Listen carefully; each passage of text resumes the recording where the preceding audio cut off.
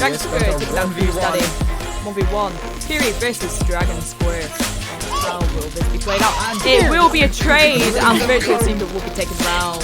He sees him, he kills him with the pistol! Oh my god. Nice shot. And now Novius is getting rushed by Little, but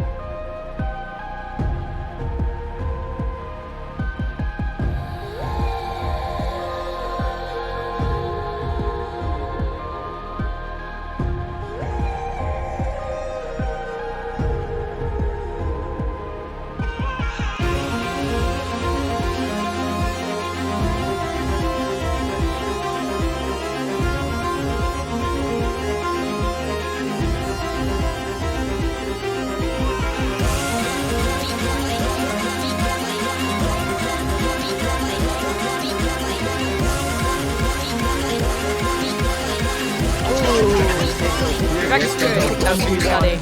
1v1. Fury versus Dragon Square. How will this be played out? It will be a trade, and Virtual Seeker will be taken round. He sees him, he kills him with the pistol! Oh my god. Nice shot. And now Novius is getting rushed by Little, but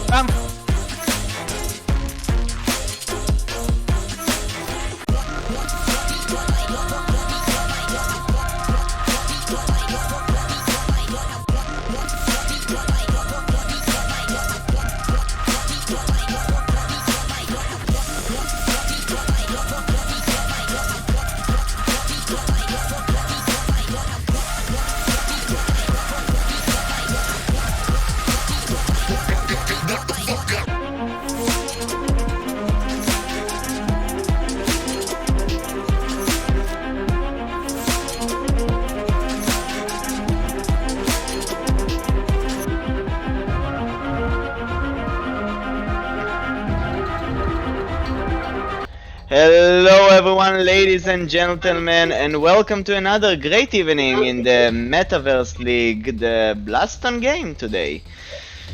So today, I hope you guys are having a great evening. I am having Captain Fabulous here with me. How are you doing, Fabulous? I'm doing great. I'm really excited to watch some of these games. We're going to have a lot of high-level BLASTON tonight.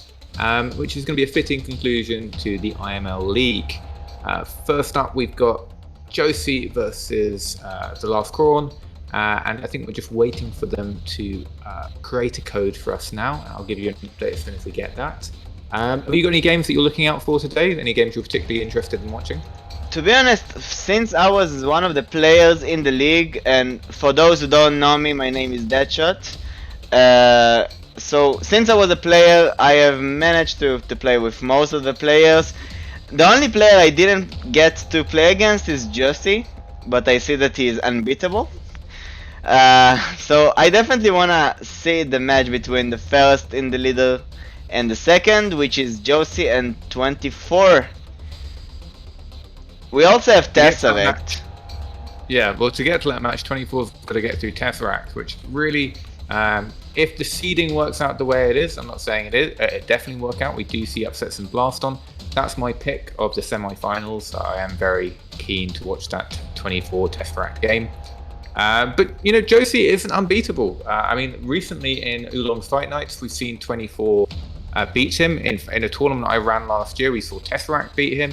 And in Oolong's Boss Rush League, not too long ago, we saw 24 get very close to winning a best of 5 series. So it's doable. It's just for the 95% of matches, if not 98% of matches we've seen, Josie does tend to clutch out the win, and he is just that amazingly consistent player, which is incredibly hard to play against. You know what, let's open a bit more about Josie. So, who is Josie? What do you know about his loadout? Well, Josie is a player, there's kind of two players in BLASTON who are at the top of their game and can really play anything, and that's Josie and Tesseract, because they're very versatile in their loadouts. 24 is getting to their level, but 24 is a bit more confined in the fact that he really comes into his own when he's playing bullet hell loadouts. But when we look at what Josie can provide, he can pick up double Vipers, I've seen him run Majestics. He's very versatile in what he can offer. However, he will tend to, when it counts, go back to that bullet hell style of loadout, because that's the one that he views as being the strongest loadout. Whether he does that in his first match against Crawn, I'm not so sure. I mean, this is the first seed versus 8th seed, so we have the potential for Josie to bring a more fun, different loadout to kind of show off what he can do. As huge respect to Cronster, I think he's a fantastic player. Recently, he just bodied me in a scrim that we had. But compared to Josie, Josie's someone Josie could expect to win this match, and is not going to be as much under pressure as opposed to facing players like 24 or Tesseract later down the line in these tournaments. So we could see a really interesting build being brought out. Just to show off some of these new attachments, show off what is available with this new update. I have to add to that, like after yesterday we had the entry ticket tournament for the playoffs, so the person who won yesterday is Cronster and is playing today already versus top 1, which is Josie. Gonna be not an easy fight, gonna be a good match for sure. This is the first match we're getting to cast, so will we see the underdog manage to go up, or who knows? Maybe he will be able to take Josie already out. And now, with the new update, that they have the Luma added and another weapons, and the new mechanics, everything is possible in my opinion. That is true. I'm definitely giving this one to Josie. We are still waiting on that code. I'm just going to ping them again.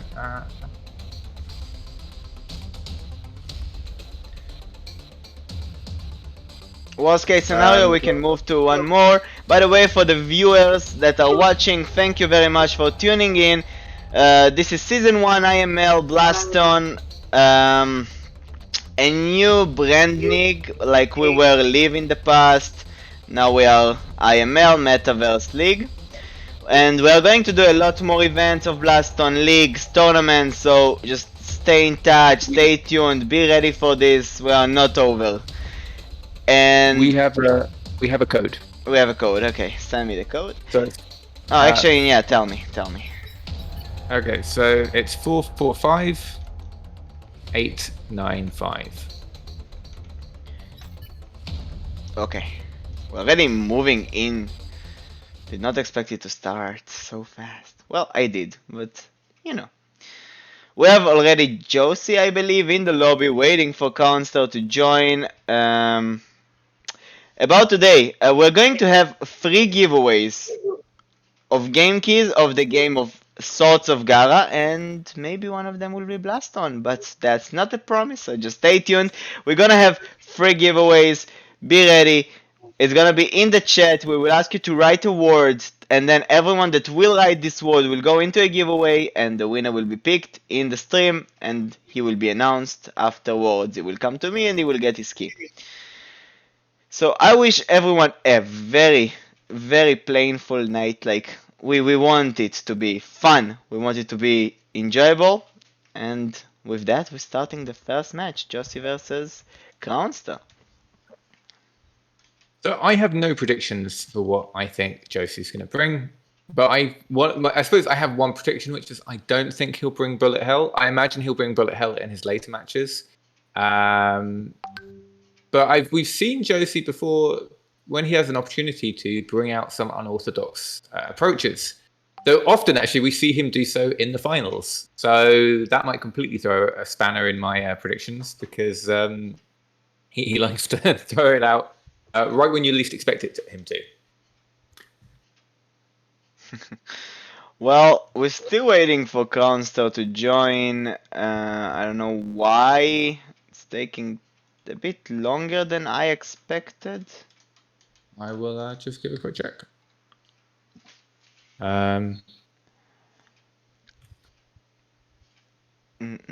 Anyway, meanwhile, I will take this time to talk about the IML in particular. So IML, as I said, a new brand. We host a lot of leagues, tournaments. Our main goal is actually to make VR great again. That's a funny sentence, but we do intend to make VR games literal sport activities. We already managed to make Racket NX an official sport declared, and now we're trying to make it an Olympics official sport.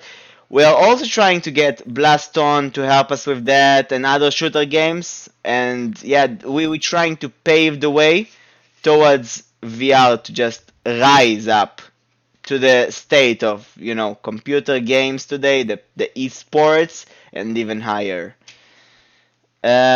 So for those who never heard of this league, you can join our Discords. I will just put a link. Oh, 1 second. I put a link in the chat. You can join. You can invite your friends. Yeah, I mean, we're having a lot of tournaments. We just everything new, everything that requested, we're trying to take seriously. And yeah. What about Cronster? He said give him like 2 minutes, and he said that 60 seconds ago. So hopefully he'll be in the next 60 seconds. Hopefully our second match will be ready to go. What's going on with my pictures? Okay.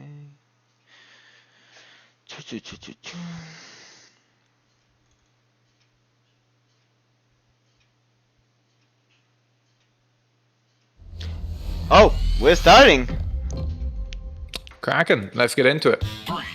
I imagine the first round is just going to be a lag test. We're not jumping straight into the game. Yeah. Also, we can want to make sure that we are live on the stream. But I will say it now. If we have any problems in the stream, let us know in the chat. We're reading it live.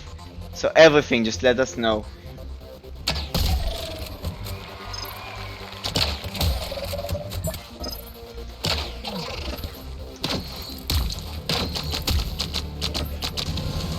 Okay, looks like the lag is clear. yeah, I mean, this is almost a formality at this time. There's very few times which people actually will rock up to a tournament and have poor lag. But We can give them the go. yeah. Okay, we're Yep, starting okay, officially. Okay, let's have a look at what they're bringing. So we've got Luma, Viper Ellipse, that's a Curve Luma, a Raptor Ellipse, a Charged Hammer, a Hammerade, and a Wildcat from Josie's side. This is a fairly Oh, position build. Whoa! that was a huge Josie. blow for Josie from Cronster.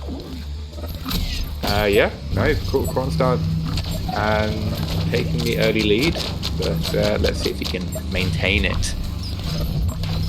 I think he's using 2 lasers, lens, Yeah, he's and the lens rapid. Yeah, he's combining that with a Nova and a Viper Ellipse. And really what the plan here for Cronster is going to be is he's going to put down 2 lasers, he's going to have some Novas going towards him, and he's going to make Josie get into a position where it's very hard for him to dodge about. The rain of bullets is here, but still Follow 1 up minute with the- remaining. Josie is in on lethal state. He's getting it again. Oh wow! And Josie Wow. lost the first round. Wow. Well, Josie's loadout struggles to deal with Cornstars quite heavily here, just because if you think about it, he's got nothing to deal with these lances. He's got Hammer to deal with the Novas, but that's it. It doesn't seem to be that Cronster doesn't appear to have taken a Nova attachment here, which perplexes me because maybe he just doesn't have them yet. But it really seems like a HP Nova attachment, or even a bounce Nova attachment, could really solidify this build as being a bit more. Oh, the rain of bullets is through. Oh, Josie is getting hit again by the lasers. I have to say, like, it's very strategic play from Cronster, the places he put the lasers, because he knows he's just trapping him in a place he can just shoot. A nice catch from Cronster as well. That's pretty much how you run lasers. You place your first laser on top of them so they got dodge, and then you one by one just take away the parts of the podium they can move and give them a smaller and smaller space in which they can move around and try and dodge. Look at this! Josie is about to get another lethal blow in here. He has to dodge the next Viper shot. Yeah, well, Josie has been outpicked. He didn't bring a loadout which can deal with Corns, and he's got to beat him on pure skill alone, which is definitely within Josie's wheelhouse here. It's not over yet. Cronster is low as well. 30 seconds on the clock, and they are also allowed to change loadouts. So up to him. No. I fully expect Josie to change loadout, regardless of what happens in the next match. If he doesn't, it is just a disrespect to Cronster. I have to say, I like the moves of Cronster. He moves like a jugger. Yeah, he's very good at dodging. He's very hard to hit. Ooh, Josie is And out for he- this one. Cronster joins one of the few BLASTON players to take a game off Josie in tournament play. This is a massive upset. Congratulations to Cronster. I think that, honestly, no one expected this. Right? This is something he could be very proud of. And, yeah, definitely. You know, I'm if he's not proud of it, I'm proud of him because, you know, congrats. That was fantastic. He had the better loadout, and that goes to show that, you know, strategy in terms of what you're bringing to a tournament really does matter. And you can't just assume that if you're playing the lowest seed player against the highest seed player in a tournament, that it's a done deal. With that said, though, I do imagine that Josie's going to win the next 3 games. Have they swapped out? Have they left? Yeah, I think they left. So if they've left, that is going to be because Josie is going to initiate a weapon swap. Crawn could have initiated a weapon swap too. Don't imagine it's going to happen though. Well, that was a very good start from Cronster with 2-0 on the first set, so it's 1-0 to Cronster. I have to say, everybody was putting their bets on Josie the entire season. It will be very sad to see him going on the first match of the quarterfinals. But who knows? I mean, he's swapping his loadout right now. It will change the entire dynamics of the movement of Cronster, so who knows? So, I think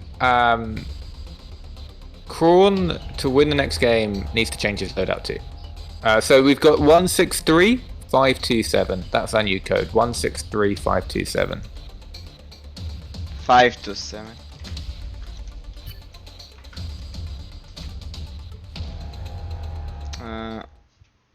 Yeah.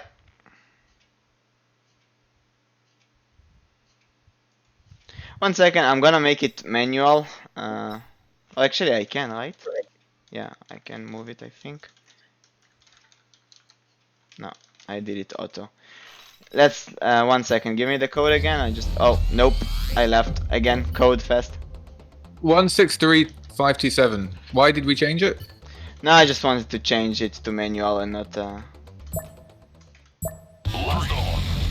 Okay, win. Sorry guys, I think it's another leg check anyway. Is it? No, it's not. It's not. Yes.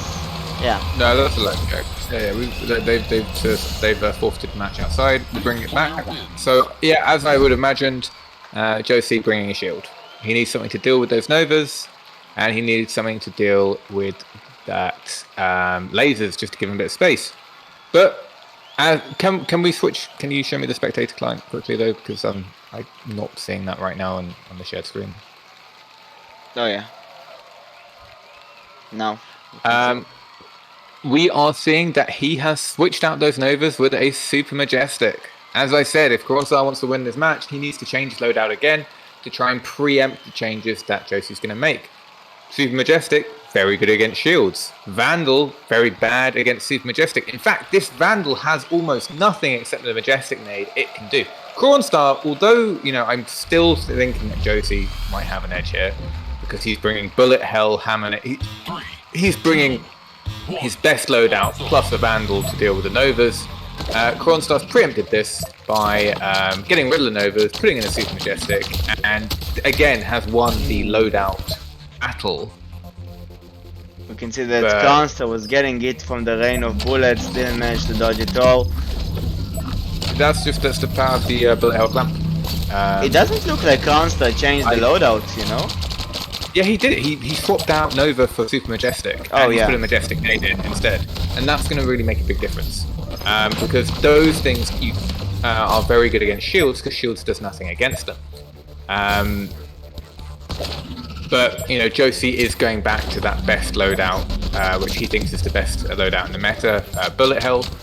The Vandal is kind of a bit useless. It's not useless, but it's not great. He can Vandal that Majestic nade. Technically, you can Vandal Viper Ellipse and Wildcat shots.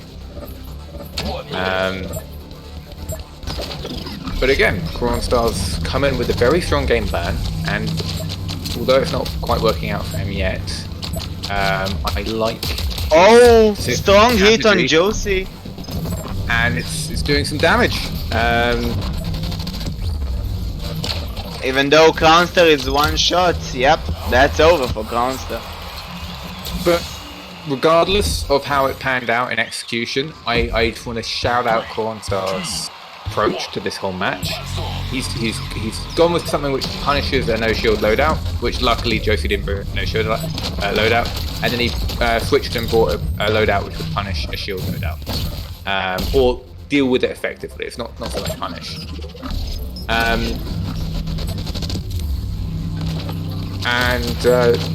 Oh, Cronster doesn't manage to dodge. Yeah, I mean, the other thing though to think about though is Cronster doesn't have a shield, and he is going against bullet hell, and bullet hell is one of the things you really want to bring shield for. Oh, look at the laser shot! Oh, wow!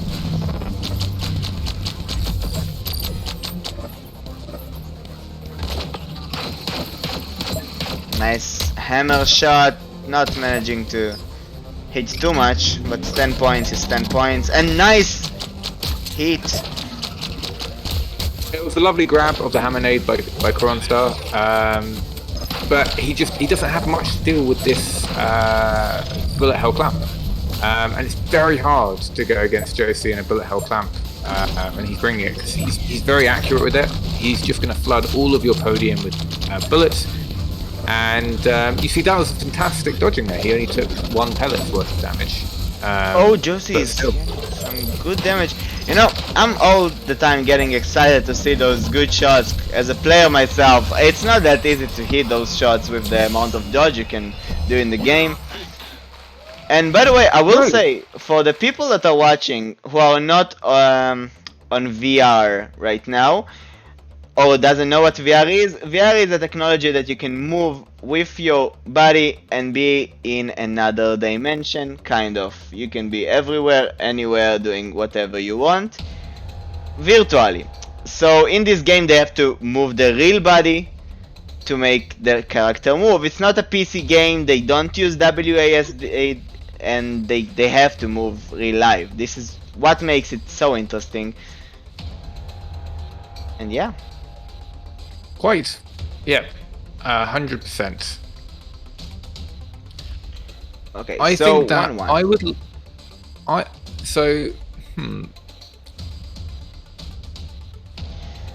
Crawn has done a fantastic job here of preempting and guessing what Josie's going to do. Didn't work out from last round. That is not because of strategy. That's kind of because it's very hard to out-execute Josie at BLASTON. He is not only a very clever player in terms of knowing what the meta is, knowing what to bring, he's just incredibly athletic and precise player with incredible wealth of technique and experience. But from a strategy perspective, I think he's done fantastically. We have a new code. We have 204. I think I saw 527, but let me just give it a quick check. Yeah, so 204227 is our new code. And we are in. Okay. I think that I would like to see Crawn bring a shield. If I was just to have something to deal with that bullet hell from Josie. But at the same time, I understand if he doesn't bring it, because really he's got to pull out something expected pretty much each game. If he fights Josie fairly, Josie will probably win. So he's got to essentially bring a surprise pick, a surprise loadout, which might catch Josie off guard. It would be amazing if Cronster could bring this back. Unfortunately, I still think that everyone is going to be expecting Josie to win. Josie, by far, is the best player in BLASTON at this moment in time, and has been for a considerable amount of time. And again, I cannot stress enough how momentous it is that Cronster was managed to take that first game. And I have to say that I think he's bringing one of the best pick strategies in terms of loadouts that I've seen in a long time in BLASTON competitive history.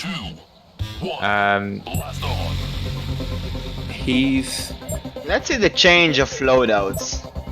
Let's focus on it. Well, really what we've seen here in the change of loadouts is the Majestic strategy, the Super Majestic nade wasn't working out for him. So he's just going double Lance into, Wildcat, Hammer, Raptor, Hyper Ellipse. Looks like... Yeah, it's going to be a pretty similar strategy to everything he's done before, but it's going to be a lower cooldown cost loadout, so he's going to get these lasers online quicker. And essentially, the process is you put down a Lance Rapid, you put down a Lance, and then you follow up with Raptor Hammer. Now, I think he's got the 4 ammo Lance, so he's going to put down a Lance Rapid, then put down 4 Lances in one hand while shooting with either a Hammer, a Wildcat, or a Raptor. But here, I think Josie's going to win this game. I think that he could. Crawn probably should have swapped out one of these picks with a shield. Nice dodging and serious hit for Joe's. No, not that serious. I thought it would be the Viper shot that hit, but it didn't. The trouble is that, although he does have a lower cooldown loadout, that Lance Rapide, that's a huge cooldown cost. So once he does that amount of health to Josie. It's good, but is it enough?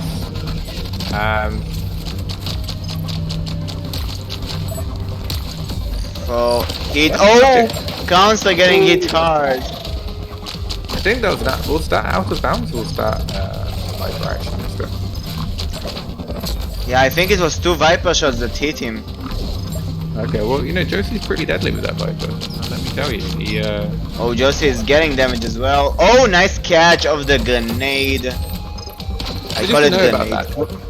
What Josie was trying to do there was he was trying to do a very short damage Hammer nade throw with the Hammer nade 3rd attachment. I think that's a Hammer nade 3rd attachment. And essentially, yeah, so it's the slow attachment. Now, while the Hammer nade is slower with this attachment, you can see those pellets are traveling at a very low speed. The actual initial burst of speed from that, it goes very fast at the start and then slows down very quickly. So it's a lot easier to land those short-range Hammer nade shots than it was pre-update. And I think we just see, Cronster going out of bounds a bit there. Yeah. 3, 2, 1, blast on. Oh, nice Viper hit on Josie. I like Crawn's Viper shots because they're so distinctive. He waves it around like a wizard. Yeah. And then shoots. I'm telling you, he's a dancer in real life. Has to be. Oh, nice hit from Josie. Ooh.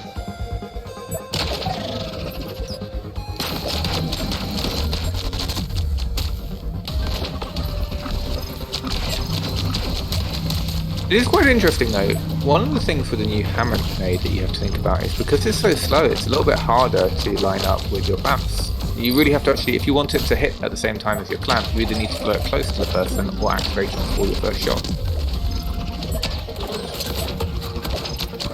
1 minute. It's so hard to deal with bullet hell clamps from Josie when you don't have any defensive tools at all. The most defensive tool he had there was the Raptor, and I'm not sure how much he was really using it to try and stop the incoming attacks. It's 2-1 to Josie, and it's best out of 5. Yeah, so we're going to go straight. This is the first time we're not going to see a weapon swap. I think both players are happy with their builds. Looks like Cronster might be out of tricks. Oh, nice hit from the Viper.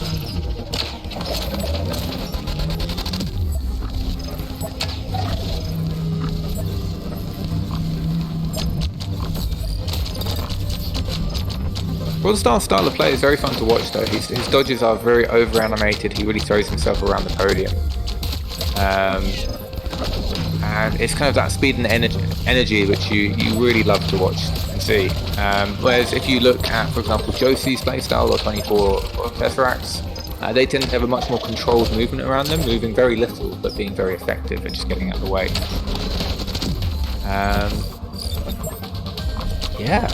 So essentially he's trying to put on some pressure with those lasers.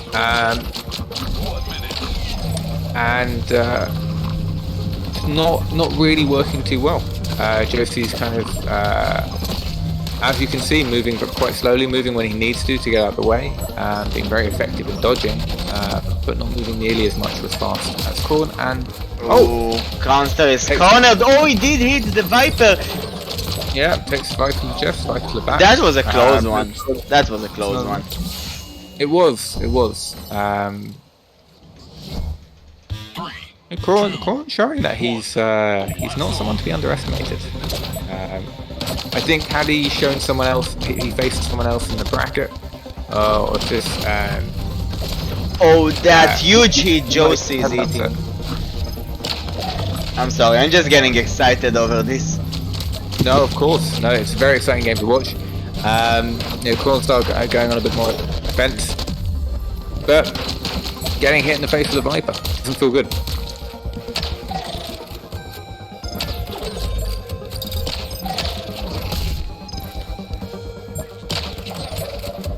So as we can see, when you've got a Viper in your hands, you want to be at the front of the podium. You want to have as little space as possible within you and the opponent. And when you see your opponent's got a Viper in their hand, you want to be at the back of your podium. And that's exactly what we're seeing mirrored with Cronster and Josie. Why they are. A trade between Vipers. 1 minute.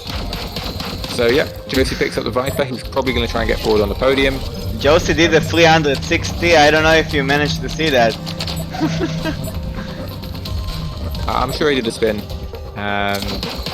Josie does like his trick shots.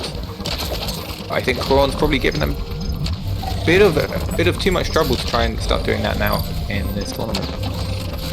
I know that Josie will not want to go down 2-2 at this level. Oh, and that's game over for Cronster. Unfortunately for Cronster.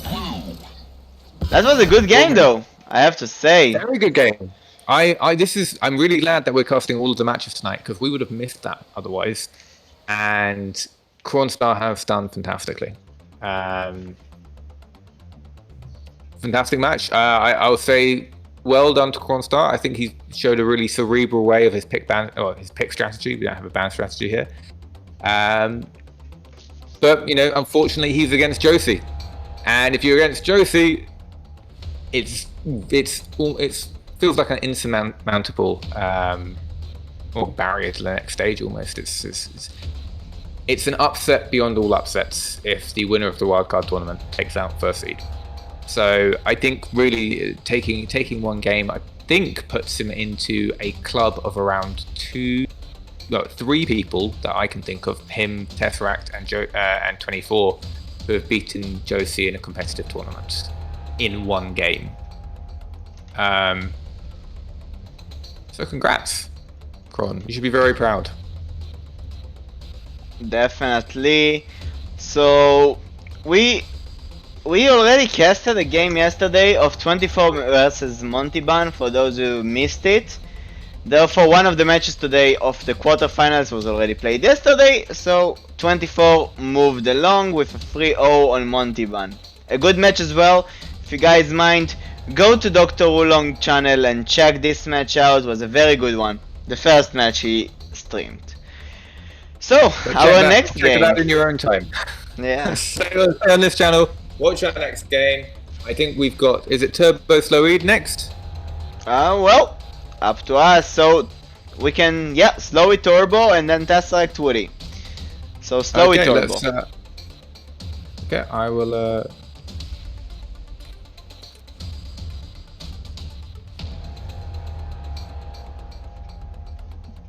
Right now we see that Josie managed to go up and pave his way to the semifinals as well as 24, the 2 expected players we were thinking of at the beginning. Oh yes. Now let me just quickly go check and see if their other esports org has promoted that. Okay, let's go. Just waiting on Slowyd and Turbo to give us a code, and then we are all ready to go. Oh, I can see that you sent me some messages. Okay, let's have a quick. Yeah. So, Slowyd versus Turbo. What are we going to see? I think that we're going to see from Turbo's loadout. I'm going to expect probably a Hammery combined with a Vipery. It's a combo which Turbo's known for quite a time now, and he's pretty lethal with it. I'm very interested to see Turbo and Slowyd play. I've been playing a lot, both of them quite a lot, and they're both beating me, as evidenced by either Turbo stream or the European Euroblasters League yesterday. I am going to give this one to Turbo, to be completely honest. I think he's a lot more familiar with the new meta. He's been playing a lot more.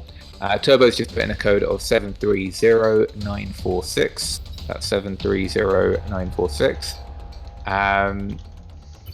Slowyd, one of the best players in Europe. There's no doubt about that from anyone. He's just a bit out of practice. When you're out of practice, it can take a bit of time for you to get back into the swing of things. When he beat me yesterday, he only beat me by a little bit. Whereas normally he would thrash me by a lot. Okay, so about the loadouts, we're already seeing it, lag check. So on Turbo side, Hammer, Wildcats, the Hammer Nade, Viper Eclipse, Raptor Eclipse, and Nova. Oh, so the Nova's a bit of a new one. I wasn't expecting the Nova. He's replaced his normal shield, Aegis shield with that. Bit of a slow loadout in terms of CD. I just trying to work out. Is this over the average 4.5 seconds? It might be. So what that's about 13, Slowyd's loadout. It looks similar to. Yeah, no, it is. It looks similar to Josie one. Am I wrong? Yeah, it's a fairly standard bullet hell combo that we're seeing. Can we just go back? What's interesting though is I do not see the Wildcat 1 attachment from Slowyd's side, which is a mistake. Maybe that's why they're restarting, because Slowyd probably wants to make sure he's got that Wildcat 1 attachment. Because, for anyone who doesn't know, the first attachment on the Wildcat allows you to shoot faster bullets with a drop in damage per each of those bullets, but it's a drop in damage of 5. So it's 5 damage versus the normal 6 damage, but your bullets go considerably faster to the point where you'd almost definitely hit more of them. It makes it a much stronger weapon than it was previously, and it's pretty much a staple in bullet hell loadouts now, so it's interesting to see that Slowyd didn't have that. I might imagine that they're going to create a new room, but let me just have a quick check where we are. Let's have a look.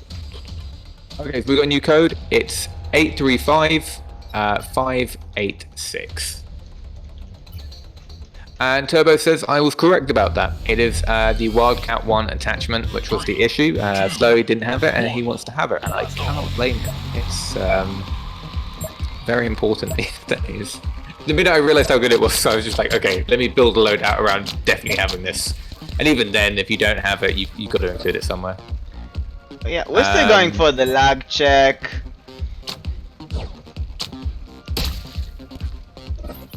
Oh yeah, so here we see it. That's the change. We have Wildcat first attachment there. So Slowyd going very traditional bullet hell. You've got your Hammer Ellipse, Hammer Nade, Raptor Ellipse, Wildcat, and he finishes off with a Snowball, which is a nice thing to put in there. It's a quick source of damage. It can disrupt people's May I ask view of the game, but not too much.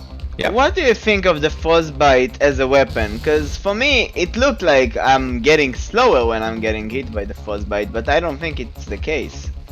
Well, it doesn't make you slower. What it does is it kind of disorientates you because it kind of reduces your vision a little bit. It makes the sound seem a bit weird. But if you're a top player who's used to playing BLASTON, that's not really going to affect you too much. It used to be that it would just create a huge circle which you couldn't see anything through. But they changed it out because they didn't like that so much. I kind of disagree. I think they should have had that originally. I like the vision aspect of that. But it stacks. It stacks with other Frostbites and it stacks with other Tundras. So it can actually, if you have a Tundra Snowball loadout, it can actually have quite a lot of vision denial. Really what it's effective for is fast damage out of nowhere.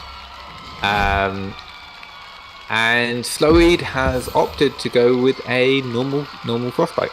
There are a few attachments there, and there's a lot of debate in the community about which is best. the trouble with the original Snowball is it's quite easy to drop block, which is if you put anything in its path, it's going to get stopped. But he doesn't want to sacrifice speed to get high HP on the Snowball, so I completely understand this too. We're starting round 1. Nice hammer, but very quick deflection.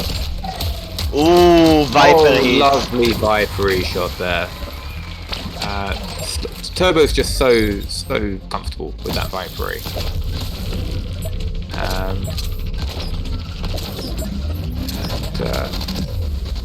One thing I will say about Turbo is he could work on his clamps a bit. Other than that, he's just a phenomenal player. And really what we're going to see throughout this matchup is that Turbo's strength is his ability to read players and then follow up on those reads. After a few games with him, I just feel like he understands what I'm going to do before I do it, and he gets inside of my head. So hopefully we're going to see that here. Slowyd, famous for his dodging. He is a very nimble player who can get out of the way quite easily.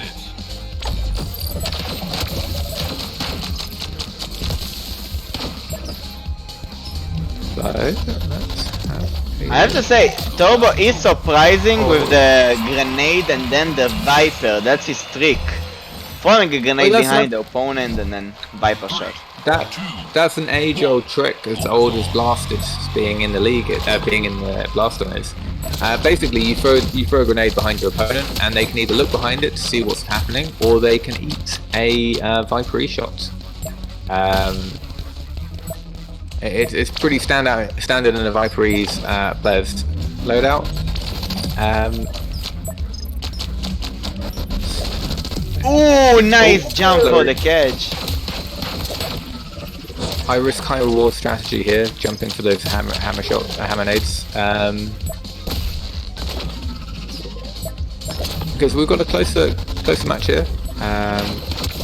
So he's setting up that clamp, following up with that Viper shot, throwing out that A shot to get rid of those Novas. As you can see, this is how it feels being in the game. Slowyd's taking some huge damage. But you can also see the speed at which he's dodging. And the impressive thing about Slowyd is not only does he dodge at that speed, he dodges accurately at that speed.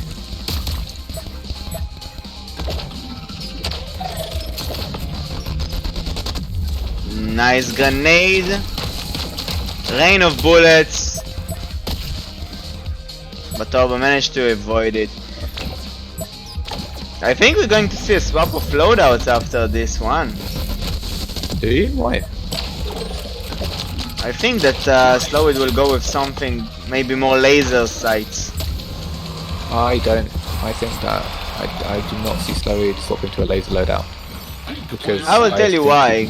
Because in my opinion, what we can see is Turbo moving in a very, as you can say, like the same way. Like, he's doing things that he's always doing, like he's moving the same pattern. I think he can counter it pretty easily with the laser. We don't know yet, but we do have a DC from the lobby, so they are changing their loadouts. I can accept they're changing their loadouts. I mean, I think that maybe Slowyd might bring something like double Viper. That's what brought against me yesterday. I don't see Slowyd bringing double laser. I'm prepared to be wrong. If he does bring double laser, I will judge him as an individual and a human being poorly. Cronster, you get the pass. You know, look, against Josie, I don't judge anyone for bringing anything. I get it. You got to do something. But I don't see Slowyd bringing double laser. I've never seen Slowyd bring double laser in competitive play. It's not his type of build. I think perhaps Turbo might drop the Nova.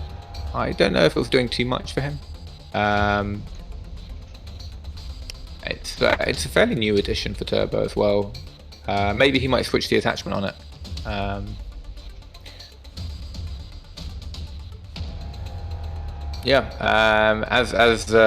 just looking through chat now. I can see that Baby Spine is talking about Turbo using Nova. It's a surprise.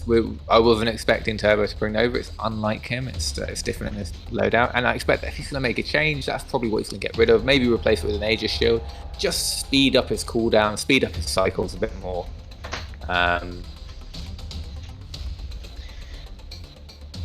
Oh, sorry. I'm really sorry. Baby Spine has also beaten JJ in a tournament, and not only did he win a game, he 2-0'd him. So congratulations, Baby Spine. Oh no, so that's one game, but he still won a game. So congratulations, Baby Spine. You know, you are part of that 4-man club now. There's probably one or two other people. Well, I will judge you, Baby Spine, for not joining the IML League, though.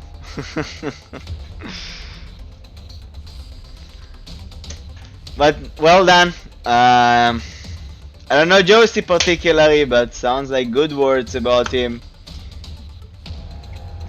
Remember, guys, water is important. Get yourself hydrated.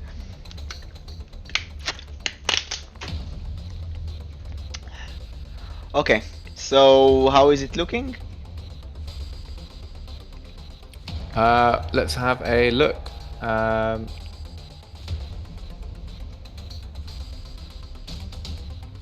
I do not. Wait, where am I?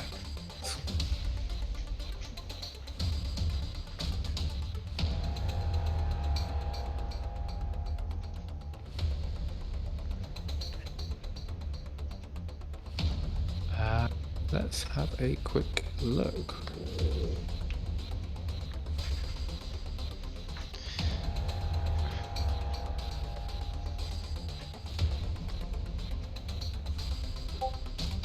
Okay, I heard something. Oh yeah, we've got a code. Let's have a look.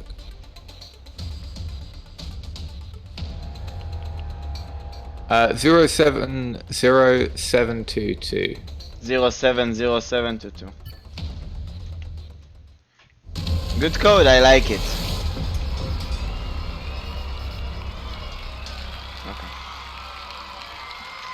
I like being able controlling the cameras, you know? Feels good.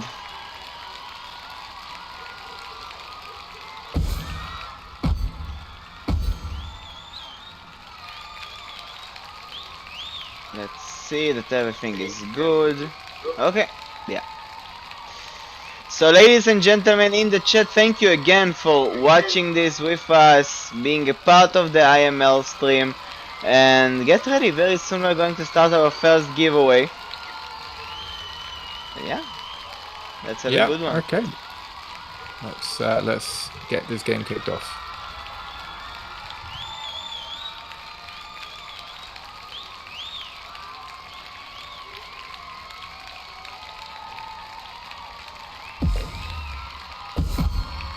I think they're ready.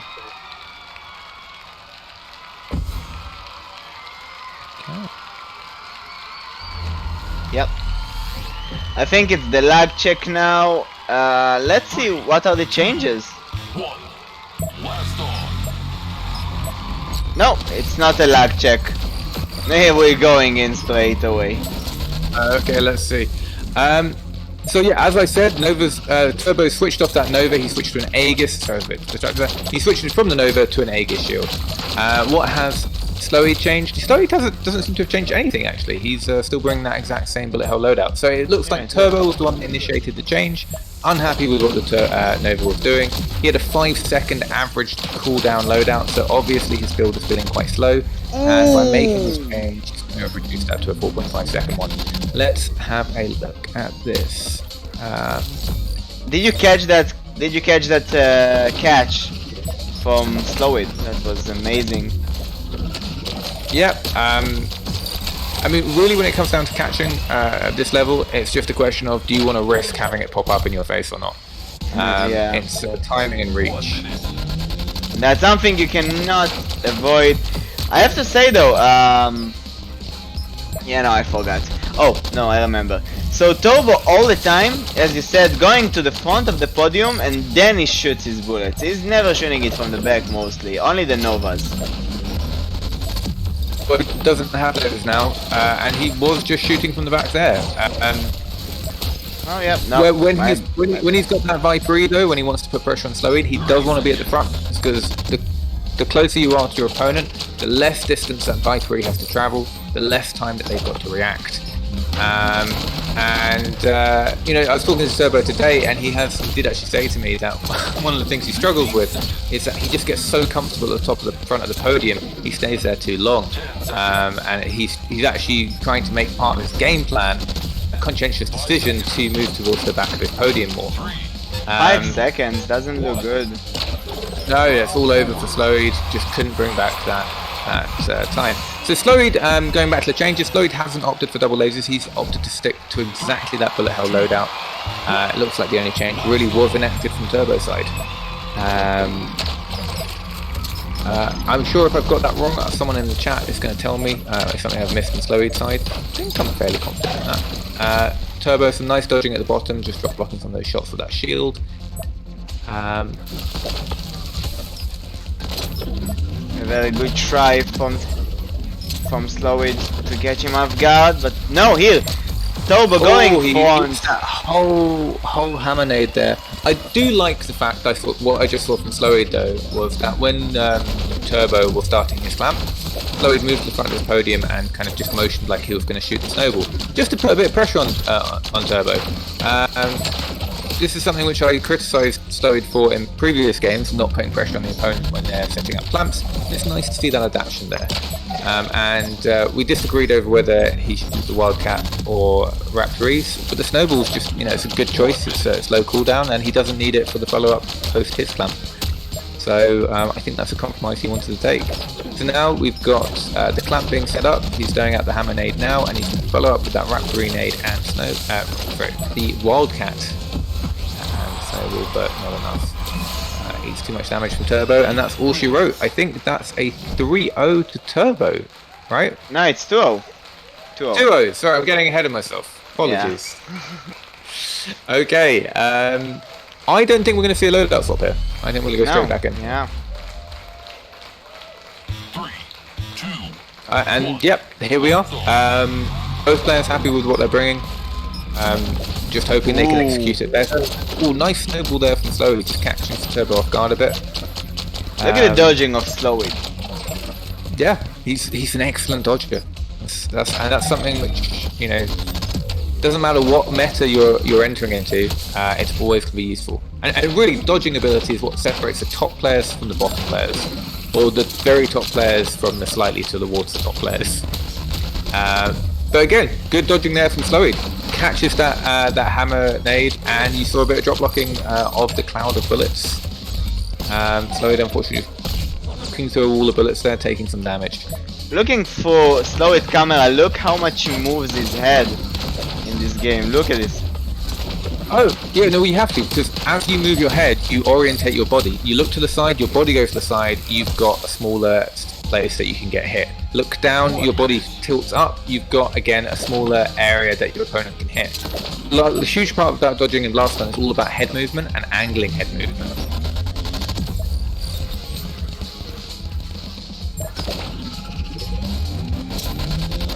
Ooh. Nice shield to deal with the grenade there. The nade. Oh, some lovely dodge. It looks easy when Slowyd does it, but it's actually really hard to dodge that Raptor 1 when it's coming towards you. It's very easy just to let a few of those pellets hit you because it comes at you so far. And this is the first round. This one, there we go. Slowyd takes round 1. Seems to be adapting to Turbo's game plan, and the opposite of what I was saying before actually is starting to happen. It looks like Turbo is starting to get read by Slowyd. And the dodging as well, very helpful for Slowyd.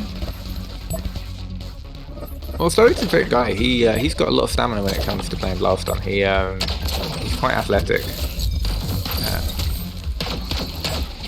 He beat me in a best of 7 yesterday.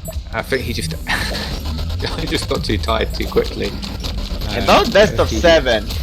The quarterfinals are best out of 5, semifinals best out of 7, and finals will be best out of 9 today. So it's gonna be very interesting to see how much stamina our guys have. Yeah, that's quite a big part of being a BLASTON competitor. You've got to last out those matches. That's a lovely Viper shot there by Turbo. Just working out that, you know, Slowyd was going to dip down to try and dodge those pellets, following up with a nice Vipery down there. And there was too little too late for Slowyd to try and react. But we've got 50 seconds, both players are low enough that either one can take this. Ooh, nice Nova shot from Turbo, and I think that's 7? No, it's 1-1. 1-1. Slowyd won the first round. Great Vipery shot to finish it off on Turbo. This is make or break for Slowyd. He's got to take a win here. He's shown in the first round that he can do it. Bit of an odd snowball shot there, but both players really some of our top European players in BLASTON, and this is a match I was very excited to watch. So let's see how this shapes out.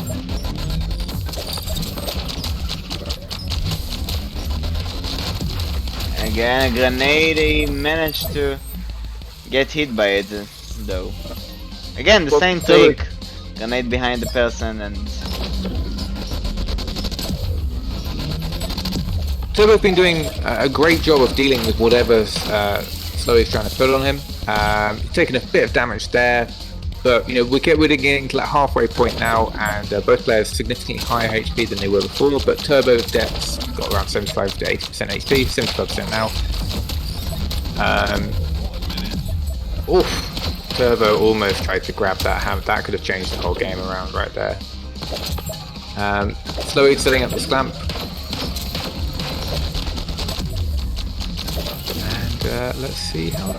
No, Turbo just walks out the way of it. He needs... nice catch. Slowyd either needs to be a bit more aggressive with the follow-up, or he needs to have a better clamp set up.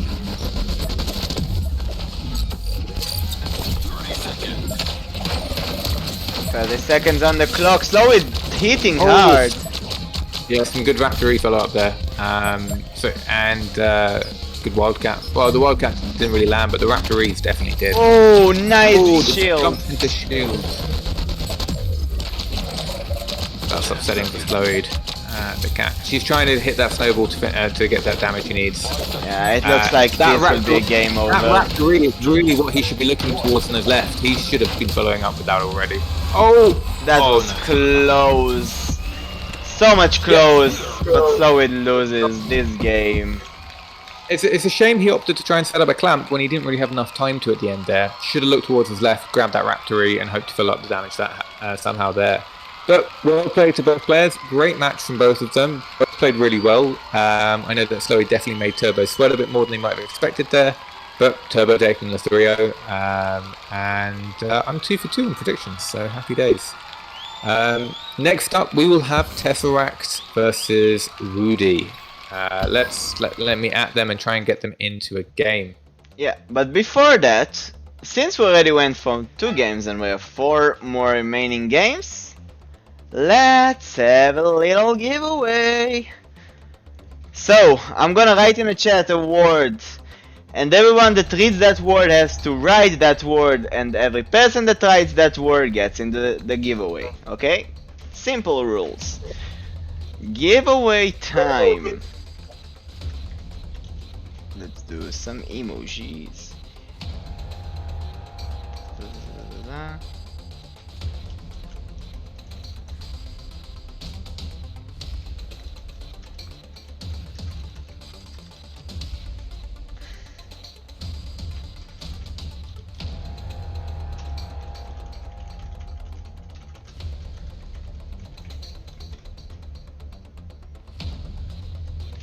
Okay, giveaway are already in the chat. Go and check it out. The stream is 30 seconds delay, so we will see it in a delay.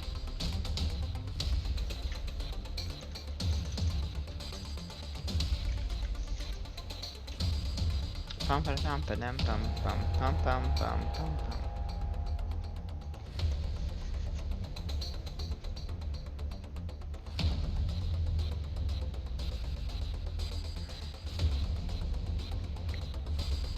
Hey, so today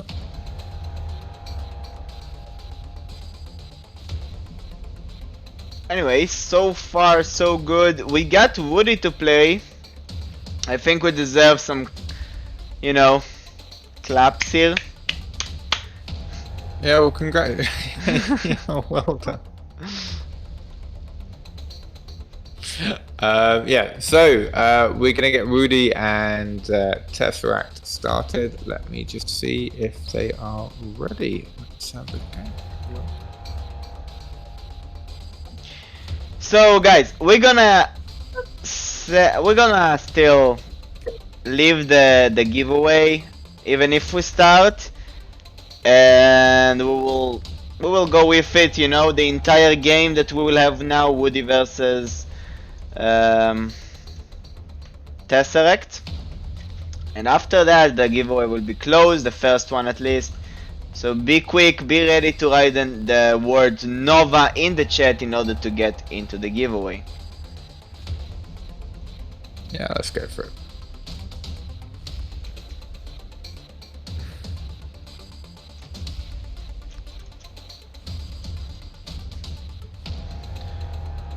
So far we have only 2 participants. Okay, now we have more.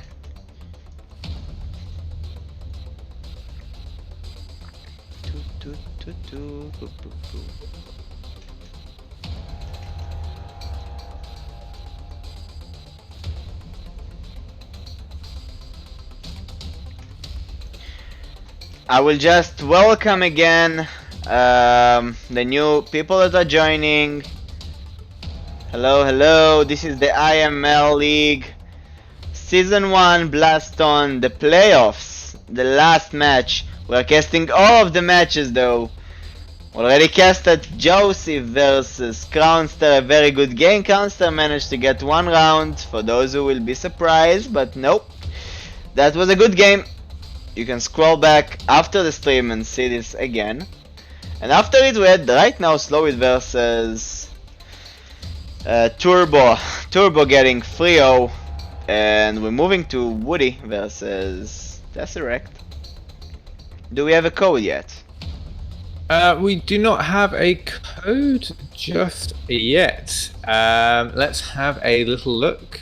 Still waiting. So Tesseract has indicated that he is ready. I will message Woody and see if he's ready as well.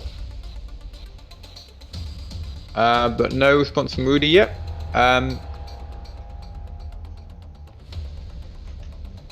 So yeah, I guess the thing we can talk about there is we can talk about the last game we've seen. I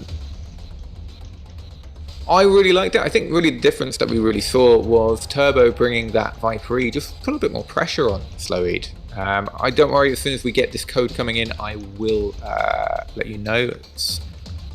I'm very focused on that. But while we've got a bit of downtime, I think really the difference making there was that, you know, Turbo, with that pressure of a 30 damage spike that he can just bring out at any time, it really meant that he can kind of control the level of pressure, control the course of the game, and essentially Slowyd was forced to play his game. As soon as he's got that Viper in the hand, Slowyd now has to be worried about the Viper. Whereas in absence of that, both are just worrying about the opponent's clamp. So it allowed Turbo to get that edge. Because the downside of bringing a Viper E is that if you're not landing it, it's doing nothing. But Turbo was landing it, and that was winning games quite effectively. What do you think? I think that hitting the Viper is very hard. It's a small hitbox shot, and dodging it is not something that is very difficult. Therefore, you have to manipulate the way you shoot the Viper. It has to be strategic. Going just blindly and shooting the Viper in a straight line is a no-go. It almost will not get anyone, only few of them. And this is why most of the people are going with the Eclipse, to be honest, to make it a bit more, you know, playing with the enemy mind. What will I do? Will I scroll to the right, scroll to the left, up, down? We saw Turbo doing that, and we saw Josie versus Cronster both doing the same thing. And what we saw that was as well interesting is Turbo going for the Nova and grenade behind the back. That was as well a good strategy. You said it's an OG strategy. Yeah, you just need to make your enemy unaware for a second, and that's it. That's how you get it. Yeah, the only thing the only problem with really putting it behind someone's back when it comes to throwing a grenade is if they've got a Viper, if they've got a Vandal, they can, get rid of it before it becomes a problem. When you are facing that with just an Aegis shield and the opponent's got a clamp, you can use your Aegis shield to get rid of the Hammerade, and that's not a bad strategy. That's a common one, and a lot of people would say that's worse. It's 3 seconds or 5 seconds. But that means that the whole clamp, the follow-up, the Wildcat attachment 1, the hammer ellipse shots, all that wall of pellets which are about to come in, you don't have a shield for that. So you've got to use weapon attachments to drop block it, and that's very hard to do, and they can get eaten to a point fast. We do have a code. We have 364354, but we don't have a confirmation from Wudi yet. So that's a code that Tesseract has put up, but we are waiting on Wudi to get in there. It's the last quarterfinal match. Very interesting. It is the last quarterfinal. Let's see how this goes. I mean, for those who don't know, we have a very unique prize pool. Fabulous, can you read us what is the prize pool for the BLASTON League? No, I can't. Why don't you let me know? What is the prize pool for the BLASTON League? Okay, so talking about prize money, you can see it in the announcement in the BLASTON. I just can't go there.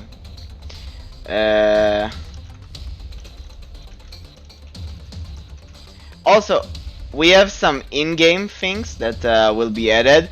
Of course, the points for participating, and if I'm not wrong, one of the legendary skins. I will be glad if you can check it for a second.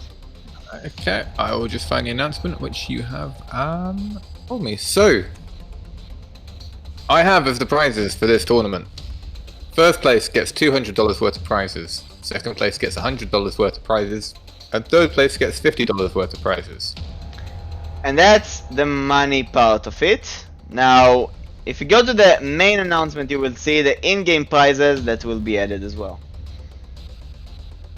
Okay,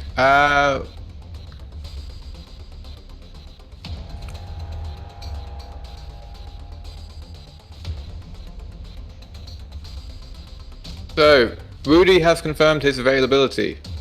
Oh, okay. Oh, by the way, I didn't. He just dropped me out of the lobby. So. Oh, okay. So maybe. Wait, were you in the lobby before? Yes. I didn't get me to see any one of them, but yeah, I did. Okay, so can you try putting in the code again? It's 364354. 364354. Yeah. Okay, good. I'm in. Yep, that's Tesseract's avatar. Wudi says he's ready. I've given him the code. He should be here shortly, and then we can proceed with our final quarterfinal round match. Yeah. So this is going to be interesting. I was about to make predictions on what they're going to get, but I can see what they have now. And I'll be very honest with you, I did not expect Rudy's loadout. I kind of expected him to bring double Viper. But it's a new season, it's a new attachment. Rudy hasn't really been playing that much of this season, as evidenced by his LP, which is definitely a respectable LP for most players, but a player of the quality of Rudy would expect to see quite a lot higher. So we're seeing that curved Luma, that slow Hammerade. This is actually a loadout which I spent today bringing in Q, so I know the Rudy's loadout very well. It's essentially traditional bullet hell with a Luma follow-up, and a curvy Luma follow-up. And unfortunately for Rudy, Tesseract's had quite a lot of experience dodging this against me in Q, but I do know that Tesseract does struggle with that curvy Luma shot, so let's see how well Rudy can shoot it. Wait, so why do you think Tesseract is sitting here? He's got a bad knee, and I don't know. He'll get up before the match starts. I don't think he's gonna pull a ho and play the whole game like this. For those who don't know, ho is a BLASTON player we often see in Q.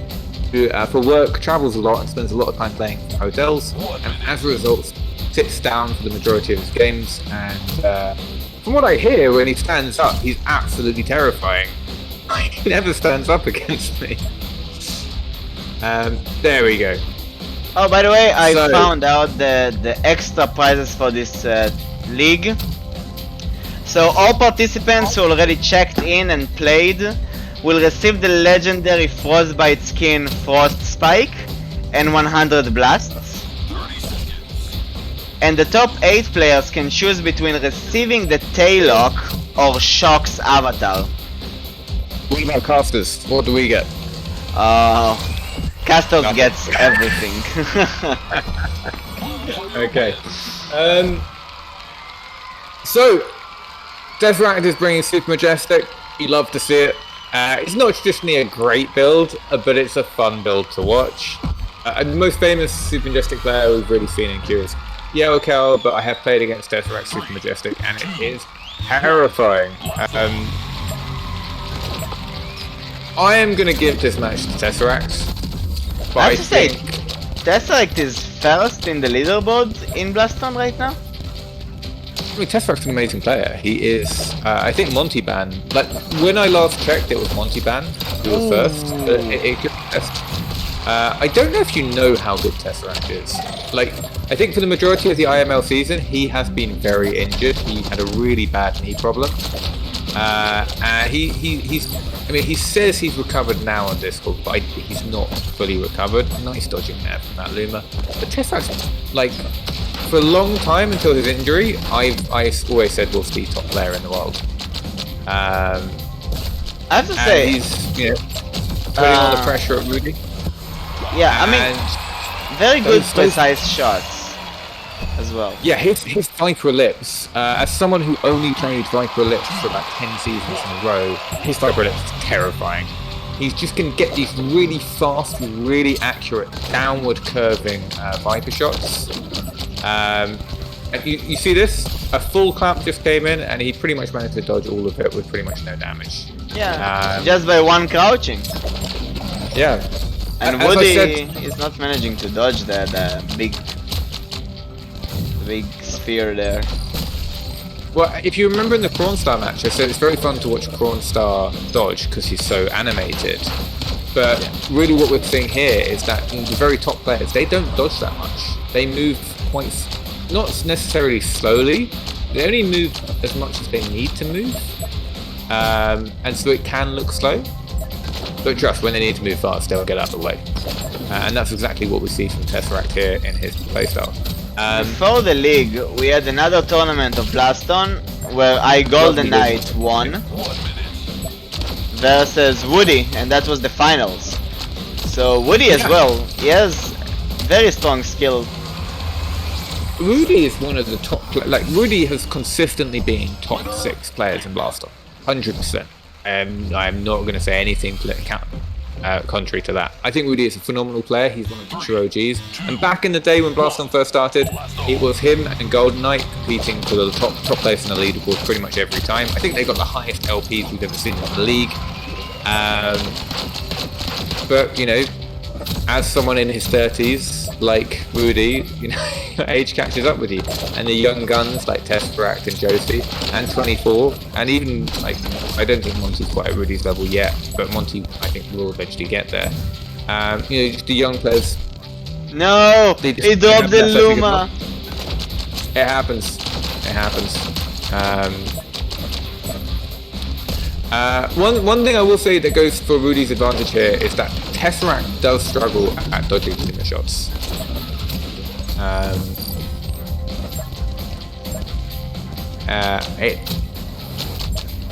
I think people are still learning how to dodge, particularly curved Luma, Wow. There we go. Yeah. I think also just to throw something out there for Wudi's favour here is Wudi was surprised by this tournament. And he's currently not in his usual play space. So he might not be so used to moving around, he might have a bit more cramped play space issues. You know, I like that he can play anywhere in the world. You know, might not be the best for him, but that's pretty cool. I have to say, Woody is not managing to dodge the Super Majestic most of the times. I mean, he's doing a fairly good job. It's just the trouble with the Super Majestic is it's not so much dodging that; it's dodging that plus the other shots. And in trying to get out of the way of the other shots, they can force you to push your body into the Super Majestic. You know, honestly, the Super Majestic for a lot of players who aren't very adept with it, sometimes it's just a useless weapon because the player just doesn't go into that portion. But Tess is very adept at driving his opponents into that play space within their podium. Wow, that's already 2-0. What I'd like to see, what I'd like to see from Woody is I'd like to see him fire 3 Luma shots at once. I see him pausing on Luma shots. Really, the best way of getting this out is if you can curve one to the side and shoot one straight.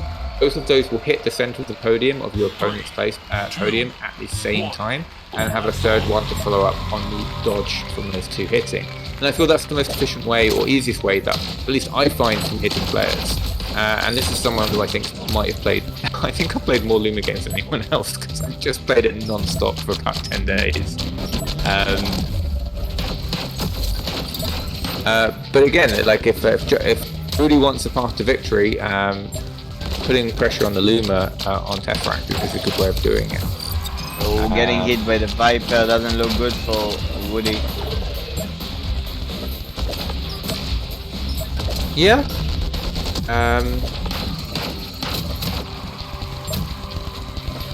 I would have liked to see Woody shoot that last hammery shot a bit lower. It did just seem like he just gave Tesseract a very opportune space just to dodge to the floor. Or maybe he could have grabbed the Wildcat and followed up with some low shooting.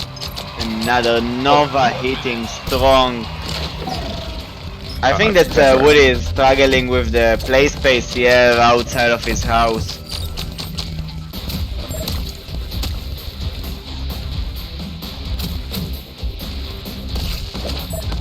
I think the thing about playing Tesseract is he can just out-mind game you. He honestly, it feels harder to react to shots than other people's, and that's just a lovely way to clutch things out. He's a very good player, and throughout this whole match, we've seen him just demonstrate this. He's bringing Super Majestic in a competitive match against arguably one of the top 5 players in the world. And he's making it look, I would say... Ooh, nice hit. That was already precise thinking of where he will be. Because you can see he's hiding in the right corner a lot of the times. Yeah, as I said, I think Woody's path to victory here is just by whenever he sees that Luma, picking it up, putting some pressure on Tesseract, because Tesseract does struggle to dodge those Luma shots. Whether Woody's costing onto that or not is another question. They're hard to dodge. We're not used to the curves yet. We're not used to how they react. We're also not used to the speed. What I don't understand is so he doesn't. You shouldn't be using Luma shots one after the other if you've got that curved attachment. You should be doing 2 at a time at least.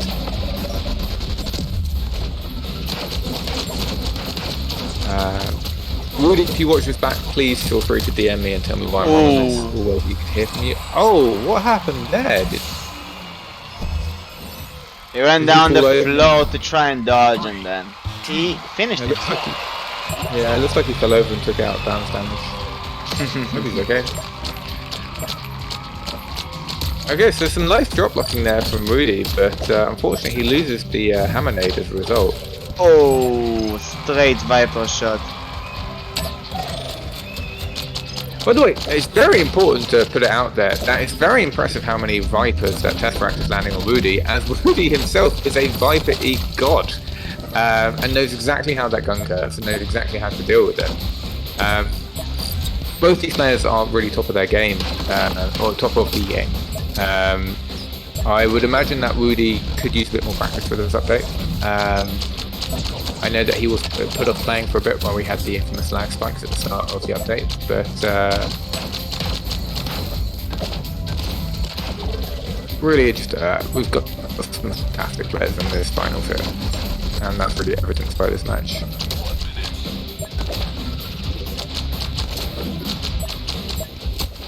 Ooh. It is always nice to watch Rudy just casually juggle guns.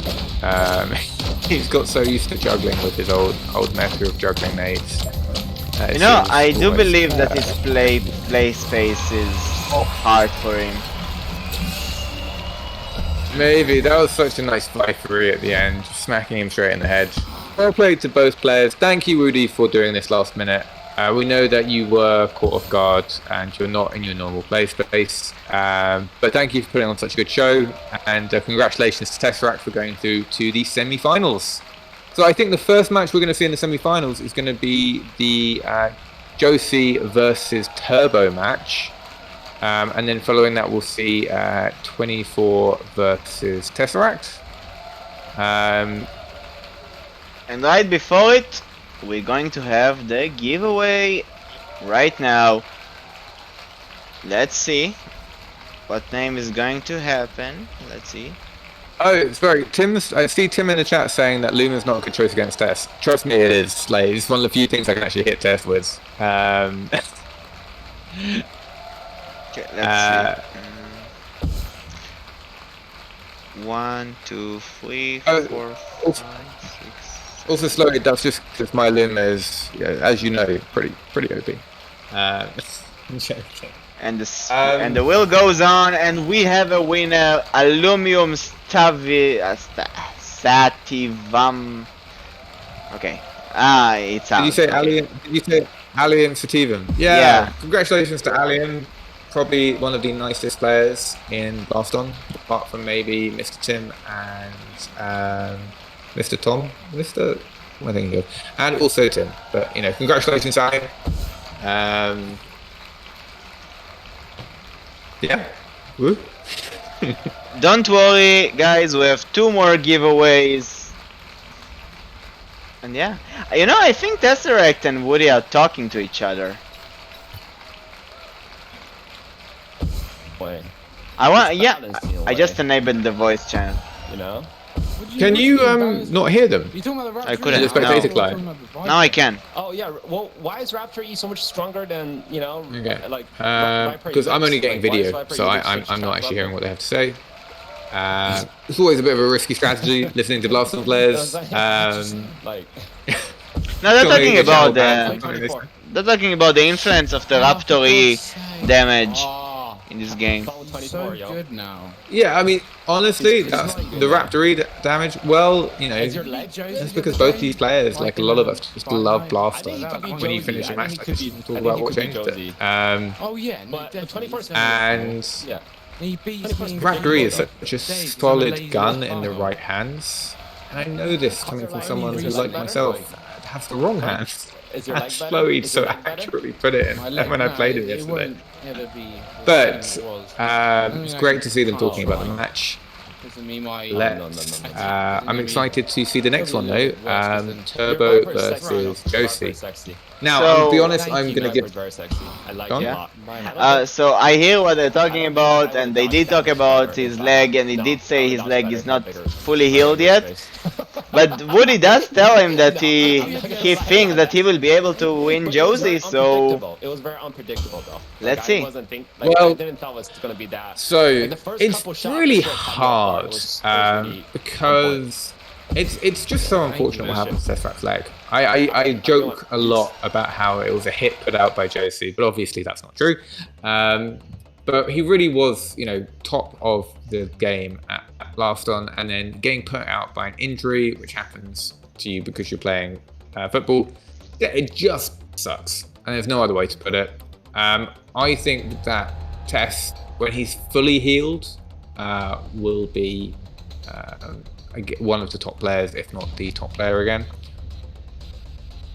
I don't know about the match today though, because Tesseract is still in the healing process. He's had to have time off, think about things. not thinking about things, but time off to kind of heal and get back into the game. But I definitely wouldn't count him out. I definitely think that Tess could take this whole tournament, but I'm not sure I'd bet on it. And it's one of the few tournaments I'm coming off with this conclusion.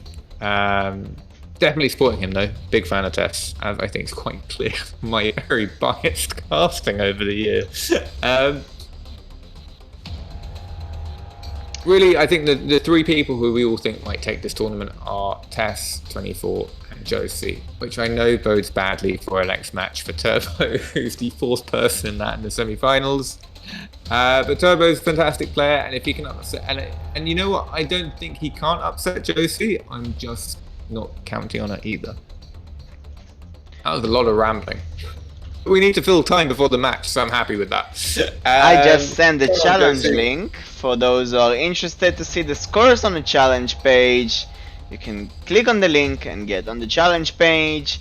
We're gonna have 2 more giveaways after each second game.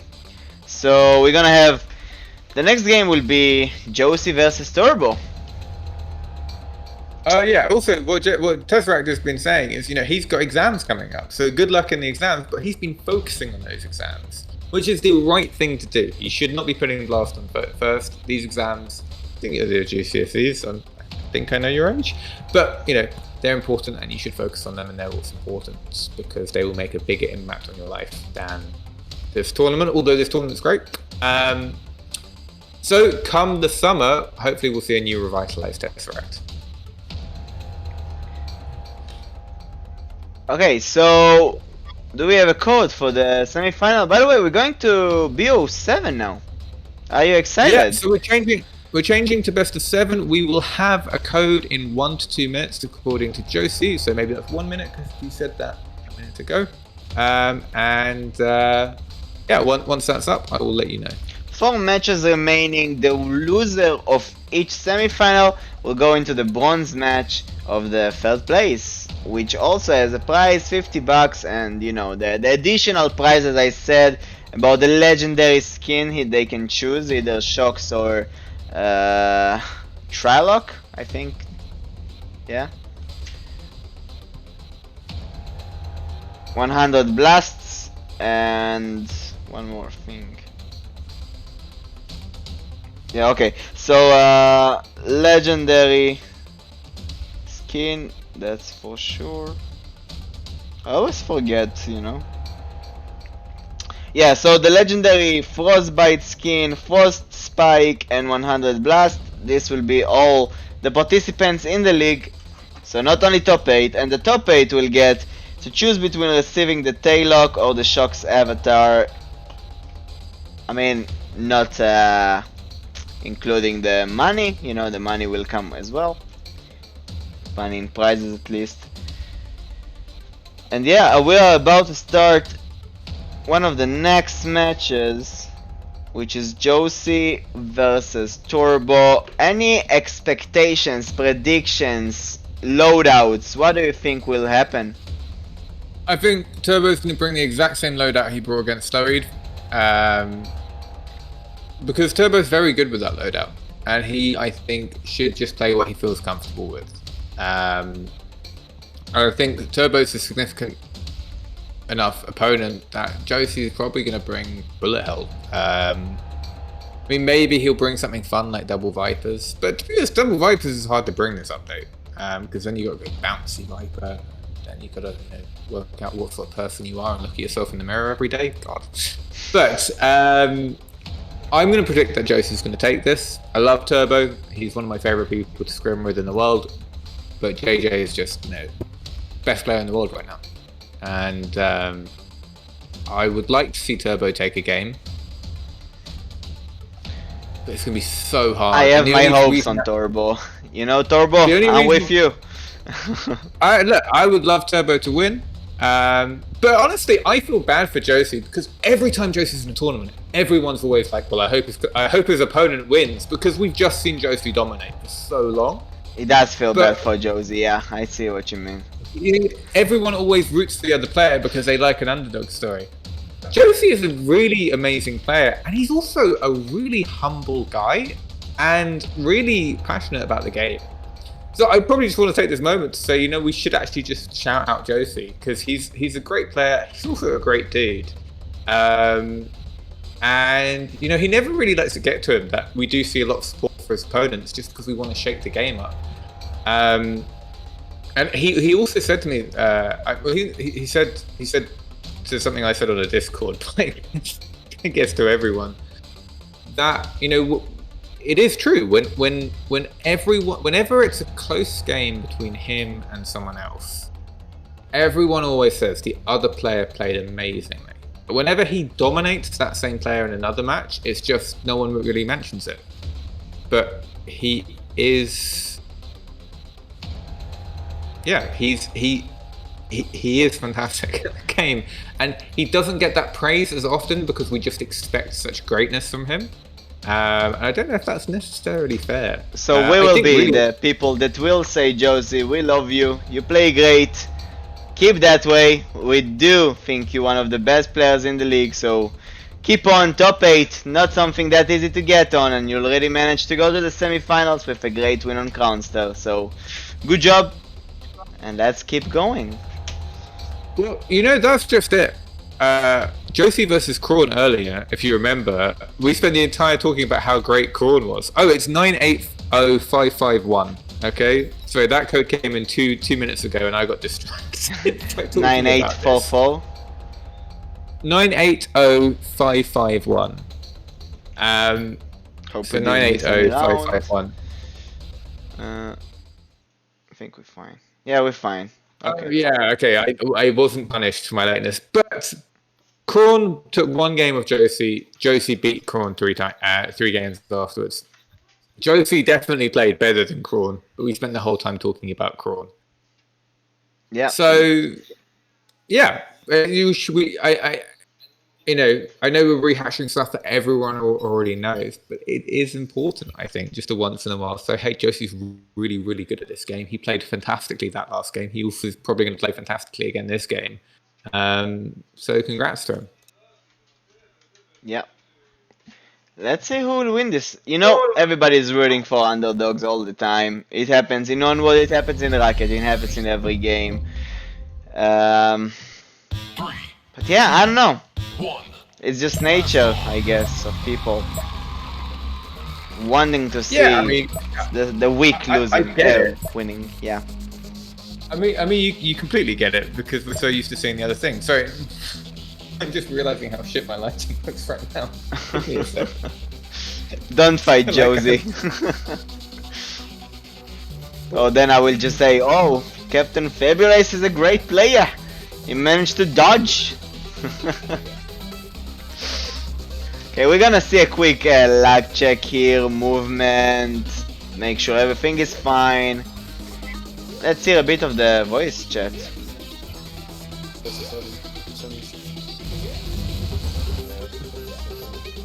You still alive, Josie? Alright, you wanna lag test anything? I don't have anything. Why not?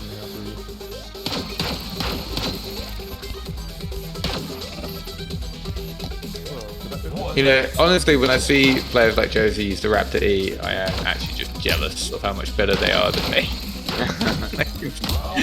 Like, specifically Raptor E, because that's a gun I've spent a lot of time trying to learn. Oh yeah, all the E weapons are not that easy to use. Yeah, but I can do the other two. Raptor E, I can, in practice sessions, I can do it if I do it really slowly. The minute I get into a game, I freak out, and then suddenly they just start going out of the way into the tournament. But when they get it right, it's absolutely lethal as a weapon. Alright, good luck. Turbo bringing Lance. And Majestic Nade completely turning my prediction on what he was going to bring on its head. But Josie thankfully has brought Bullet Hell to make me feel a bit better. But interestingly, he brought the Cortex Shield, so I expect he was probably expecting Turbo to bring Bullet Hell again. Nice laser hit. Yeah. But Josie as well managed to throw a very good, I think it was Raptory? Yeah. Also, just a note on this this Majestic Nade. I think Majestic Nade is something we're going to see a bit more in the future. Obviously, with the new update. The rain of bullets, Juicy eliminating Turbo almost.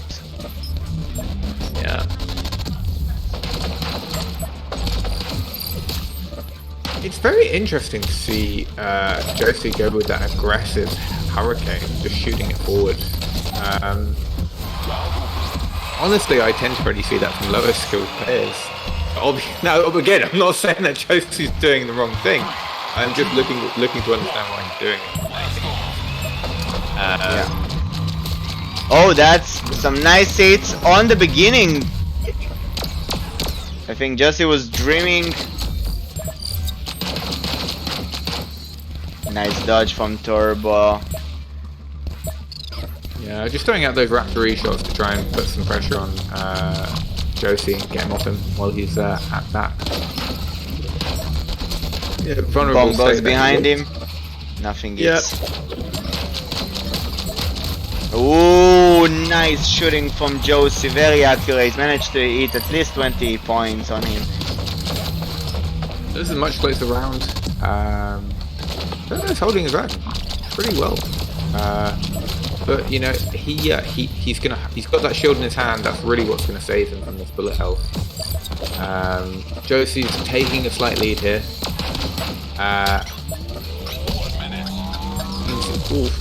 Yeah, Turbo prioritizing taking rid of those hurricane shots before they turn into that bullet rain that we're so used to seeing. I need someone to sit down and explain to me. Actually, no, sorry. Turbo doesn't have the extra lance nade attachment. He's got the extra damage attachment. Well, maybe because he wants to hit Josie like that. Yeah. Well, Turbo not in a great situation. One shot from Josie and that's, yep, game over for this one. You gotta remember, when you're in that situation versus Josie, Turbo, all he needs to do at that point is land a Viper-E, and yeah, he's in the elite winning seat. How you're a Raptor when you're at the end without me seeing. I'll be honest, I'm still trying to get my head around both these builds. I mean, sorry, I understand Josie's build pretty well. It's a standard bullet hell loadout, but Turbo's is interesting. It's different. What I like about it is that Josie brought a Cortex shield trying to predict, you know, Turbo's loadout. He's going to have the Hammer Ellipse. He's going to have, you know, Wildcat, which he does have, but he doesn't have the Hammer Ellipse. And that Aegis shield's really going to help him. But by not having that, Turbo kind of makes that Cortex shield pick a little bit worse. On the whole, I'm not really sure what the combo here is from Turbo, but he seems to have done a fairly good job. I mean, he did. Thinks that. He did hold almost 2 minutes.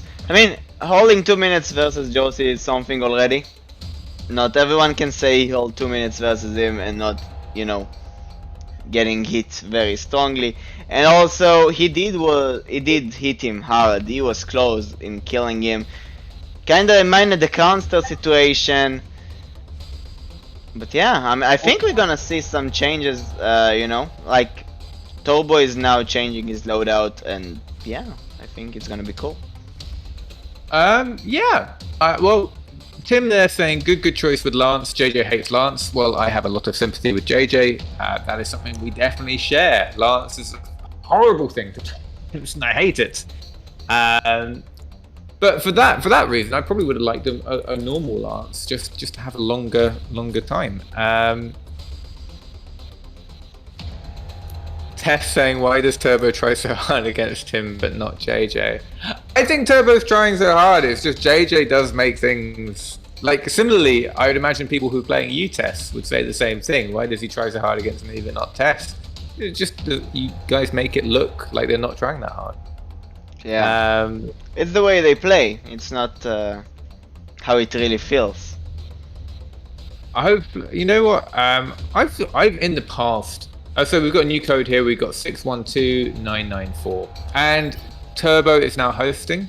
I mean, it could be the issue that, you know, there is a pretty big geographical distance between these two people, and whoever hosts is going to have a slight advantage, just based on server latency. Now, unfortunately, that's just a fact of life. There's not anything you can really do to stop it, apart from, you know, switching hosts each time. I think that Turbo is going to change his build. I'm going to make a prediction and say he's going to go back to his build he used against Slowyd. I'm very prepared to be wrong. incredibly prepared to be wrong. I just can't think of what else it might be. So I think that's just me, just assuming.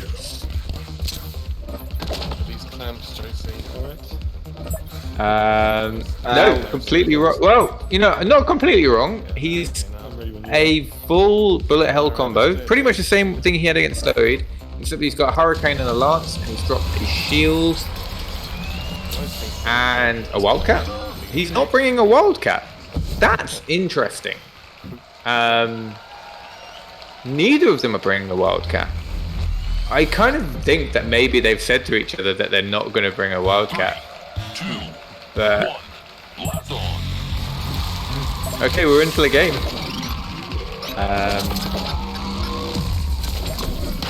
Nice dodge.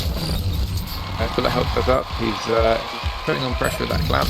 The problem that Turbo's going to run into is he doesn't have much answer with the return clamp. You know, he's kind of relying purely on dodging and drop buffing some weapons. So he is going to have a stronger advantage and be able to put more damage than Josie, but Josie's going to have less defenses to deal with against him. And getting that majestic nade in the center of Turbo's podium is just gonna be I have to say, Josie is showing complete dominance in this specific round. Very strong hold, very strong hitting. Oh, maybe not anymore. Well, it's nice to see Josie checking the Viper Ellipse too. Both players are very confident with the Viper Ellipse, and honestly, it's very fun people to watch play the Viper Ellipse. It's some great shots. I think it's gonna be a fun couple of rounds. I'm gonna say that I like Josie's build more just because of the shield. I think that a shield versus bullet hell, or a shield without bullet hell, is just such a big difference. To be honest, the way that Cronster was doing with the lance, with having 4 lasers, was pretty effective versus Josie. Was it an attachment? Yeah, but Cronster run when he had Nova plus lasers plus Josie had no shield. Josie has a shield now. He's got bullet hell. He's not trying anything particularly fancy. He's just going back to a build that he knows works. The most interesting thing for me about this match is neither one of them is bringing Wildcat with attachment 1 or Wildcat at all. Which in my mind is almost too good not to bring. But that's because I'm a filthy Nefer abuser who always trying to find the best build and use it. Shout out to my bullet hell combo now. Wildcat. Oh, so some great damage. Oh, Turbo just looking like he puts his head out there. That was Josie, I think. It looked like Josie was doing it. I don't know how Turbo lost it. I think maybe you're right. I mean, maybe I missed it. Are you sure? Oh, wait, so it's 2-0, right? Yeah. It really looked to me like Turbo just put his head out because he wanted the game around over. He didn't think he was gonna win. I can understand it, to be completely honest. It's demoralizing playing out a round that you're going to lose. Yeah, it's my entirely as well. Lovely clamp there from Turbo. He's got a slight lead on Josie, but I just feel that this lack of shield is really going to be hard for him to have a way of dealing with this clamp that we see here. Yep. Make me look like a full Turbo. You dealt with it very well there. So good for you.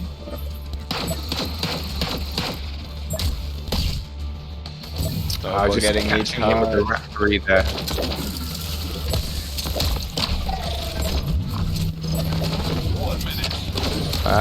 Josie eating a few of those pellets. I think Josie definitely still has the health lead here, but it's close enough that it can go either way. And also, we've got 50 seconds left in the match. So, Turbo picking up that laser. I suppose the lasers for Turbo might be a good option here. Just when Josie starts to move forward during that combo that he loves to do. just to get him to back off. You know, get out of my way, get out of my space, give me some more space to be able to dodge your combos. Again, of course, when Josie's at the very front of the podium, that means it's easier for him to hit Turbo. It's always the case. You've got less space to shoot your bullets. They've got less time to react. The lasers could be just a get-off-me approach. Certainly, that hammerade we saw there was definitely just defensive in the state of, I'm throwing out a hammerade, you've got to deal with it.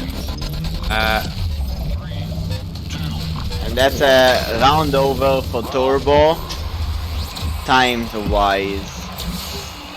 Yeah, it's the death of a million cuts for Turbo there. He looked like he had an advantage for a fair bit, and then just started taking small bits of damage towards the end, and before he knew it, he was red, and Josie was still 60% HP. Lovely Viper shot there.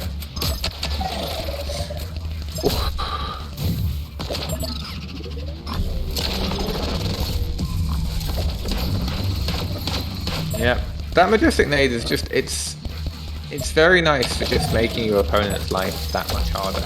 It doesn't have to do damage, it just makes them have less space in their podiums. Makes you feel uncomfortable when you're facing it. Was that a Viper or was that a hammer? No, a nade. It was a nade, hammer nade. Yeah, I guess so. It's unfortunate we're in first person mode and you couldn't quite see there, because it looks like Josie didn't know what hit him. But you know, Turbo still, he has to go for that win. He's got to go for that damage, because he can't just rely on dodging bullets now, because he doesn't have that shield.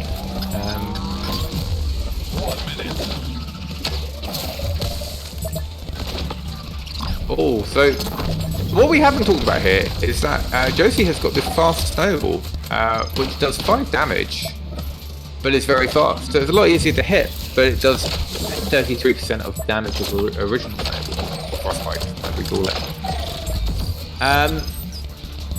What I will say is one of the benefits of this is it's something fast your opponent has to dodge faster, and they can either accept to take damage, which a high level player is never the right option, it doesn't feel like a good option, or they can try and dodge out of it faster.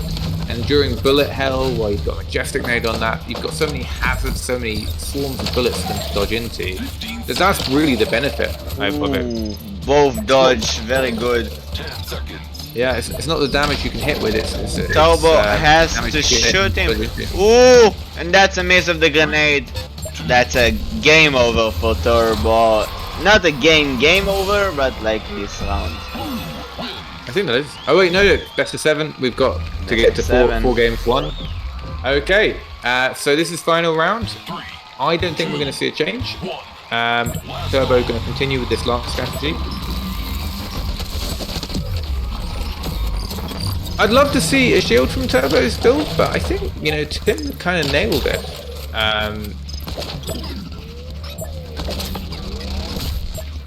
With saying that JJ hates lasers, and you know, if you know your opponent hates something, it does help to bring it just to upset them a bit.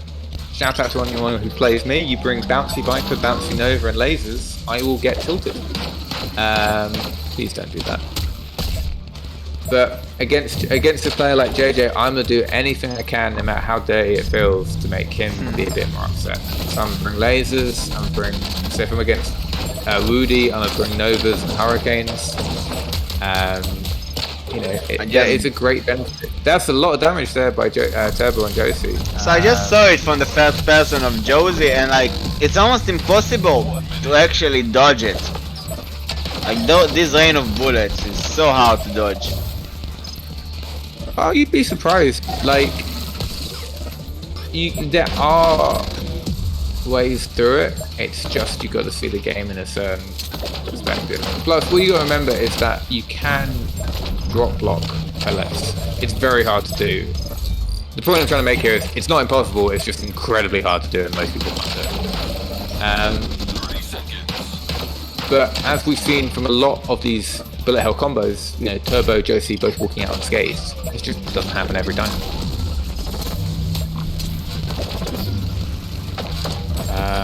Okay, so this is a close one. Josie's clearly leading here. We've got 15 seconds left on the clock. Josie's I'm not sure he's leading anymore. They come in with a Raptor. It does look like he's leading. He's got slightly more HP. And Turbo's on the defensive. So Turbo's got a... Basically, I think his hope here is to hit him with that Raptor... Viper shot. Oh, yeah. Not going to do it. Yeah, Josie's going to take the win here. Well, if Josie wins once more, he wins this match. It's a match point. Blast on.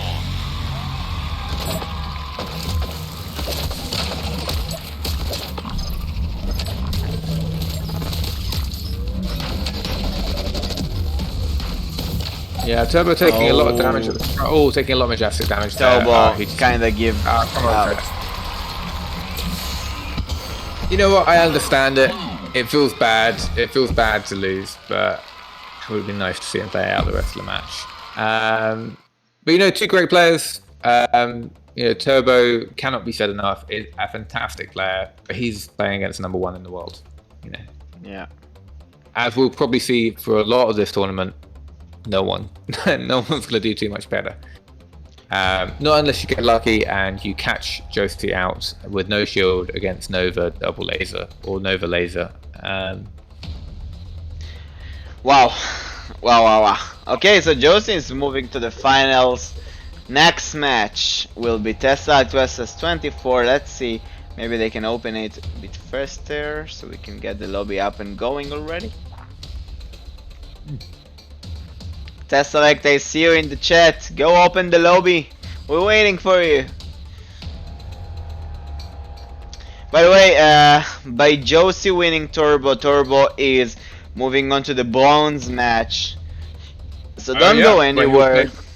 You might get the He'll first play- place. Yeah, he'll play the winner of Tesseract and 24. The loser of The loser, Tesseract yeah. 24. Yeah, again, it's gonna be a real hard match. Like, for Turbo, I wouldn't want to play either of those third. Yeah. So I've sent a message to them trying to get the code ready. Let's see how we get on.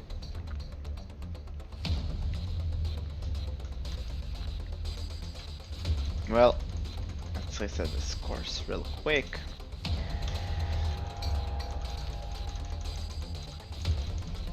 So far so good. We already went for 1 to 4 matches already.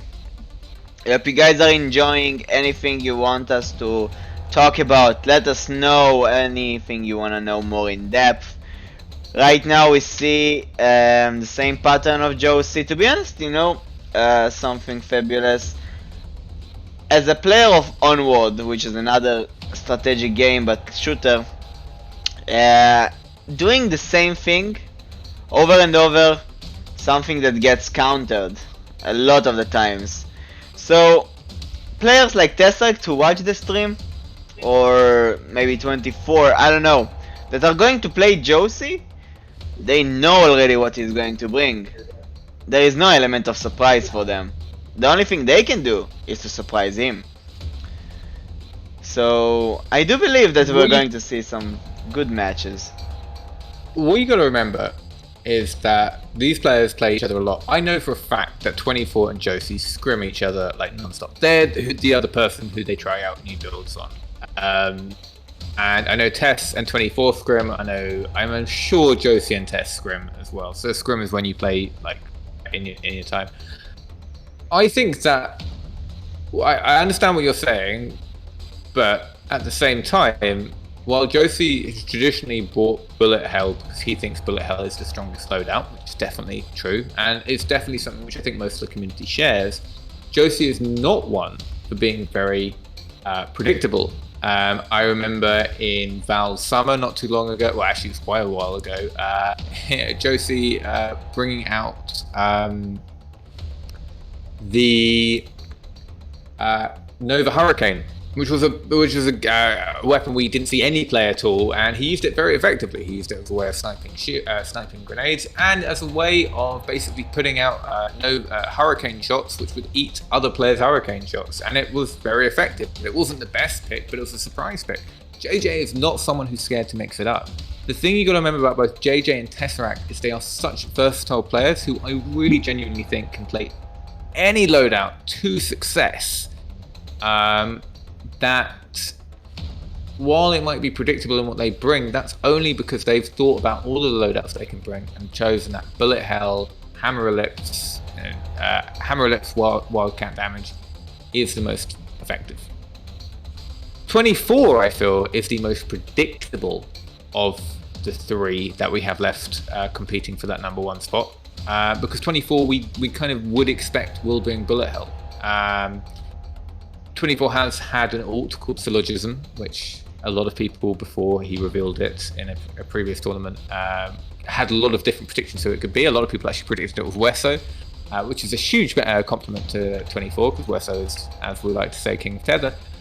But 24 is most comfortable by a long way on bullet hell, and there's nothing wrong with that. He's found a build that he likes the best, and is very strong on it.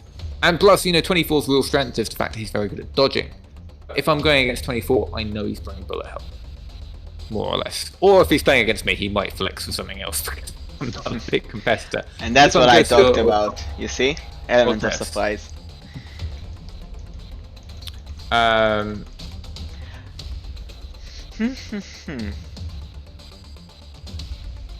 Okay. Okay, Oof. so are we getting a code? Yes, no? We're not getting a code. We're eating into Tesseract's takeaway, unfortunately. He just got a I delivery. get the takeaway. He's going to try and finish this game pretty quickly, I expect. And then eat takeaway and then be very full for his third place or first place game, whichever one it is. So we're gonna run a 1 minute ad. For those who subscribe to this channel, you will just see us talk to each other. And yep, if you didn't, you can do it now.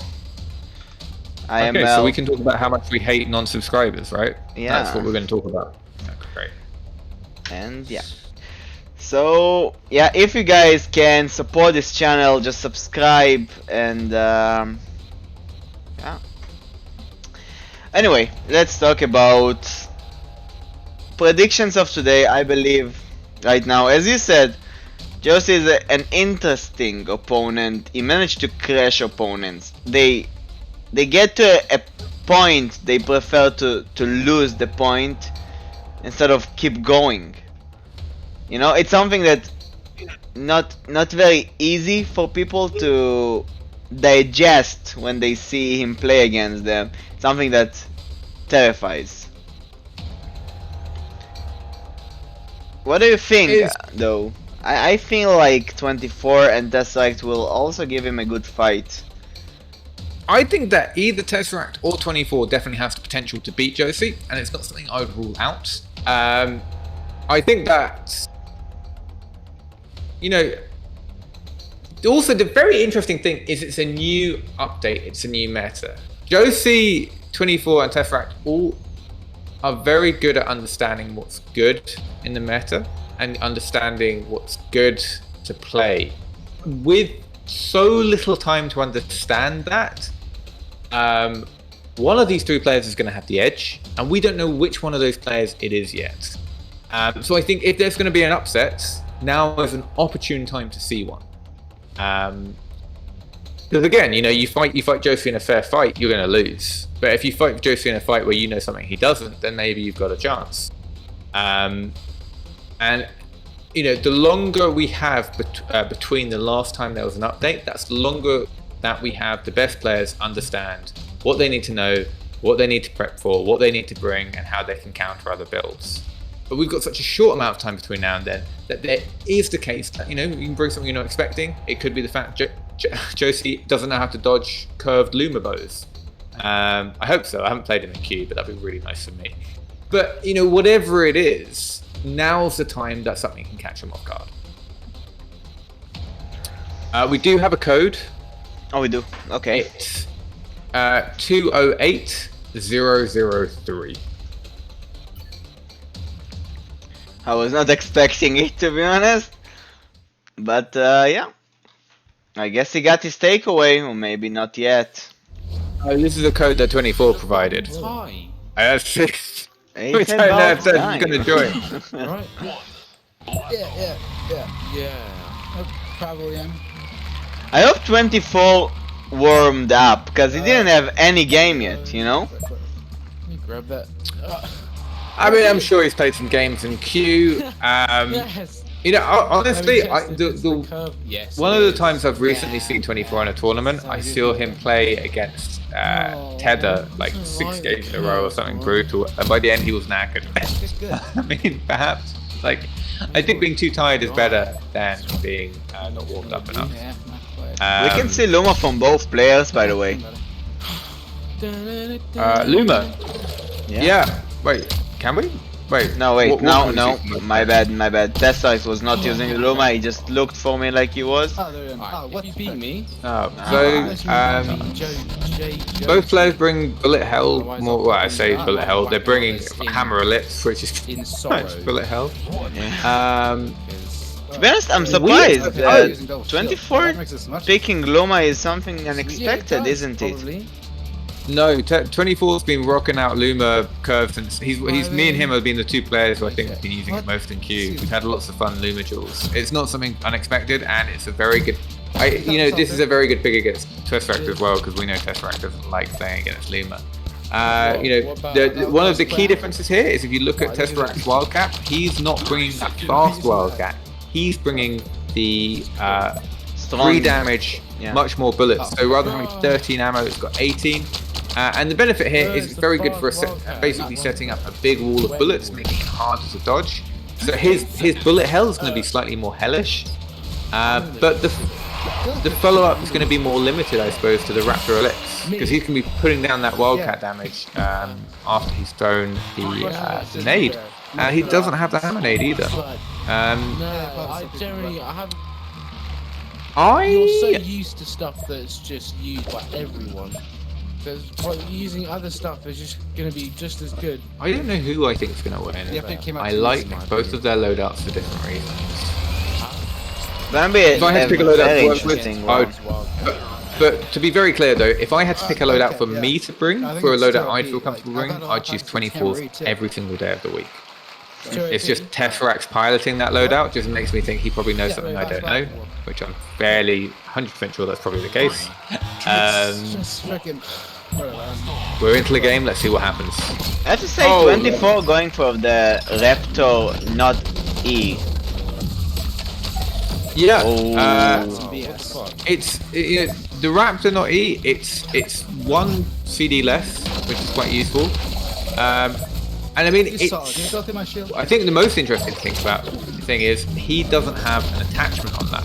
Now, there's actually a very good reason to that. Is that each of the attachments basically increase the cooldown between shots of the Raptor.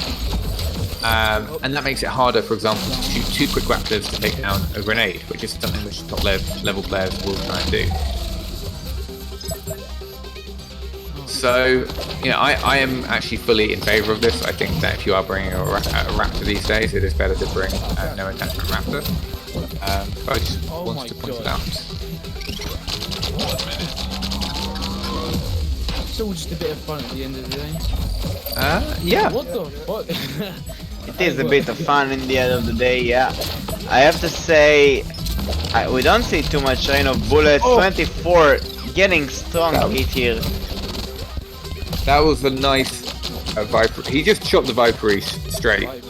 He didn't. One of the things about Viper players is when you're watching a Viper player, they normally have a load up, like so with Cronster, nice round by by Tesseract, absolutely just annihilating 24. No show to 24. 24's a magnificent player, but very well played by Tess. But I do want to talk about that Viper shot just because it caught me off guard. I can't imagine how much it caught 24 off guard. Because typically when you use the Viper, you curve the Viper.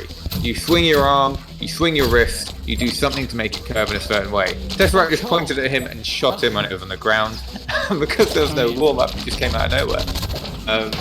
Now, let's get back to lift round because I'm not going to get caught up. Wow! I said he was recovering from an injury, but he's still bringing the pain here. So, nicely played by Tesseract here. And remember, guys, this is against 24, who is, if not the second best or third best player in the world currently.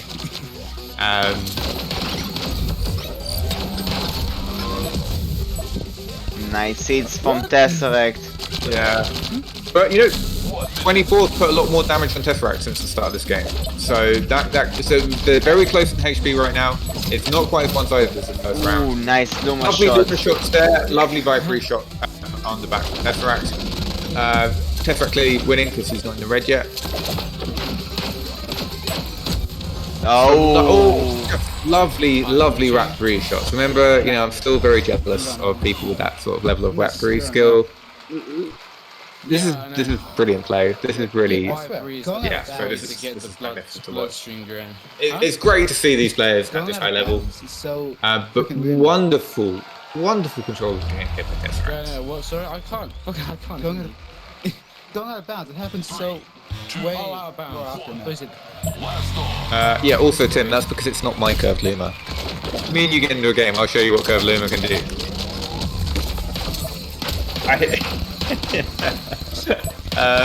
That's like getting shot here. Yeah, so a bit of initial damage there. It's interesting that Tesseract has brought the Majestic Nade. This is something which Josie actually brought against 24 in the past, and 24 significantly struggled against it. When used correctly, it just eats up a portion of your podium set space, and 24, who likes to floor dodge quite a lot, can fall into the trap of just moving into it, trying to get out of the way of pellets. We are starting to enter the stage of high-level BLASTON, where people are starting to pick around what their opponent can deal with and what their opponent is good against. And 24 has shown in the past, although it's only 1 or 2 games, it was against Josie, so you can't really read into that too much, but he didn't like Majestic Nade either. But then again, I think Majestic Nade is probably the second best nade in the game right now. Potentially even the best if used in the right players. Sorry. Oh, bullet fell from 24 for the side as well. It's kinda cool. Oh, he dropped it. 24 dropped it, and because of that grenade, by the way, I'm wearing knee he lost pads. this one. That makes it feel better. I don't know about that, man. That's why I just said he was wearing knee pads. Well, good for Tesseract. It's important to keep yourself protected, especially when you've had an injury. Look, I love the Luma, but maybe after this game it's time for 24 to actually change off of it, because it doesn't seem too effective. It doesn't seem like maybe he just needs to warm up with it, but it doesn't. He hasn't. I don't think I've seen a single Luma land this game. Correct me if I'm wrong there. No, I don't think I've seen one as well. Well, we saw 1 damage from the Luma flow. Well, yeah, from the bow. Yeah, okay. So 4 second CD, 1 damage if you land it by throwing it. It's not really worth it. But just because you haven't hit yet doesn't mean it's ineffective. I love the Luma, especially the Luma curve. Mostly because it's just so fun. It can definitely do significant damage if used correctly. Now I know the interesting thing about 24 is that he does not like the traditional slow hammer nade or the slow large burst. He's been quite outspoken on this. This isn't something that I necessarily agree with. But let's see how it works out for him. 30 seconds remaining. I cannot declare who will win. I don't know. Tesseract, I think, has got maybe 2 HP advantage on 24. A single pellet will change the course of this. He should throw his weapon on him. Oh no, that's different now. Well, Luma, he has to be fast. He has to hit 1 shot of the Luma. Oh, yeah. So Tesseract still has the lead there. That looks like Tesseract's game. Unfortunate for 24. Well played, Tesseract. That's 2-0. Yeah, sure. They're changing. Yeah. Yeah. Okay. So I think that is correct. I think that I would like to see 24. Yeah, change off Change off the Luma. Yeah, I mean the Luma was potentially not. just maybe change the attachment. I mean, he doesn't seem to be able to land those curves. Maybe just switch it to a no attachment Luma, which has much faster shots, much harder to dodge, to be completely honest, and just put that damage on him very quickly. Alternatively, he can try and go with something completely different to throw Tess off guard. But funnily enough, Curve Luma is the weapon I'd pick that is good against Tess. So maybe in the last 3 hours or 4 hours since I last played Tess, he's worked out how to deal with it correctly. Maybe you are the reason. Or maybe far more likely that when we face each other in queue, he doesn't think I'm worth the energy to try and dodge my shots so much with, and he just lets me hit him because he knows he's going to beat me anyway. So, what do we think the change is going to be? I'm fairly sure that this is something that 24 has initiated. Typically, if you're winning in a game, you don't want to change out your weapons, unless you're trying to flex. I wouldn't put past Tess, but he's also I also know that Tess probably wants to hurry up and get to his takeaway. Yeah. So Slowyd actually made a very good point here in the chat. Raptory versus Luma. They offered essentially the same kind of curving fence. I swap out my Raptory for a Luma in my loadouts, but if you're going to make that switch, that's fantastic. Luma is stronger. Luma's stronger from a damage perspective in terms of it does 60 damage total as opposed to 50 damage, but Luma's 4 seconds versus 3 seconds. So from a cooldown to damage perspective, I think Raptor E actually wins out there. So in a bullet hell perspective, if you got a Raptor, you got a Wildcat and a Raptor E, you can follow up with that damage more effectively. So thanks to chat, I didn't actually think about this. That's on me. Raptor E is definitely the pick here for 24.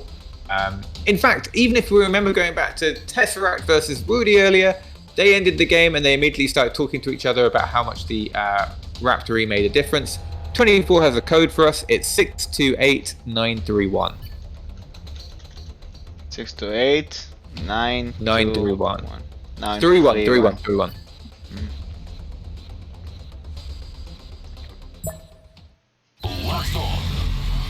I'm back here. That's it, a change. Back here for you. We have a Raptor Ellipse in place of a Raptor. He's still keeping the Luma. And I respect it. I like the Luma.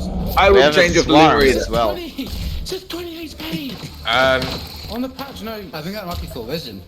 But Tesseract's mixing it up. He's bringing Swarm, which anyone who knows me from a few seasons ago know I used to love the Swarm. So Tesseract's going full bullet hell.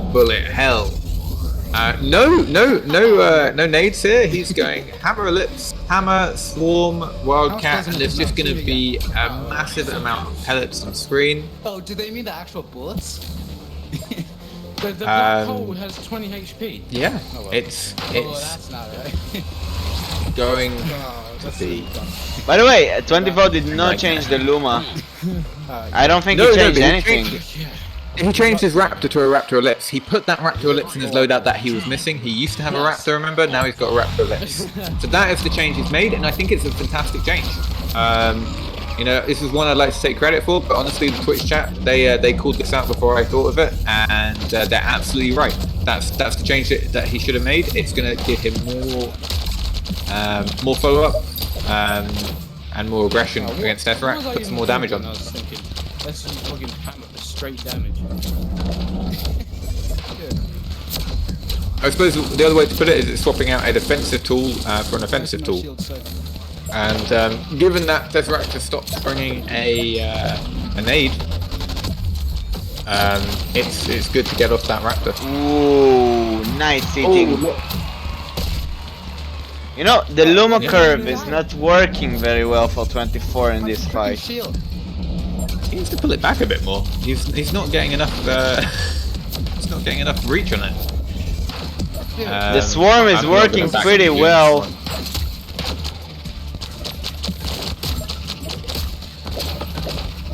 I have to say, I never saw the Swarm before. I might as well play it. You've never seen the Swarm before? No. So, for anyone who doesn't know, the Swarm has 3 different modes. If you shoot it once, it kind of shoots like a hammer and shoots out 4 different pellets which do 4 damage each. You hold it for a second or so, it will shoot out a slow moving wall of pellets which do about 5 damage each. You hold it for a long period of time, it does a ball of pellets which each do 6 damage, hold in one place, and then explode out the back. Look at 24 dodging this. So fast movement. Yeah, I mean the thing about the Swarm is that I'm using hammer. it's confusing for your opponent. You're putting a ball that they've got to deal with, a ball they've got to think about in front of them. They can either try and deal with it by shooting it. Oh, and just in case what you saw there, whenever you shoot out Swarm, it has a black hole for it. That's the game over. 24-1 health. But just to quickly illuminate you to the current situation, every Swarm has a ball, or especially a black energy ball before. If you hit this ball with pretty much any damage tool, actually any damage tool, it will destroy the swarm of bullets before it has a chance to activate. Once it activates though, it becomes a swarm of pellets, which you can still destroy, but it takes a lot more damage and a lot more health from your pellets and collision.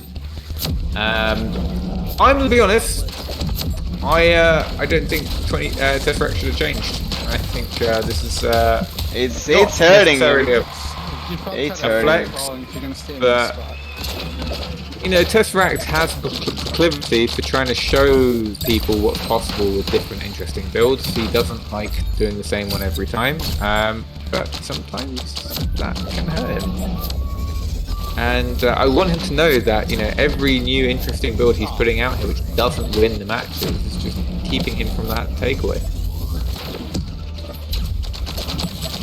Oh, that's a rain of bullets. Oh yeah.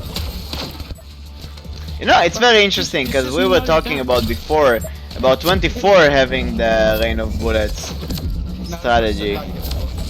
Oh, the thing is, you know, bullet hell is not unique to anyone, and you know, Tesseract and Josie were in this game long before 24, so they've technically got more experience with it. It's just 24 knows that build very well.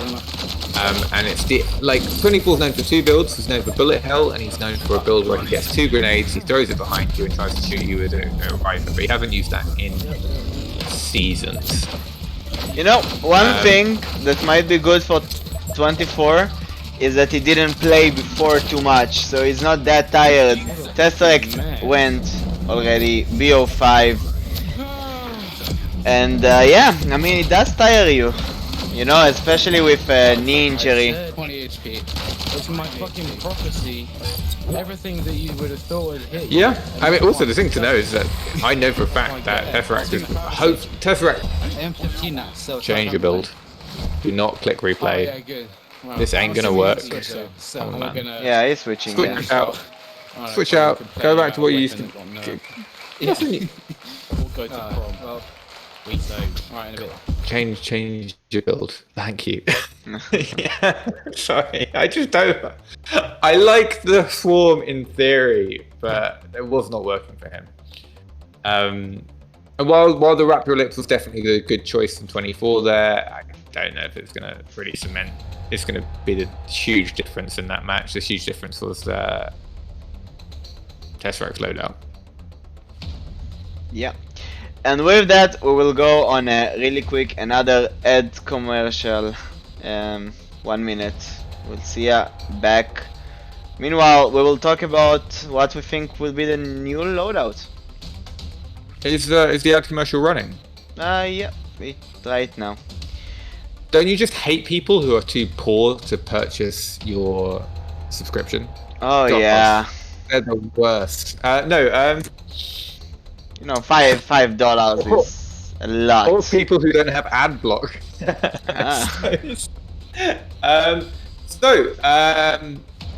do I think the changes will be? I think that, you know, Tesseract, if he wants to win, he'll just go back to the build he played before. He'll have some measure of bullet hell. He'll have probably the Majestic Nade again. Honestly, I don't know what he switched out from the first build he brought. I think, to be honest, Luma will be out. It didn't hit one shot with the Luma. It's just effect. No, but here's the thing. As a Luma player who loves Luma, it's really fun I just think he'll bring it.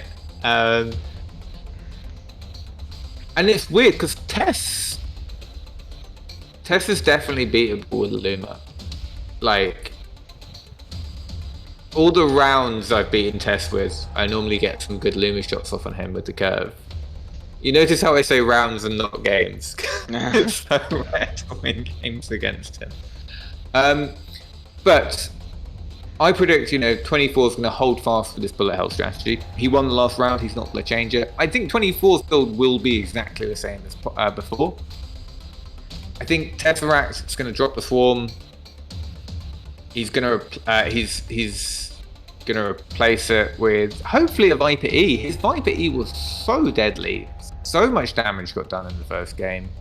And it's fun to watch. I don't see why he dropped it. I don't think we'll see Tess on a Luma, for instance. I know that Tess isn't a big fan of that weapon. Yeah.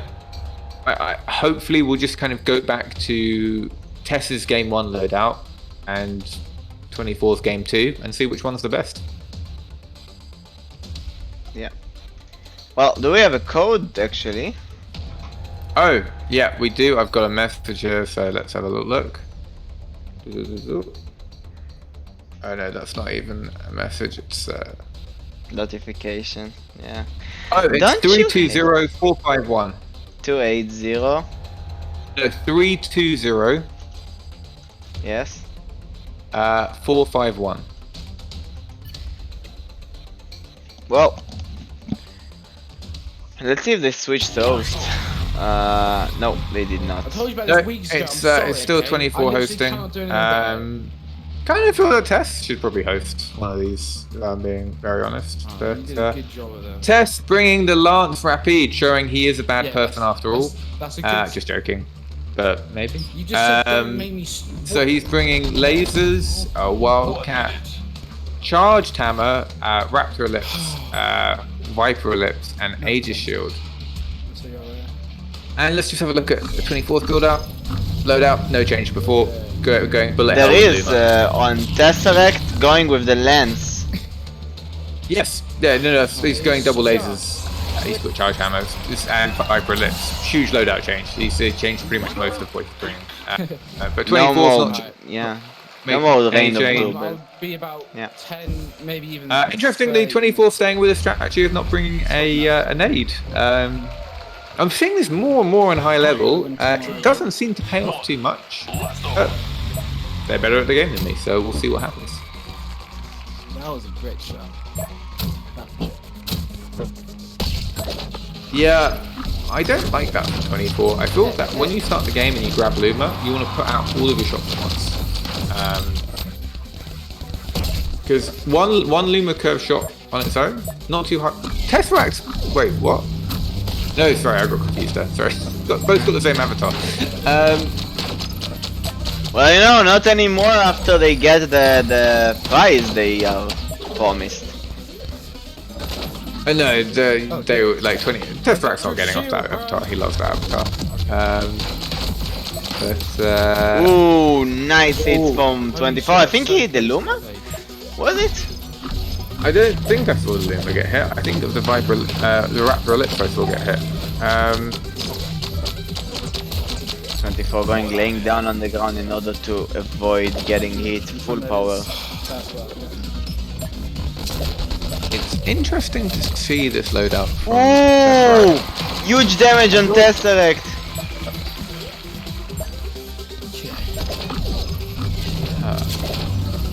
Wow! Wow, did you see that dodge? I just saw him drop the hammer without firing it. I think Tesseract should bring. Okay, I'm just throwing this out there. Tesseract needs to bring Hammer Ellipse. I don't know why he's not. I kind of do know why he isn't. He likes to bring interesting loadouts to show that he can play anything. He can play anything. We know this. Bring a loadout you're gonna win with that. Hammer Ellipse is better than lasers. 10 seconds remaining. It feels like he's putting himself in a harder position for little gain. Yeah. Well, that round goes to 24.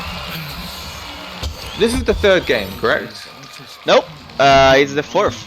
It's 2-1 2-1 to who? to Tesseract. Okay, yeah. When it goes even, Tesseract will start playing. To be honest, I do believe that 24 will become victorious at this fight. Because we have more space. I feel like he landed. Like finally landed. I think 24's going to win this game. The trouble for me is I know how good Tesseract used to be, and he's still amazing. Like he's still better than any player. Like he's still better than me by a mile. He's the only kind of person I can compare him to, I suppose, on a personal basis. And this is the first time I'm seeing him in a tournament with 24 and Josie in so long. So when I get glimpses of his old playstyle, I just know that he's this amazing player. I just assume he's gonna win. But I also think that he's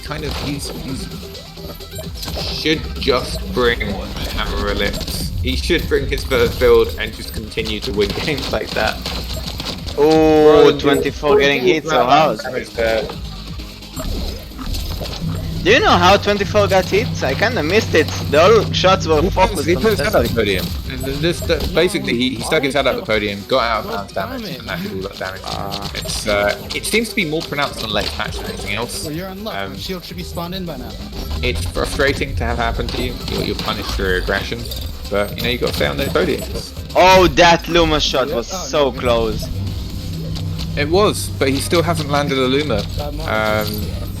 Not one that I've noticed. If there has been one, I do apologise.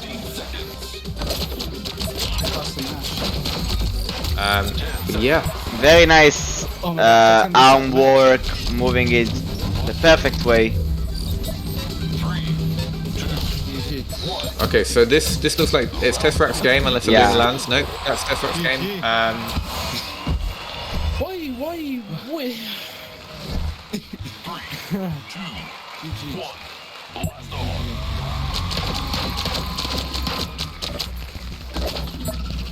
But you know, I don't have my shield.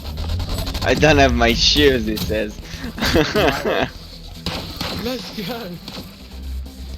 That was cool. You know, I was hearing Tesseract while he was leaning towards the dodge. He sounds tired. Sorry. Slowyd has just shouted at me in all caps. He has landed Luma shots. I apologise. Good for 24. Well played. You landed shots. That's my bad. Yeah. Well, my bad as well. Didn't notice it. Look, you know what? We're not infallible, okay? And Luma's a great weapon. So good for shooting.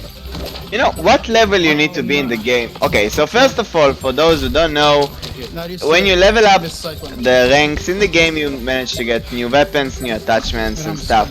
So, what level does it take to get the Luma? I've been top level for so long, I have no idea. If somebody knows the answer in the chat, you can help us. Lovely fight for that was beautiful. Oh, just...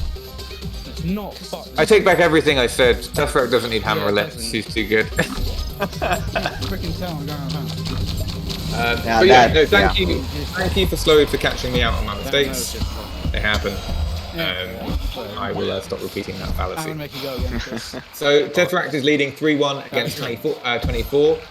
Will we see a loadout swap? I don't think 24 24 is switching, he said. 24 is switching? Yeah. Oh. I'm surprised by that. But, yeah. And guys, after this game is over, we're gonna have the second giveaway. So be ready. Be on chat. Bring your friends. Might be worth it, you know? Thank you for everyone for sticking out. It's already 2 hours and 30 minutes on the cast. We hope you enjoy. Yeah, I think everyone's enjoying it. It's a great stream. We've got some great games. I see Baby Spone saying that Lance is kind of smart against 24 because he hates them. Well, to be honest, I feel at this point that Lance is pretty strong against every top player because we all hate Lance. It's not fun. Yep. Lance is bad. Well, no, Lance is not bad, but you know. Some things you do, some things you don't. That's exactly it. So fabulous, you know. We were talking a lot about ourselves playing. Sending a video. Would you share our, like, your information, your experience? What loadout exactly you use? I'm taking my shirt off. What did you practice? I'm a Woody. Okay, so my favorite loadout at the moment is actually pretty much 24th loadout, almost exactly the same. The only difference is I'll swap out Raptor Ellipse for maybe a Hurricane or something. But I think everyone who's watching knows me for Double Viper. That's the one I am the most commonly known for this update. Looks like we're going into the next game. Looks like no loadout swaps whatsoever, and we're just jumping on right now. So let's jump back in there. Probably a break only, not loadout swap. Yeah, so we're back in the action. So bullet hell set up here for some good damage on Tesseract. Tesseract's just holding that Viper Ellipse and looking to set up those shots. He's putting down the hammer and he's going to try and follow up with a nice Viper, but misses, unfortunately, not getting the purchase on 2-4. Trying to put some pressure on 2-4 as he sets up that combo. Just basically do something to make it harder for 2-4's life and setting it up. And it's Very not good. working out for Tesseract. He's getting the worst of these trades. 2-4's getting a marking lead in this match. Let's see what Tesseract can do with regards to this follow-up. Oh, that's huge damage. The laser damage, but he's still in the lead. He finishes it. That was the Luma! Yes! Shutting up everything I've said so far this cast about Luma not being effective. It's one in the round. Good job, 2-4. Let's go. Let's see round 2. I have to say, after this break, 24 is coming very strong. You know, sometimes that's all you need. Okay, so he's done 5 damage to Tesseract so far. He's got 1 down back, 4 damage lead, I guess. Tesseract setting up this laser, is going down with that Viper. Oh, taking too much laser damage, just eating it too much. As Baby Spine has pointed out, the Lance Rapide is doing quite a good job at disrupting 24's typical dodging, which he kind of rolls around the floor quite a bit. It's not a very fair way of putting it, but yeah, he goes through the floor and dodges quite effectively. By putting out lasers, which he can't go through, he doesn't have that horizontal movement he's so used to dodging with. Lovely Raptor shots, unfortunately missing there. You know, he's trying to put on track. So what we saw there was 24 seeing the laser setup. First thing he does is he grabs the Raptor, tries to put pressure on Tesseract, make it harder for him to set those up. Unfortunately, it doesn't really work out. Oh, takes some damage there, I think, out of bounds. And he's low health. This is not going the way that round 1. Oh! Another Luma. Another Luma directly to Tesseract's body, I guess. But does good damage. Tesseract's still leading. Let's see if he can follow up with these shots, I guess. He's got that Viper Ellipse in his hand. Is he going to use it? No, he's just going to focus on dealing with damage. Setting up those shots. Another Luma shot! Nice pressure. He's evened it up with that Luma shot. Takes some laser damage. And it looks like Tesseract's in the driving seat. 2-4's got to make something happen here to not lose the round on health. He's got 15 seconds to do it. Some lovely Raptor shots. Tesseract dealing with that with the shield. Does some damage to 2-4. 2-4's got 10 seconds. And he's facing lasers. Doesn't look like he's got much hope here. This round goes to Tesseract. Great round from Tesseract. Great round from 2-4. Very exciting to watch.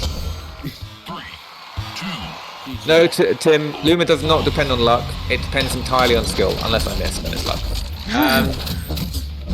Let's see. So we got round 2. Neither player has started yet. Okay, so 2-4's showing up this clamp. And Tesseract throwing out that Raptor to try and interrupt the clamp. That's what you want to do. When you see someone setting up a combo, you want to throw something towards them, interrupt that, make it harder for them to actually set that combo up, because then it's going to be harder for them to kill you.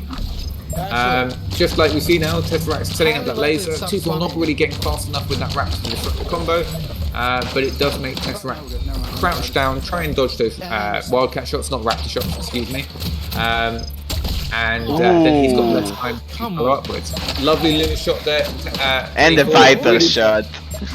Lovely Viper shot back, you're absolutely right there. Let's have a look. Both players just interrupting each other's combos, throwing bullets back at each other. Eventually they're going to run out of cooldown and you're going to have a position where they both stare at each other and do nothing, which we're seeing right now. Okay, setting up the lasers here. into hammer, into, I would imagine, Rackery. Ooh, beautiful finish, Taking Viper. round 4, clutching out the set. I think it's, yeah. That's over. Well done, Tesseract. He takes the game off at 24. He goes through to the finals versus Josie, which I am very excited to see because this is going to be the first time that they play each other in a competitive final in a significant amount of time, and I can't wait. But before the finals, first of all we will do the giveaway, and the second of all, the bronze match. Turbo versus 24. Turbo versus 24. This will be a very fun match. And 1 second before, you know, we're thinking sometimes that we like to make the non-subscribers suffer. So yeah, you guessed right, we will run one more, probably last ad commercial, and then we will do the giveaway. So be available in the chat, get ready with the new word. So, you know, right now when we talk between each other and all, what do you think? What should be our next giveaway? Swords of Gara or BLASTON? Oh, what do you think the next word should be? Yeah.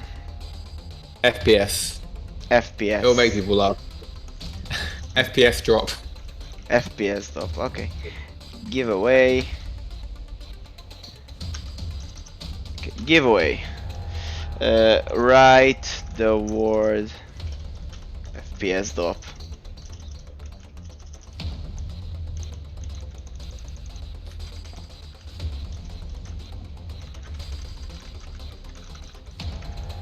I can see Turbo saying that he does better in queue against Tess than against 24. I do equally bad against both, to be fair. But I think that's just because, you know, like, I remember when I first started playing, like, and I started being Tess and Q. It wasn't because I was better than Tess. It's because Tess just didn't want to hurt my feelings by beating me so badly that you wouldn't try so hard.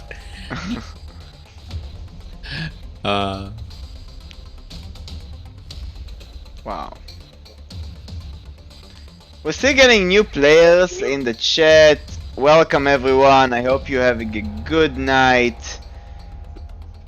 I got a lot of familiar people in the chat. Good to see everyone here. Good to see a lot of EU players actually. And you know what? It's going to be fun for, you know, international rivalries. We've got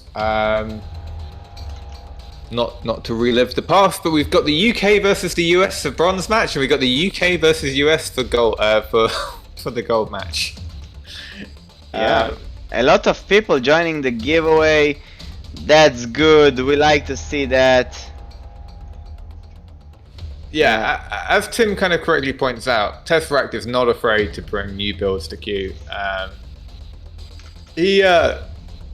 think he's pulled Tundra on me in queue, and it had the very effective effects of making me feel bad about myself that he'd bring Tundra against me. But you know, 24 Tesseract, amazing players. I think that match was fantastic. I think both players, either player could have won it. I just think that Tesseract had the better day. And I'm really interested to see Tesseract versus Josie. I think Tesseract could win this. I think Josie could win it too.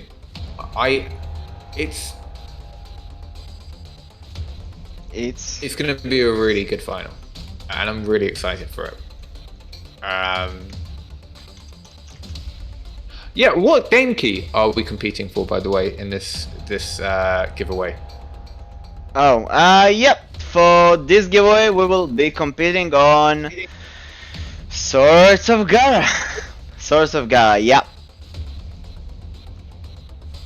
Okay, and that's the Steam version, key, Swords right? of Gara, yeah. You can do it. There is no quest version of the game. It's a sword dueling game, very good one, very well built. They're going to add a lot of new stuff. The main developer is one of our partners. Very good guy. I hope you guys will enjoy this game. Very fun. It reminds of Iron Lights for those who knows, but from like close range fighting and not a slow mode fighting. So yeah, definitely. So it's like a non-slow mode Iron Lights. If Yeah. I had anything but a quest, I would definitely be very interested in that. I don't like the slow mo part of Iron Lights, but I still play it. Sounds like a good game. I think I'm missing one guy in the giveaway. Huh. Who did I miss? 1, 2, 3, 4, 5, 6, 7, 8, 9, 10. There are 10. 1, 2, 3, 4, 5, 6, 7, 8, 9. Can you read me the guys who wrote FPS drop? So Captain Fabulous. You know, Turbo put FPR drop, FPR swap. Yeah, I FPS know. drop. Turbo is in. Next, Totoro. Team. Sonant Broom. MontyBann. Baby Spine Gaming. Heritage. Slowyd. And I'm missing one guy. Who am I missing? Toto is in. MontyBann maybe? Did I not write? No, he's in. I think you said you had MontyBann. Have you got me in there? Yes. Okay. Still missing one. Let's have a quick look. I will read you the names, Yeah. you tell me. Okay, so Fabulous. I don't see anyone you don't have. I only count 9 anyway, and you've got 9 there, right? Wait, I counted yeah, I think 10. you're good. I counted 9, so maybe. I don't think it's Swords of Is it Swords of Gura or Swords of Gargantua? Swords of Gara, not Gargantua. It's Swords of so Gara. Swords of Gura, not Gargantua. So unfortunately, that isn't on quest. Yeah. Yeah, I only see 9, so Yeah, I only think 9. we've got everyone. Yeah. Yeah.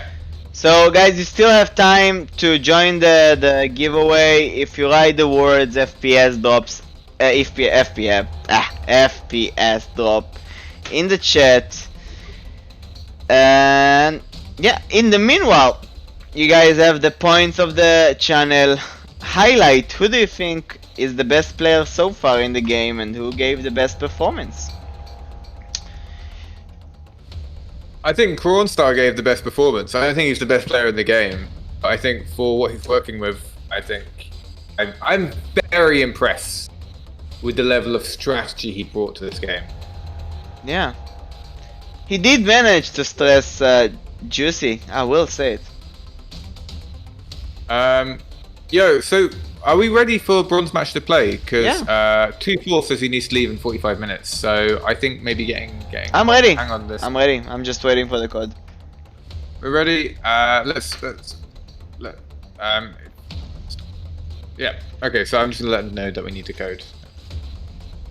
Yeah, I was actually waiting for the code the entire time. I was not waiting or something. Yeah, you will see the grand final today.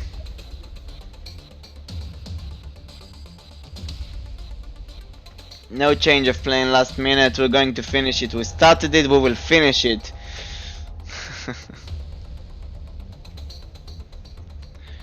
And Slowyd, that was a blow under the belt. Not cool.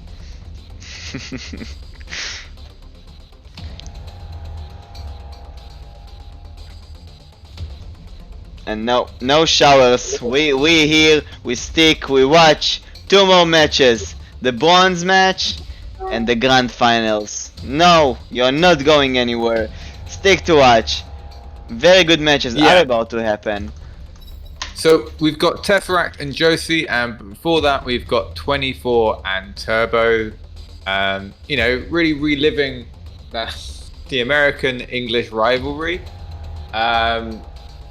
I'm incredibly excited for the 24. So for the Josie Tesseract match, it's kind of like a rehashing of old past tournament finishes. The last tournament we saw before Tesseract's injury was the first tournament that he finally overcame Josie and won. And I particularly have fond memories of that tournament because that was the fabulous tournament which I put on myself with the help of Slowyd. The fabulous.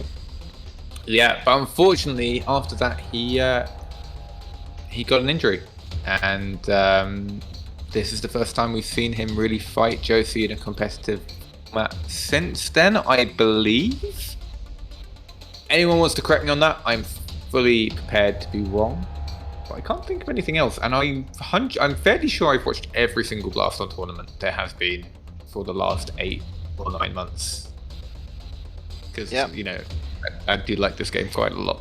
You know, first season of this specific league of BLASTON, pretty long league, not gonna lie. We didn't think for sure that it will work out. We started with a lot of players, many had to drop out with the weeks. However, we have a very strong core that stayed, and I am proud of them. I do believe that this league shows dedication, even though being so flex, giving you an opportunity to play whenever you want in the week. I do hope people enjoy the league. Yeah, what? How long has this league been going on? Actually, that's a so good point. 12 weeks, and the playoffs is 1 week, so 13 weeks, including this week. Yeah, 13 weeks. So yeah, best part of this year so far. You know, also we've got some of the best players in the world in this tournament. Unfortunately, we didn't get a chance to see Tim in the finals. I know that he did qualify for the finals, but due to timing issues, he wasn't able to make it. I know he's in the chat though, watching. So shout out to Tim. we hope that next time Tim will be able to be and participate. We love you, Tim. Oh, sorry, I see Slowyd saying "say it, Captain." I'm not sure what that was. It was before when you talked about Cronster being MVP. Maybe. You know what? You know, I say that again. Well done, Cronster. But just because it was so good to see that approach to selection and loadout picks, that although Josie is the better player, I don't think anyone's going to disagree with me when I say that. It was really nice to see the way that Cronster approached the matches. Really nice to see how he approached the loadout. And I genuinely think for the first two games, he completely outpicked Josie in going into that weapon selection. He knew, like, so game one, he kind of, I don't know how he predicted it, but he somehow predicted that Josie wouldn't have any answer for the lasers. That might have some luck, but then he immediately predicted that Josie would switch to a shield-based build, and then switched out his loadout to counter that with the Super Majestic. It didn't work out in that second game, unfortunately. But we have a very code. Good shot. We have a code? Yeah, I already entered. Okay, cracking. Let's go. Let's get into the match. Apologies, I get into my own. So yeah, 444866. Let's see what we have going on here. I would love to hear the community word about my camera work. Tell me if something is bad. I'm not that experienced BLASTON caster, so everything that is bad, let me know. I will improve. I would say maybe if we could stop having too much first-person perspective. It's nice once in a while, but it's quite hard to see what's going on in the game because, you know, a player from their perspective, unless you're seeing it first-person perspective the whole time, they know what's coming in, and they know, for example, if a grenade's to the left side or ahead. But when you're watching someone else's first-person perspective, it's quite hard to keep track of that stuff, and then suddenly damage kind of comes out of nowhere, which even if the player you're watching knows where it's coming from, you may not have such a good idea. But overall, I think it's been a very easy stream to watch. I haven't had no problem myself following the games. But perhaps people in chat disagree with me. Let's see. Well, if you let me win 4-0... Well, if you let me win 4-0, Turbo says. By the way, since it's the bronze match, it's best out of 9. For those who don't know, because it's like the finals, best out of 9. Love that. Okay. Love best out of 9 matches. Means we're going to get the most that we get to watch. Let's have a look at their loadouts. So we can see Hammer and Nade. I don't think we'll have problems. Yeah, Turbo bringing pretty much the same loadout he brought against Slowyd. I'm not sure if he had a Hammer Nade in that instead of one of the Raptor Electro Wildcats. But he's bringing Nova, Viper Ellipse, and Hammer Ellipse. and that looks like a HP Nova, I want to say. I need to learn what the attachments look like, especially as a caster. That's really on me. It's tricky. You know which ones you like, and you just pick them in the loadout and forget about them. So on 2-4 side, we see, you know, pretty much the same thing we've seen before, but we see double Raptor, no Luma. He swapped out the Luma for a Raptor. Oh, nice hit on Turbo. Well, you know, I mean, 2-4 is one of the best dodgers in the league so far I've seen.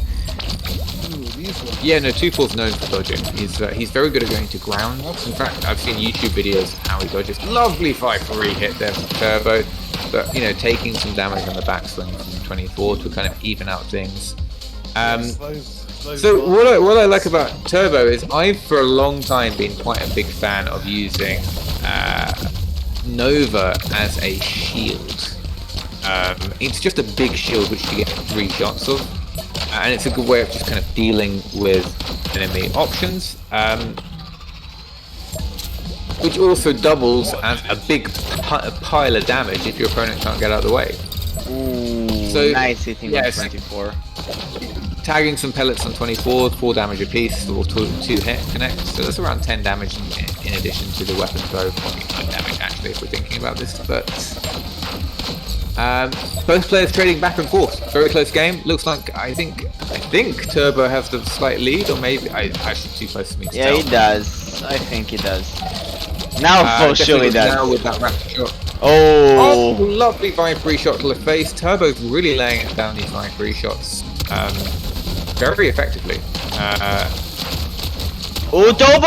Oh, what a comeback! No. What a comeback!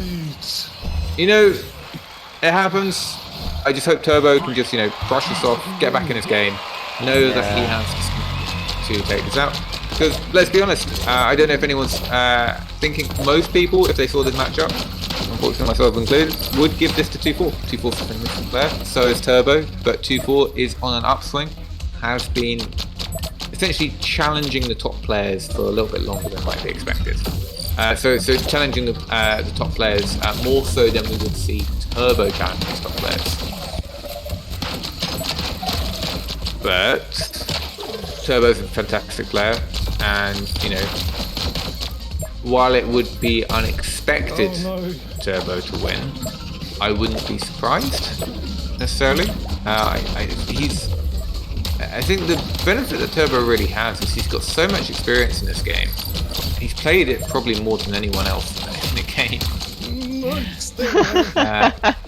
Turbo be like, no, stay away. Doesn't look like he's going to win game 1 though. It looks like this is 2-4's game to lose. Yeah, that grenade hits hard. 1-0. 1-0 to Turbo. Sorry, 1-0 to 2-4. 2-4 is saying, are you British? After hearing the accent of Turbo. Confirming. Oh yeah, no. UK versus US, as I said. Nice hit on Turbo. Oh, I did not step up there. Oh, that grenade was close. Nice dodge. It was. I'm still working out whether I like. I'm not discounting 2-4's choice of this attachment on the grenade, but I will make the point that the problem with 2-4's attachment on the grenade is a much faster explosion, which means that once you get out of the way of it, you've got out of the way of it. With the slower hammer nade choice, which everyone else seems to favour, once you dodge out the way of a nade, there's still a wall of pellets on the side of your podium, which reduces the amount of podium space you have to dodge, which means that you can then follow up. Your opponent can follow up on you if you just dodge that nade. Whereas 2-4's nade, it's kind of like get out of the way and then it's done. A rain of bullets hitting Turbo. It doesn't manage to defend against it.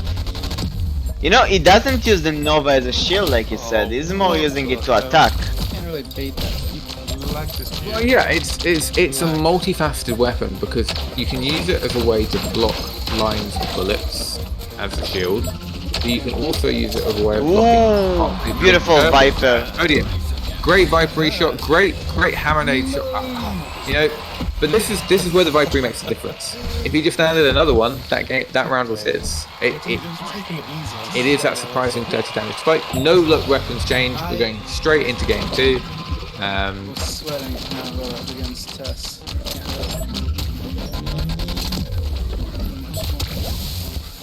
You know, I think we will have to tell them that it's BO9. I'm not sure they are aware. I think they think it's BO7. Why do we think that? Because they said in the beginning of the round, well, all you need is to win me 4-0. Oh, okay. Well, I think it's BO7. Have we communicated with them that it's BO9? I don't know. Yeah, no, it's just Discord.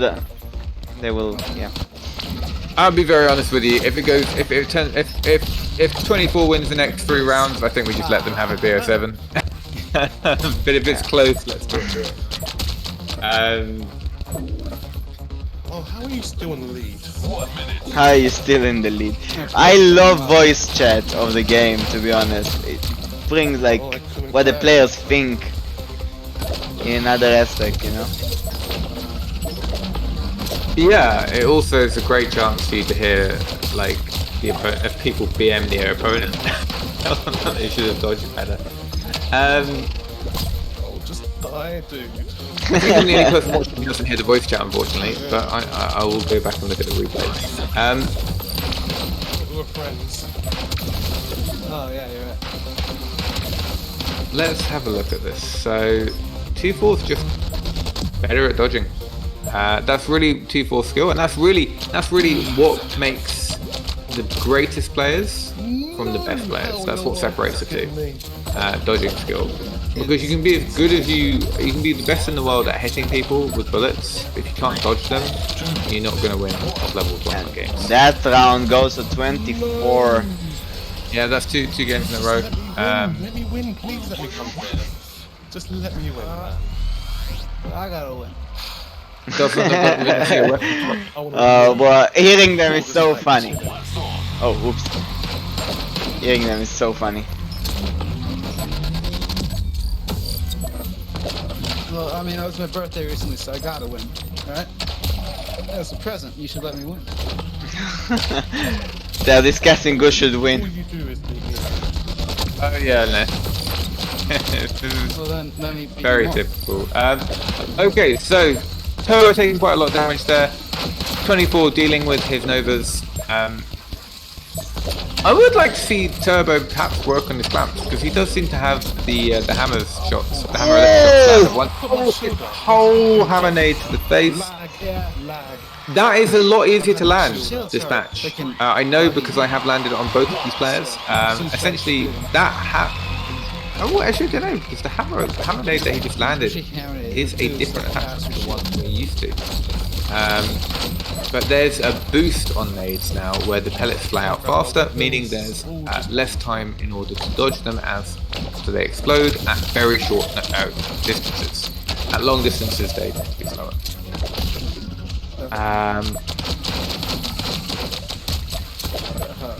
Okay, yeah, 2-4 just laying down better bullet hell. Turbo unable to dodge. You can see that's incredible drop blocking by 2-4. Literally just grabbing and dropping that Aegis shield. Oh, out of bounds damage. Didn't freaking warn me. Yeah, that evens it up. So we're kind of back route where we started in terms of the round start. Feels like Turbo setting 04, up. not 04. It feels like 24 is getting so much damage from the podium leave. Yeah, if you do a weapon swap up, He's getting so much damage from what? Like leaving the podium. Yeah, no, it's brutal. If you leave the podium, you take off a lot of damage very quickly. No, 24 said he's probably gonna swap loadouts after this round. I don't see a reason why, being the winner. Because he thinks he's gonna win and he wants to flex a new loadout. I respect it. Good for you, 24. Show us something. Maybe he wants to bring Luma. Maybe he wants to bring Majestic. And to be honest, he didn't bring Luma. He didn't bring Luma here, but he did bring Luma every time versus Tesseract. So like he Let me tell knows you. it's weakness. Sorry. Let me tell you, when you are up 3 games, if Seeming 2-4 wins this round, if you're up 3 games and you do a weapon swap, you're flexing. Yeah. If he swaps now, he's going to bring a flex loadout. I fully support this. Oh no, they are continuing. 24. Free. Let me win. Just let me win once in the last time's one. 2, 1. Just do it. Blast on. I mean, VR out.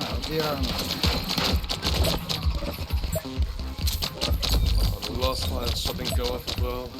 It's so good to see that drop blocking from 2-4. What you can see is he's got the Aegis shield, and then once the Aegis shield finishes, you've got the handle left, which is a certain amount of HP. Ooh. And you see he's using it to block all of those raptor shots. No, not raptor, wildcat shots as they come in. And he's not holding in front of him. As each one hits his hand, he's dropping the handle and then picking it back up again. So it's dropping it, hitting the thing, and then picking it up again and then re-dropping it. And you see how fast these shots come out. For him to do that, that's just an incredible amount of skill and precision available to him. You know, 24 is really trying to get one-shot grenades on his opponents. I completely respect that. I do the same. It feels good. It's a way to finish the round fast, and it completely demoralizes your opponent when it happens and makes them angry. That was a very nice punish from 24 with the back grenade. Lovely raptor shots too, just curving them into turbo. I don't know how to do that. Put your head out of the arena, man. That's Yeah, 2-4 seems to have Turbo's number here, or 24 seems to have Turbo's number here. Doesn't look good for Turbo. No. Let me get a round, man. Just a round. That's next round. 15 seconds. Oh, 10 seconds. You know, I think they will want to continue one more round. It's fun. Lag. Can't grab my weapons. Hammer me. Okay, well, Lag. we can let them know that it's a best of 9. Yeah, meanwhile, we can write to JJ, Josie, and Tesseract to open their lobby. Not start though, you know, so we can be ready. Lag. Well, I probably would prefer both of those players to charge the headsets and make sure that we don't have any headsets running out of battery halfway through. That's also true. Not We have like quest Tesseract, players. but that has literally happened in the past tournament. It is lag. Yeah, you see people just dealing with these extra HP Novas. He uses a hammerade there just to make sure it's not a problem. He doesn't need to use that hammerade there to deal with HP Nova. If anything, that was more. Do you the way think of he feels demoralizing. comfortable? 24. I think 24 feels incredibly comfortable right now. He does not seem to have a care in the world. He's using stuff he doesn't need to deal with weapons that won't hit him.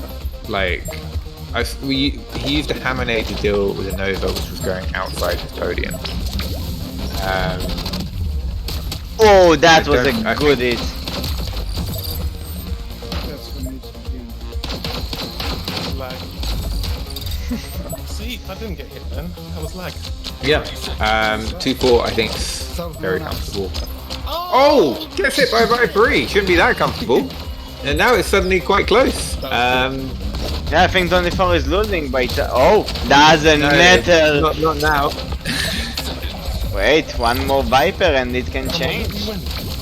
Unfortunately, doesn't Oh, have no! Viper Oh, available. no! Oh, he takes Turbo is in the winning seat. He's got 6 seconds. 24's got 6 seconds to change his round. Otherwise, he's got to get through another round or 2 before he can actually win against Turbo. So again, so well done, Turbo. Look at him! Look at him partying. Congratulations. Well done, Turbo. Was that right? Lag. I love how Turbo every time he gets hit is like lag. So much lag, dude. See, that was lag. Every time. Yeah. Okay, so you know, 2-4 in the driving seat of this game seems to have a lot more damage, but you know, Turbo's got a bullet hell combo coming up. Oh, does some nice damage there. Again, remember that Vipery, although Turbo misses it, it forces 24 to move into the path of more bullets. So while it's not necessarily doing direct damage, it's still doing damage. Fortunately, 24 does some more damage to Turbo there, putting on pressure, pushing him back.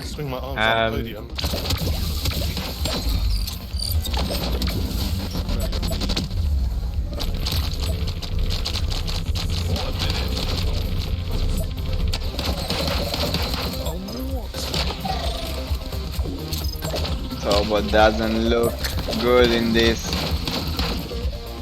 I think Turbo looks alright. I just think I think he can win this. I don't think he's beaten. I think the fact he got the round last round is probably giving him a lot more confidence. He looks pretty commanding with his Viper shots. He's kind of where he wants to be in terms of. No, oh, that doesn't look good. Yeah, I mean he's down on health. Don't get me wrong. Nice catch on the nade. He doesn't look like he's under pressure. He just looks like he's getting hit more. Yeah. Well, 10 seconds remaining. Yeah, he needs to hit this last Vipery shot if he wants to have a chance to win. He's going to set it up with these Novas. I think that. Wait. Yeah, that's a 4-0. Yeah, they don't think it's one more. We're friends, that's how you let me win. I don't necessarily know if we want to make them play out the last one. Let's ask them, you know what? Ask them in the chat, in the Discord chat.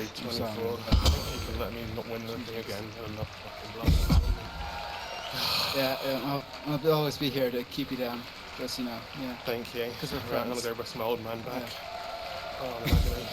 Alright, dude. Have a Take good it easy, evening. right, peace. Or night, whatever. You too, man. Yeah. Do they have an answer yet? No? Well, I've answered them, but they're still with their headsets. So. Yeah, as Baby Spine pointed out, that the HP Novas was very strong against Aegis, but that's why 2-4 had the Raptor. You could see that he was popping 2 shots into each one he dealt with the Aegis, and in total that is a 5-second cooldown in exchange for a 7-second cooldown. So that's 3 seconds plus 2 seconds for Aegis plus Raptor versus 7 seconds for the Nova. Oh yeah, so so Turbo says he wants to continue. No. So this is a final. So it's BO9. BO9. Apologies if this communicated effectively. Wait, what? No, there is one more. They can continue. Yeah, they can continue. So Turbo says he wants to continue.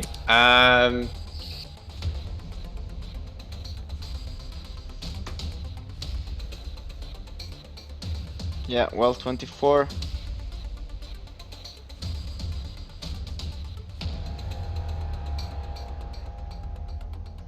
Let's go.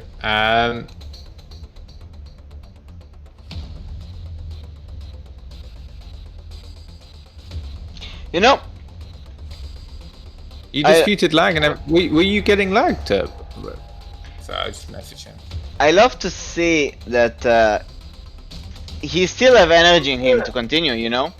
A lot of players losing games because of mental defeat, you know? It's a mind game after all, it's not only physical game. Because I can play versus you, Fabulous, and I might be worse than you, but I might make you feel like you're worse than me. And that's what will happen, because when your mind loses, you lose. And that's something good to see, that the Turbo don't give up, you know? His mental strength is very strong, and that's something that is good about players.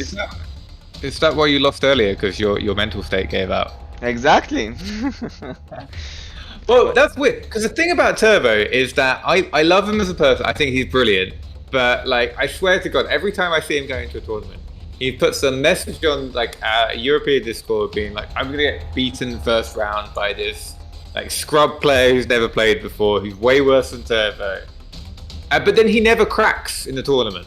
So I don't know if it's like him gaming, but he always kind of puts out this impression that he could break if you pushed him hard enough, but then he just doesn't. He seems to be very mentally strong when it comes under pressure. But outside the tournament, he seems like he's a moment away from breaking. Great player though, and let's see if he can. I'm sure he's also dedicating a lot. You know, it happens. I'm sure that one day he will be able to even rise to a point that nobody else can defeat him. Yeah. Well. So no answer for 24. We're gonna wait 2 more minutes, and meanwhile we're gonna announce the giveaway winners. Okay. Let's go. Okay, we have a winner, and our winner is Totoro. Congrats, Totoro.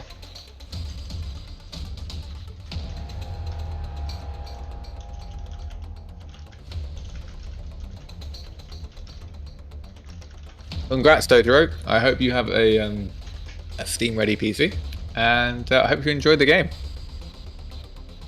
And unfortunately, Turbo, you did not win the giveaway, as you've messaged us. So we are waiting for T4 to get back in touch with us. I will say though that let's see. There is one more giveaway, Turbo. Don't worry. T4 said that in 45 minutes he needs to leave, and that was 35 minutes ago. He's typing now. Let's see what he has to say. He says, "Shoot, I'll be right back." Okay, so we do look like we're going to finish off this best of 9 series. But he set down the headset to charge, so you know they're just going to make a room code, and we're all going to be ready to go.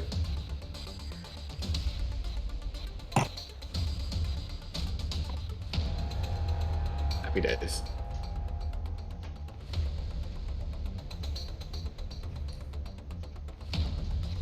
Okay, well, so far so good. So far so good, and my dictation today is not the best. Well, 4-0 to 24 versus Turbo. Not over beyond 9. Tesseract, Josie, you might as well get ready, because maybe soon we will be seeing the final.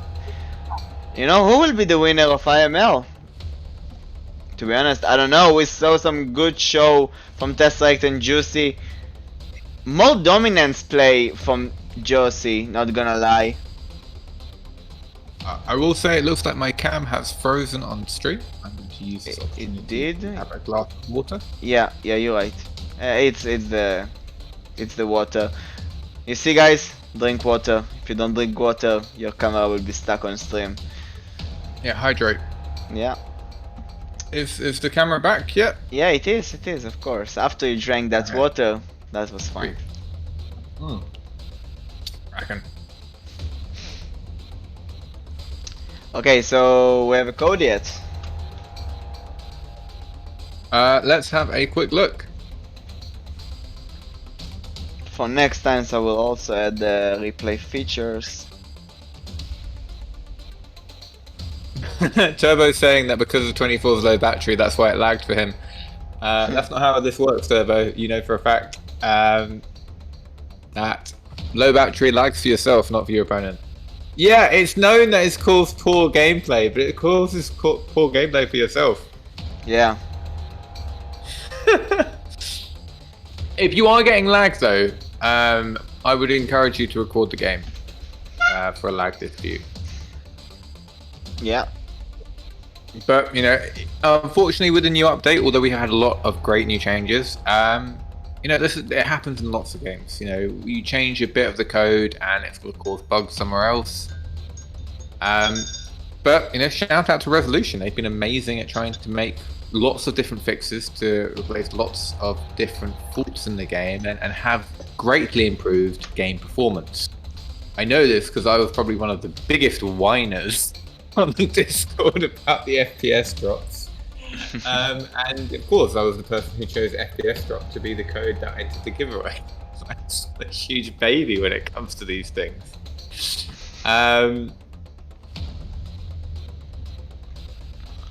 Ktotoro, the winner, don't forget to write to me on Discord. And Alumium, I can't say his name. Setivam. Alien Steven. Yeah. You can probably just call her Garlic, because that's what Alien Steven is. It will not be easier. You know, I'll just leave it there. You already messaged me. I will reply to you as soon as possible, and with the game code.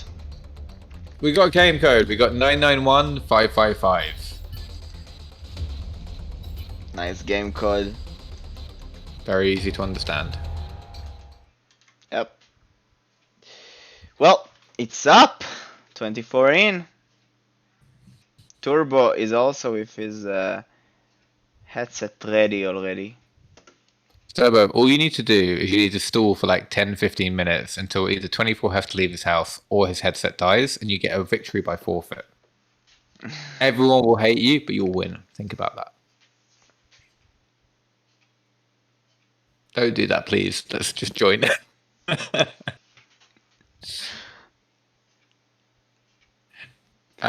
Tesseract,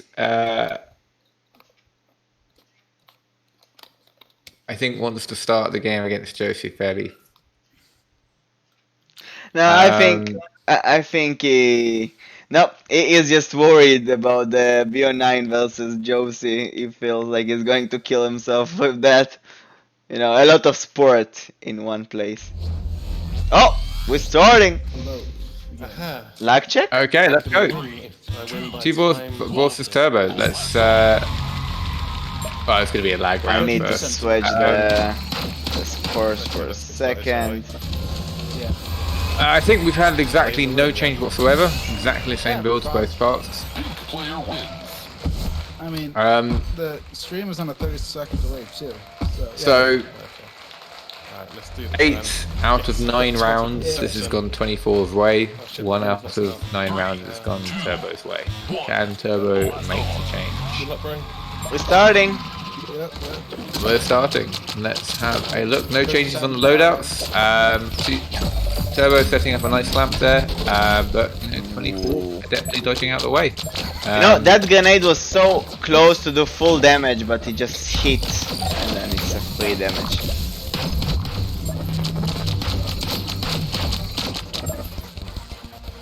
How do you move like that, man?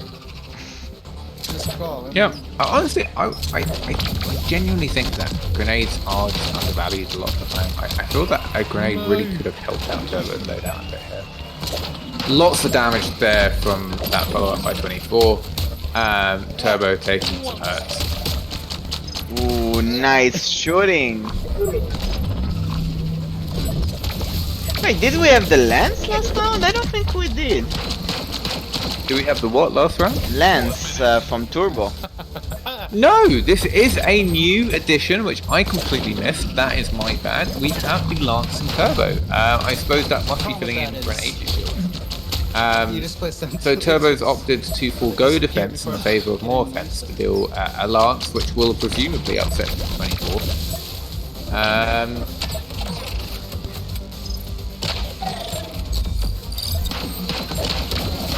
Now let me tell you that even if it's not effective, bringing a lance against them. Oh, he throws the hammer ellipse away.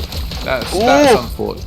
It's not game over yet. It's not game over, but it feels bad when you throw away 6-second cooldown for nothing. Now it's round over. That free bullet hit. I'm so sorry, Turbo. We saw that. That was painful.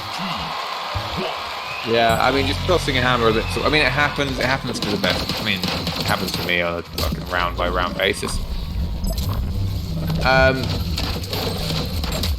It does seem though that 2-4 does struggle against these lasers. And Turbo's kind of adapting what Tesseract brought by also bringing a hammer ellipse. Just really. So really, actually, we look at Turbo's build on the whole. We're going to take another look at it. We've got Novas, Lance, Hammer Ellipse, all just if we can use them in unison, knock off a massive amount of podium and give 24 very little opportunity to dodge out of the way. But again, you still saw Turbo using it as a shield there, throwing it up to stop that hammer nade damage. Putting down the... Ooh, nice catch. Oh, and the Viper that's shot. a lovely Viper ellipse shot right there, just straight down his head while he's flying.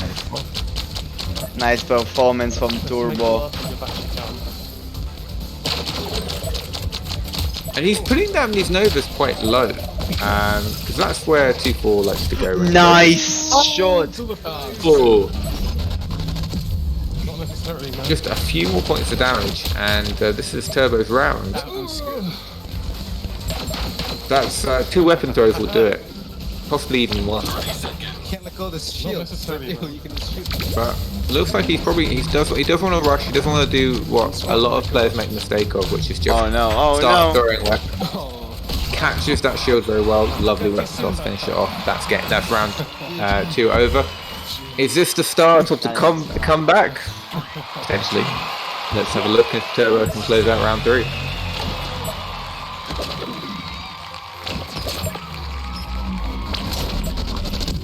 no. I will be going off camera for Wait. Or Turbo takes a lot of damage here. Turbo under fire. It is lag.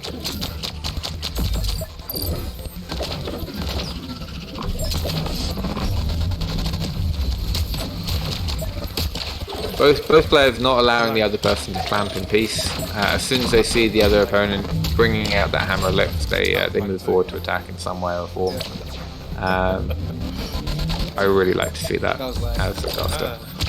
Too often you see hammer ellipse players, or 2 players just allow each other to clamp in peace. You want to put pressure on your opponent, make it harder for them to set up combos. And the Lance does a good job of that too. Oh, Turbo is so low. Turbo hanging on by a thread here.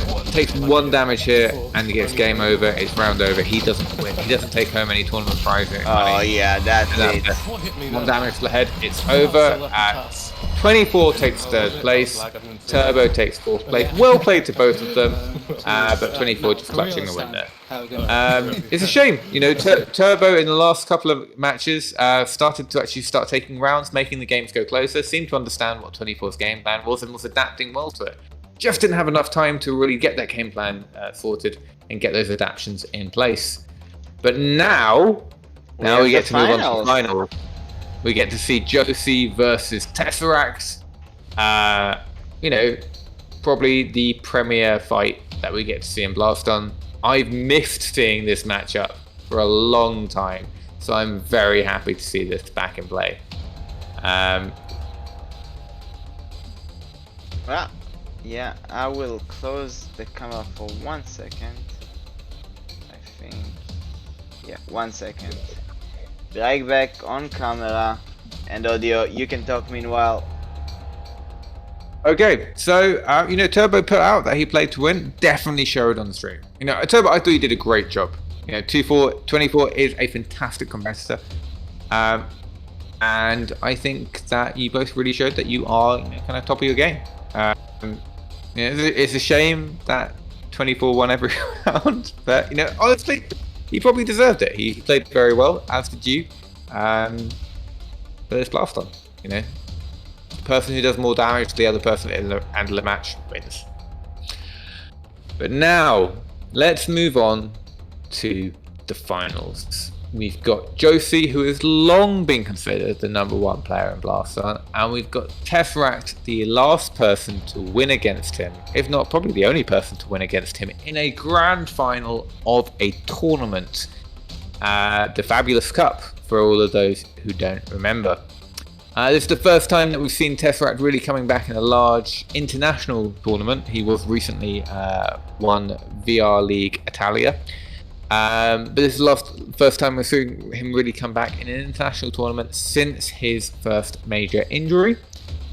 He's not fully recovered, unfortunately, but he has recovered significantly that he is still a force to be measured with.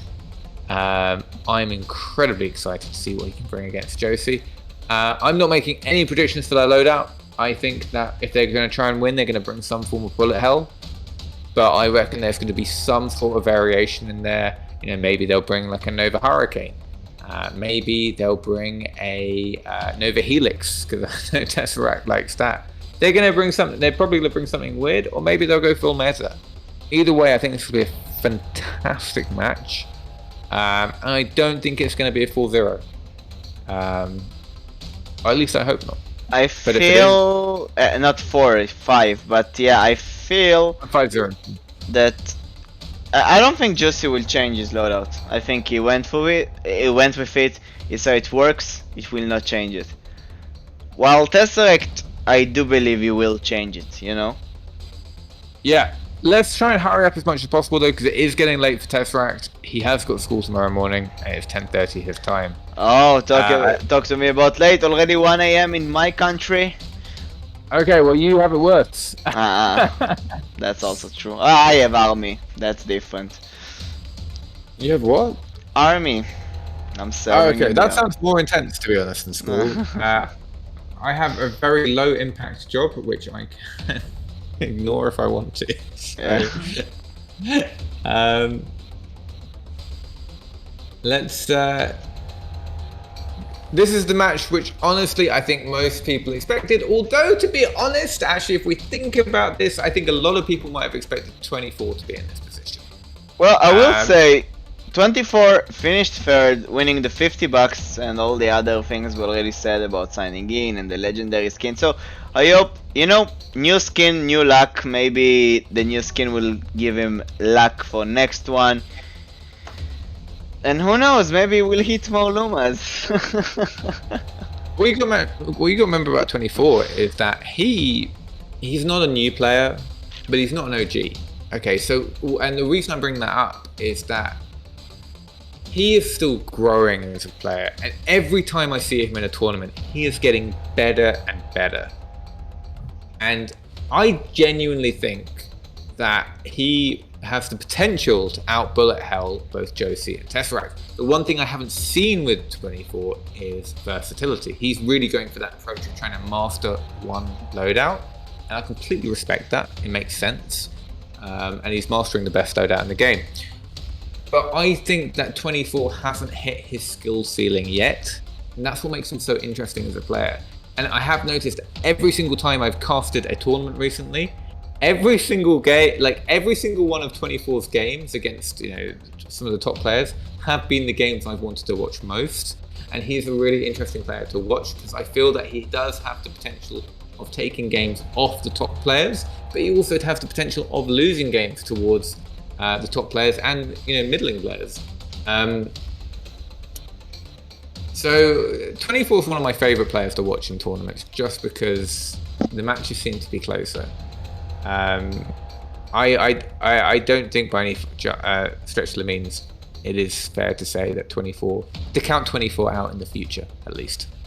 Yeah, well, it did finish third, but I think that on the leadership of the league he was second, and then Tesseract. So yeah, it's very close. We have a code.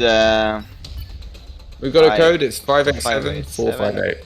458. By the way, I believe that people in the chat can join live as well and watch the game literally from inside the quest, right? Still available. So yeah, if you guys want to do that, you're welcome. I'm still waiting for resolution to allow spectator voices to be heard by the players. Oh yeah, that would allow me to join and heckle. Not happening yet, but it would be fun. Well, let's reset the scores 0-0 and let's change it in the challenge. Okay, so we've got Tesseract versus Josie. Last match. The thing is, it's hard for me because I gave a whole speech earlier about how everyone always bets on the opponent because they want to see an upset against Josie. And Josie's a really good player. He's a really humble player and he's a really nice guy. And he's honestly probably one of the epitome of who you'd want to represent the top level of a sport because he's humble. He just loves the game. and he doesn't brag or show off. But at the same time, I want to see an upset. So I want to see Tess win. So I'm. This is hard for me. Predictions. I want to. My predictions is I don't think it's going to be a 5-0 sweep. I think we're going to see some close games.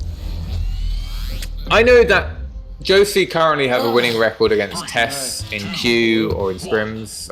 Tess has told me that privately, and now I've said that to the world publicly. So, well, he hasn't. He said it to me in Discord, which I did before, and then he said it to me. But the point is that he has been losing to Josie more often. But he's such a good player, it's going to be interesting to see what he does. Let's look at these loadouts. We've got traditional bullet hell from Josie, but he's got a Cortex shield rather than Aegis shield, meaning that he would have predicted the bullet hell build for Tesseract, which would be absolutely right.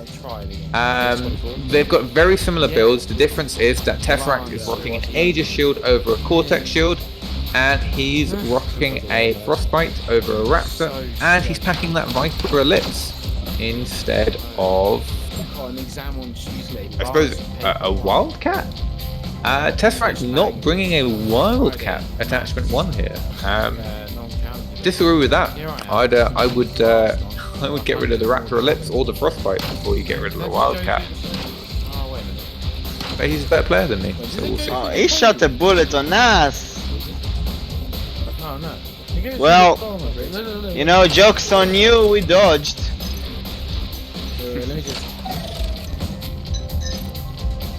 Okay, that's a pretty long network check round. Like, it goes underneath it, then it's sort of... Maybe if I do it sideways. What the? Okay. I'm not sure. They're really shooting the hell out of the opponent's podium there. Okay. They're ready. I love this map. Don't tell me this thing. Do not tell me this thing. 15 seconds. You know, we want to make sure though that there is no network lag. Yeah. Especially in grand finals. Let's talk about the loadouts. Josie, not the same one. He went with the Cortex shield, I think, this time, and not the Aegis. Yeah, I mean the Aegis is better against Novas. Cortex shield is better against bullet hell. So I think that Josie probably made the right choice here. Aegis is nicer because it has more health, it can deal with more things, but Cortex lasts longer, it's got a bigger shield area. Typically, if you're running Cortex, you tend to be bringing double shields at this rate. So this is the first time I've really seen a build that's bringing only Cortex. Both players just putting on a good bullet health. Tesseract eating some pellets there, giving Josie the minor advantage. Taking a Raptor reshot there.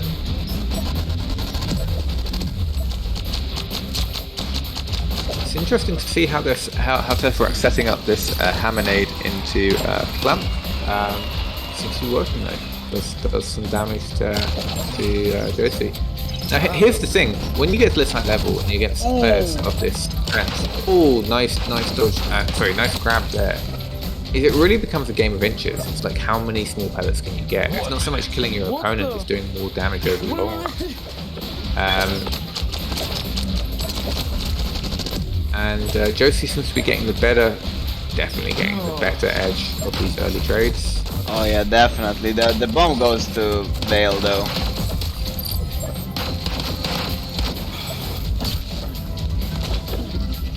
So Tess setting up a clamp here, and he's going to look to pressure with this. Do you know where Josie's playing from? Where's Josie playing from? Josie's playing from America, but I'm not sure. I know that I can definitely find out which state he's in.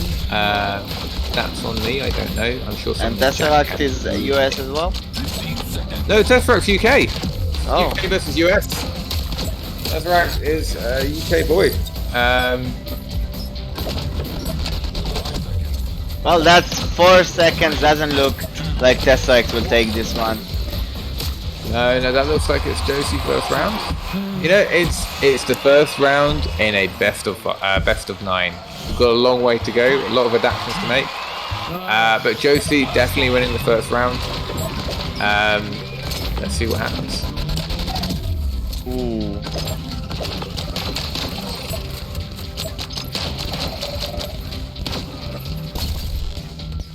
Ah, you know that. Both are just weapon toss damage being the main difference.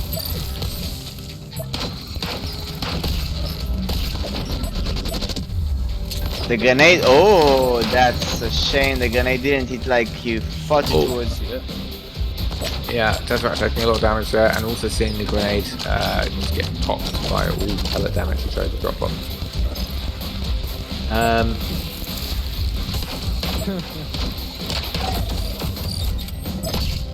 So, some very nice Raptor shots. Unfortunately, Josie is just very adept at dodging these things.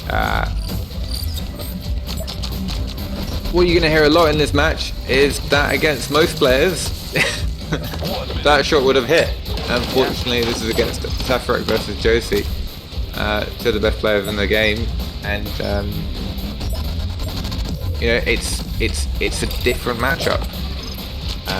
As I said earlier, it's a game of inches. It's who can get the smallest chip damage advantage. Yeah.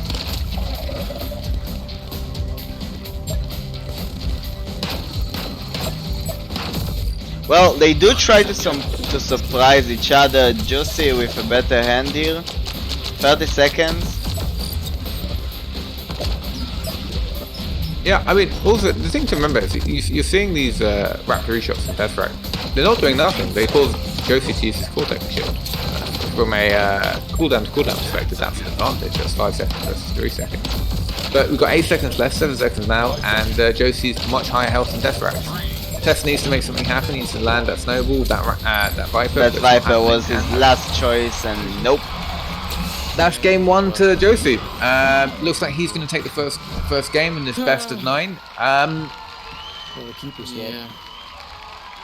Do I think there's going to be a loadout switch? Yeah. I was about to say no, but I was proved wrong. So there's going to be a loadout switch, initiated, I assume, by Tesseract, and we're going to see what they change up. I would like Tesseract to have a Raptor, not a Raptor, a Wildcat. Sorry, I make this mistake all the time. I think that not having a Wildcat as build limited him somewhat. It's such a good weapon, especially with the attachment 1 now. Well, actually, Wildcat attachment 1 is what I'd say he needs to put in. That, maybe you don't like the weapon so much, it's considered a boring weapon, but it's so strong you don't want to take it out. Oh, JJ is from Cali, so we got Cali versus the UK. Oh wow. Yeah, and as Baby Spine said, Cortex Shield is very good against bullet hell, specifically Hammerade. It's got a much wider room to mop up those pellets, last longer. I would just say we're starting a new giveaway until this game is over. So go on, write the word finals, and you will be in the wheel again. Yeah. So as Tim says in chat, he thinks that Tesseract will change loadout. Tim, you called it better than me. Absolutely correct. Good for you. I would like if Tesseract is going to stay with the bullet hell combo, which I'm not 100% sure he will, although I would 100% think sure that he should do. He would be better if he would sub in Wildcat attachment 1.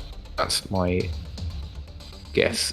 By the way, I will already say this giveaway is on BLASTON key. Either Quest or Steam, your decision. I hope it happens because I have I have a couple of friends who have VR who don't have BLASTON yet. We have a code, and DS Toto, you can join again. Might be your lucky day. You can join again, but you have to give the prize to me for reasons I will explain later. Yes. Once I work out what they are.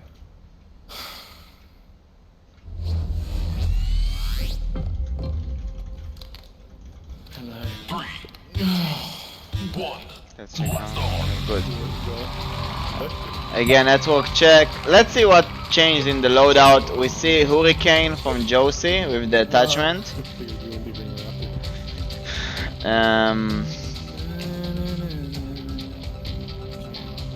And the vector coming from Tesseract. Oh, he uses bounce weapons. He's a bad person. I'm joking. So we've got Majestic Nade from Josie. As you said, we've got the split projectile hurricane from Josie. So there has been some adaptation here. Still using the Cortex shield. This is a very interesting change. Majestic Nade was very good against 24. I wonder if it's going to be the same benefit against Tesseract. Tesseract seems to have subbed out that Viper Ellipse for a Vector. Again, he's looking for chip damage. He's got that Wildcat attachment 1. Thank you, Tesseract. I know that it's 100% not me that made you this switch, but thank you for making the switch I wanted. So really, Tesseract's got a bit more bullet hell than Josie. He's to put up a big wall of pellets. It's pretty much just pellets. The most damaging thing he's got in his loadout is a Raptor Ellipse. And he's going to go for that War of Attrition. Okay, we're starting. The same is true for Josie's. Strongest, most damaging thing he's got is that Raptor Ellipse too. God, the pain of that rain. Oh, nice damage from Tesseract and Josie there, just smacking him with those shots. Okay, so now it's time for Josie to make his push. Not doing quite as much damage on Tesseract. Tesseract using that Aegis shield with great effect to dodge it. And Tesseract just needs to be mindful of these hurricane pellets coming down. Oh, Josie hit out. Yeah, doing lots of damage. What? These hurricane things So this is where the pellets become annoying. When they start falling down while you've got a wall of bullets coming to you from Hammer Ellipse. It just means that everywhere you look, you've got to be dodging from up front, from side to side, forward. The only place you don't have to worry about is from the back. That's because Josie is being a good person and not using any bounce weapons. Yes, I'm biased. Okay, so now we're going to see Tesseract set up his lamp, move forward, put that down that vector shots, and now move forward for the Raptory. And he's going to do some damage to Josie. It really does seem like sometimes they're just taking turns, so you can see the most damage. Taking turns in terms of setting up their combo. But here we see both of them setting up clamps at the same time. Tesseract just throwing up that shield to make sure that that Majestic Nade is no problem for him. Looks like this is going to be Tesseract's round. Don't want to jinx anything, but oh, there we go. Nice vector shot. Yeah, the vector bounce off the top, hitting the podium, flying up, doing 6 damage to Josie, closes out the end of that round. Nice game from Tesseract. Seems like the changes he's made have been effective. I would be very interested to sit down and talk to him and see what his approach to designing his loadout for this game was. Okay, so first combo here, we see that Josie seems to get the better end of things. Tesseract doesn't quite deal with that Majestic Nade, is in a worse spot here. But Josie seems to be running out of cooldown, to be honest. All he's got here is a Hammer Ellipse clamp, which Tesseract nimbly dodges out of. Wow, nice catch, and I catched it. Yeah. What? So Tesseract is now winning on HP just because Josie snagged a few pellets there. And it's a marvel to watch players like Tesseract and Josie and 22-24 dodge out of these clamps. They seem to move very slowly and efficiently and just find lines, which most of us would struggle with.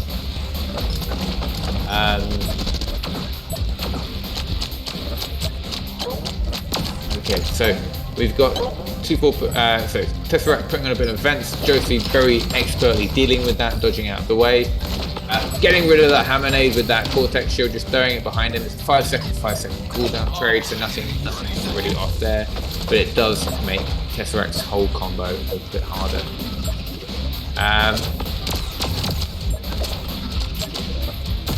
You can see Tesseract's keeping an eye on these this hurricane rain, I suppose is the best way to describe it. Tesseract said 30 seconds left. It's so close. You know, what one damage on either. is gonna take it. Looks like Tesseract's gonna get the win. Yeah, he does. It's close enough that, you know, I know you're right, but you shouldn't have updated that score beforehand. Oh yeah. No, it only updates on the save. Don't worry. Okay, so we've got 1-1. We've got a weapon switch. I've been proved right. There's not going to be a 5-0 sweep, which was honestly the most low-key prediction one could make when it comes to this match. But Tesseract showing that, you know, he's back from an injury. He's still got a bite. He's still got the potential to take games off the top players in the world. And dare I say, he's still got the potential to be considered one of the best players in the world, if not the best player. Fantastic game from both of them. Let's talk about their builds.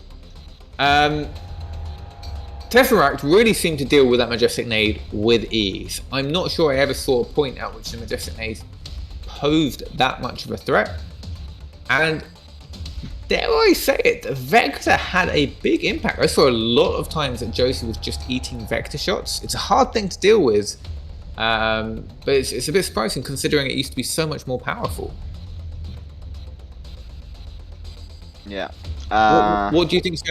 What are your thoughts going into this finals? I feel like the Luma will be used. You know, I feel like maybe no. Actually, no. None of them uses the Luma. Maybe we will see the Lance again from Tesseract.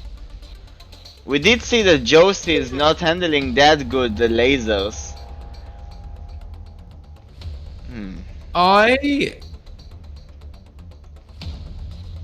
I respect too much. I respect these players too much to assume that they'd bring Lance. Sorry, I have some very, very, very hardcore views about Lance players. The thing is, I think both of them understand that the best loadout in BLASTON is Bullet Hell. It is. It's the most effective loadout at killing your opponent. And they are playing against. For each of them, they are playing against the hardest opponent they have to play against. There's an argument to say that Josie might find 24 harder, but Tesseract is definitely either first or second place when it comes to Josie's least preferred opponents in terms of having to try and beat them. I hope they're not going to swap loadouts all the time. It's gonna be long. Oh, we have a code already. Sorry, I'm getting excited. I want to see the match. This is a very hyped match. I hope you all want to see it. Okay, we got a new code. We got 214772. Yeah, win. Don't worry. Okay. Sorry, I was busy looking at the Twitch chats. Baby's fine. You're right. I don't like Lance. No one likes Lance. All the top players like Lance. No, I think. Wait, what did they change then? I don't see changes. Do you? Let me have a look. Okay, so yeah, Josie has swapped out his Majestic Nade for a Hammer Nade. So that's one change. From Tesseract's side, I see the exact same build. It might just be a simple switch of nade. Wow. Is this looks like a proper round, so I think we're straight back into action. Tesseract taking the worst end of the trade. Oh my god, stop. Straight down to half HP. Looks like Josie's got a commanding lead in this round. Vector goes on. He starts to Vector into the Wildcat. Does deal some damage there by popping up the Vector into the top of the ceiling and then following up with that Wildcat up front. He causes Josie to have to try and dodge from two different places, which is unfortunately not able to do. Takes some damage on that hammer reclamp in, and the hammer made damage. Josie feeling that hammer nade, setting up with the clamp. He's going to throw the hammer nade out, follow up with that hammer clamp, and see if he can put a wall of bullets that Tesseract can't dodge. Unfortunately, Tesseract stands still and just finds the line and doesn't have to worry about it. The health has evened up. It looks like Tesseract does have an opportunity to bring this back, but he's only got 24 seconds to do so. Throws out that Vector. Is that going to hit Josie? No, it's not. This is Josie's game unless Tesseract can make something happen. He's setting up that bullet hell clamp, but so is Josie. What's going to happen here? Tesseract using the shield to accurately defend. Needs to take off around a third of Josie's health. Got 5 seconds to do so. Needs to do so with that Wildcat Raptor combo. Doesn't do it. We can see most of the rounds ends with 0, like they're not finishing each other. This is how good they are at dodging, like. That's really it. The top players, the difference between the top players in the world and, for example, the next top 20 is dodging skill. And this is, you know, I was talking to Tess earlier today, and I said the reason I'm not a good, like a top player is because I'm not very good at dodging. And if I need to get to a top player position, I need to spend a lot of time working on my dodging skill. These players already have that. They know how to dodge. They can weave their ways in between these clamps without taking damage. They know how to drop block well. And so it's very rare we're going to see them go down to 0 HP. Looks pretty even fight.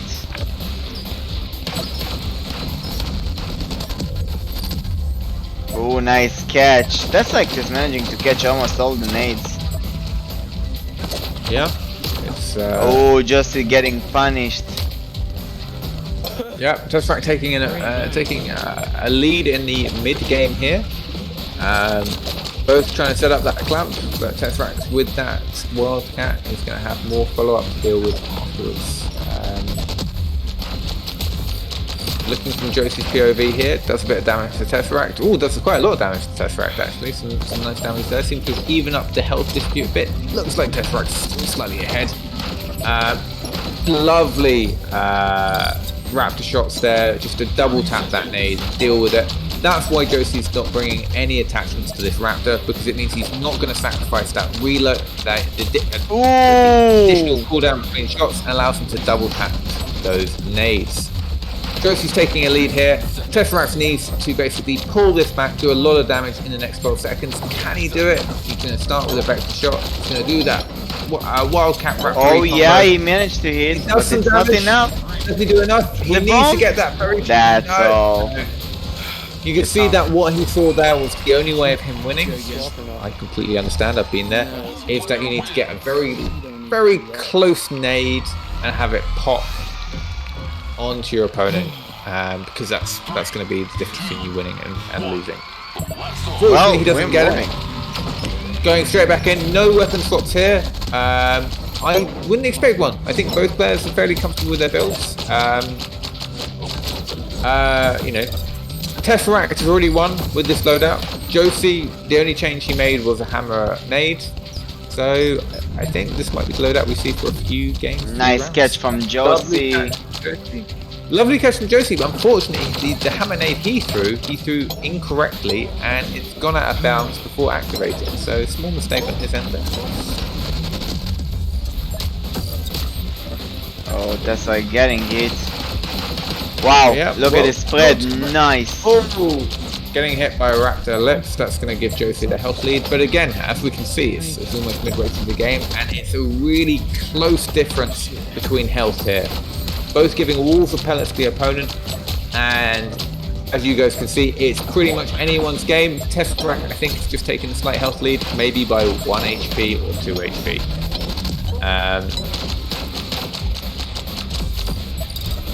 Oh, some lovely drop blocking and dodging there with that nade. With that shield from Tesseract. Josie putting on fantastic pressure. Unfortunately, Tesseract does the same thing as Josie earlier. It throws out the nade before it activates, essentially losing 5 CD for no apparent reason. Happens to the best of us, as clearly evidenced by the two best players doing it in the same game. Same round, in fact. Ooh, Josie. Lovely Raptor shots there by Tesseract. Setting up the clamp.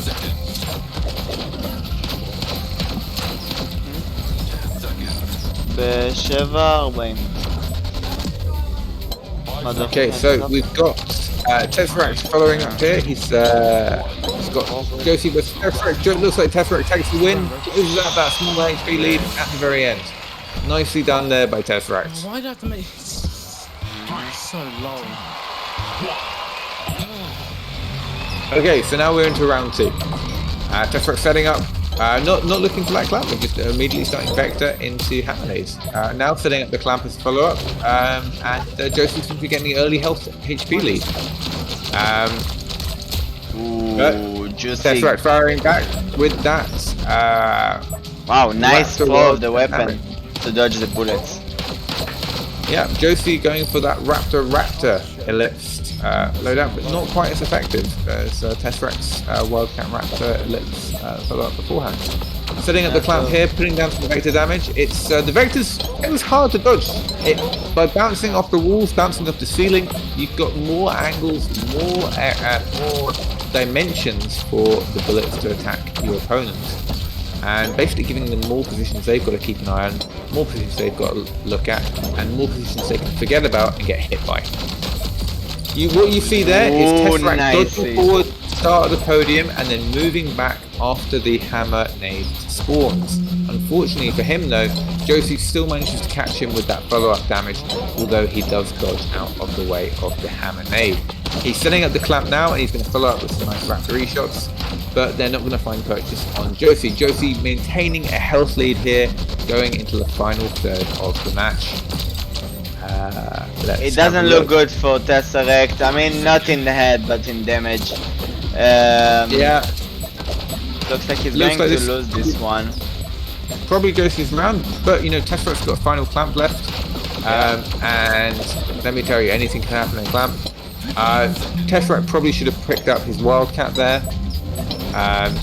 Just for the follow-up, just a combination of Raptor. That's the end. Josie I don't think he can. Yeah, Josie catching that hammer nade probably spells the end for this. You know, one round apiece. We're going into the fourth game. 2-1 up to Josie. Can Tesseract clench this next round out to level up the scores, level up the games, and get that 2-2 and level up? Or is Josie going to make it 3-1 and start taking a commanding lead? In the past, you said that 24 managed to win Josie, right? Yep, 24 recently beat Josie in a Fight Nights, but Fight Nights traditionally are best of ones. 24's actually, I don't think, beaten Josie in a best of series, but he's been very close. Tesseract has beaten. Tesseract won the Fabulous Cup, a tournament I put on not too long ago, well actually quite a while ago. Oh, some out of balance damage there by Josie. But yeah, no, Tesseract has beaten Josie in the past. Before he got injured, he beat Josie in the Fabulous Cup, in a best of series in the finals. Tesseract, I believe, is the only person to have really beaten Josie in a best of series finals, not just winning a game, but winning a whole match itself. Looks like it's Tesseract's game. Josie's got to really pull something out of the band here to even up that out-of-bounds damage he took earlier in this round. Tesseract can kind of essentially sit pretty, and he's definitely not feeling pressure now. So Josie's going to really have to amp up his pressure to put something on him, make him make a mistake and take some damage.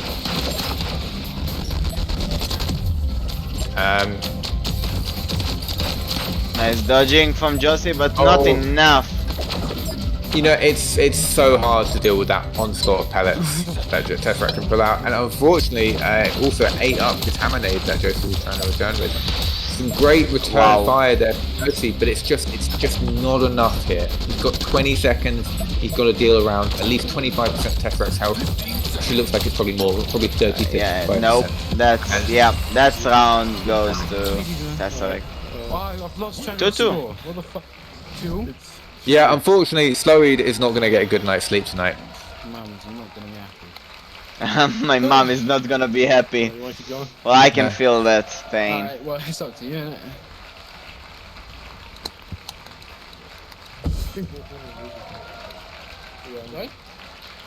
The thing is, I see Slowyd saying he wants Tess to win, and I respect that, because I think Tess is an awesome person. I really like Tesseract as a player and a person. I also really like Josie. I think one of the really nice things about BLASTON is the top level of players.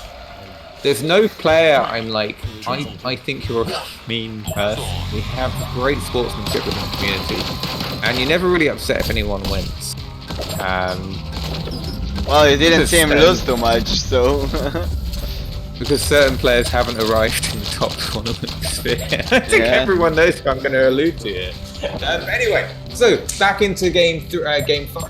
It's 2-2, Josie versus Tesseract. No weapon swaps here. We're going to see Bullet Hell versus Bullet Hell. We're going to see the best two players play with the best loadouts against each other. Slight differences, slight variations. We've got Cortex Shield versus Aegis Shield. We got Raptor versus Vector, but other than that, pretty much spot on the same. Honestly, I'm liking Vector here. I don't like Vector as a player myself, but Tesseract's definitely making it work. At the same time, I also really like Raptor in a loadout, but it can effectively deal with nades. Just with that double tap. Ooh, Tesseract getting hit. Yeah. But what you gotta remember here is Tesseract just got hit, Josie's run out of cooldown. He's used all of his weapons. Now it's Tesseract's turn to follow up with that damage. It's never so much that Tesseract gets hit and now he's in a worse position because he's got more weapons available to him, more cooldowns available to him. And he's setting up a clamp now, he's got the hammer nade coming from the side, he's following up with the Vector. There, putting lots of damage from Josie. The one who took damage earlier, now following up with the cooldown. He saves, and he's doing more damage. Josie's now in that position now, doing more damage than Tesseract, but Tesseract's still holding out with a lead. Starting with that Vector, putting one to the top, one to the side, that's more damage that Josie's got to think about. But using that Cortex Shield with that wider shield and that longer cooldown period just makes short work of dealing with those things. Tesseract, all nimbly dodging outside of that hammer damage. He's gonna take it! A lot of damage. It's so close. It's 5 seconds. Who's gonna win? We don't know. Throwing up the hammer, that shield. Oh, that one damage. What's it gonna be? Who's gonna win? Who got it? Tesseract got it. So close with that. Look. I think it's the one weapon throw. It was a weapon throw at the end, and that's what really made the difference. If that weapon throw didn't happen, we go see that was the closest round I've seen. So, wow, well done, Tesseract, for making that difference. Well, to be honest, Tesseract did have very strong gold that round. Only in the end he got damage. So 100% true. But what you got to remember is that Josie put on that damage. You know, regardless of when it happened, both players got very strong offense and a good defense. So well played to both players.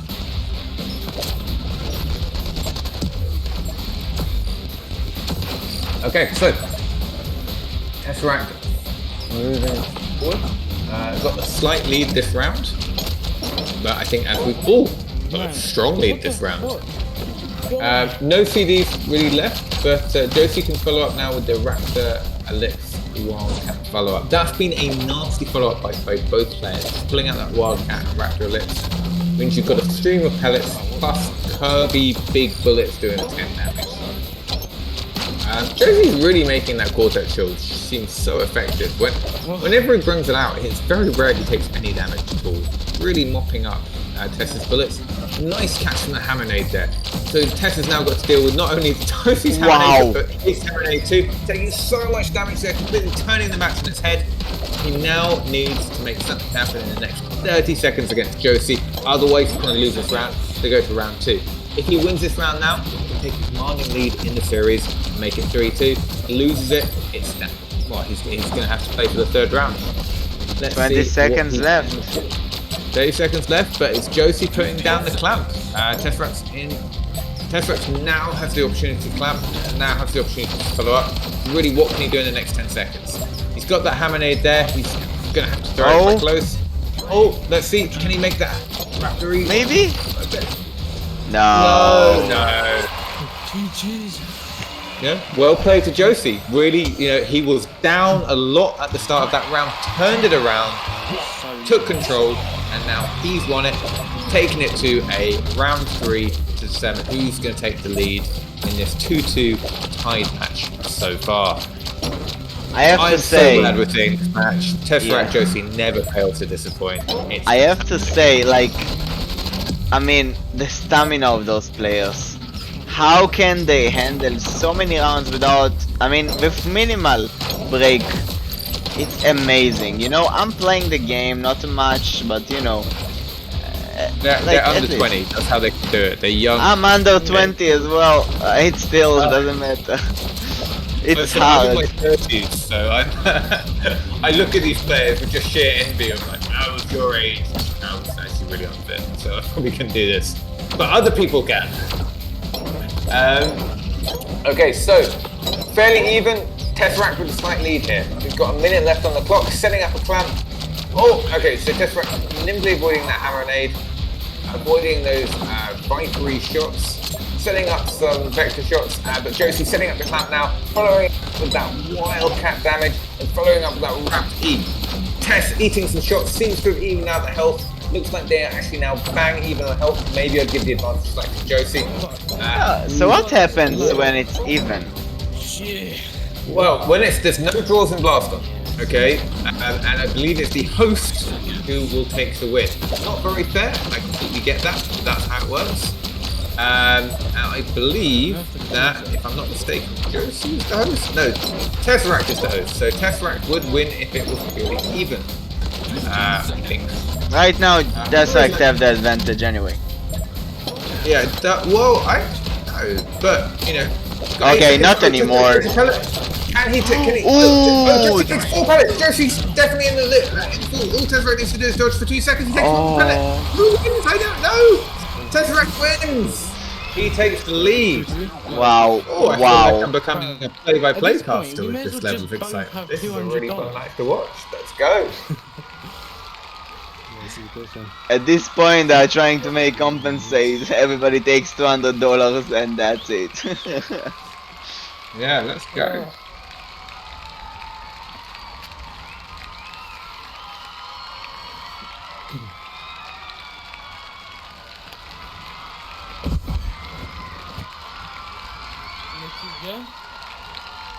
Okay, so, do we think this will be a weapon swap? I don't think so. I think that these rounds are close. And both players are fairly happy with what they have. I don't see Josie. The only difference, the only change I see potentially Josie making maybe is to bring in a major shield. I'm not saying that's the only change she's considering. Knowing Josie, he's probably that maybe I need to bring over Hurricane, but we're straight back into the action. Not going to make any changes. As we've said before, Bullet Hell's the strongest loadout. Both these players want to play the best loadout because they know that they're playing against the best players. Nice dodges from Josie, I have to say. That was amazing. Tesseract taking lots of damage on that backstone there. He's setting up the clamp now. He needs to make up for some lost ground. I have noticed that Josie seems to have been doing a lot better job recently of dealing with these vector shots that he was at the start. I'm starting to, I suppose, get a read on where Tesseract likes to place them. Taking some pellet damage there, but it's he's still got such a solid advantage going into half the round right now. That Tesseract's the one that's under pressure. Tesseract's the one that needs to make some pellet. And yet Tesseract's the one that's taking a bit more damage here. I have to say, both players don't use the Viper, we saw a lot of Vipers today. But they don't wanna. They just go for the hell of bullets, The thing is, Viper is good against people who can't dodge Viper. I don't want to say it's disrespectful to bring Viper against an opponent because they're good. It's just, against Tesseract and Josie, they are very, very hard to hit with Vipers. And Vipers are fun. But in terms of, are they the best weapon in terms of getting consistent damage, in terms of winning games? I think when you're taking a game so seriously as they are now, because they're going to win. Okay, so I'm so biased my side there, being like, damn, Tesseract doesn't win. Josie takes this game. I'm in favour of Josie winning this round, just so we can make it 3-3. Let's make Slowyd stay up as long as possible. Let's take every game to round 3, have it go to 5-4 for the winner. Tesseract taking a bit of damage there.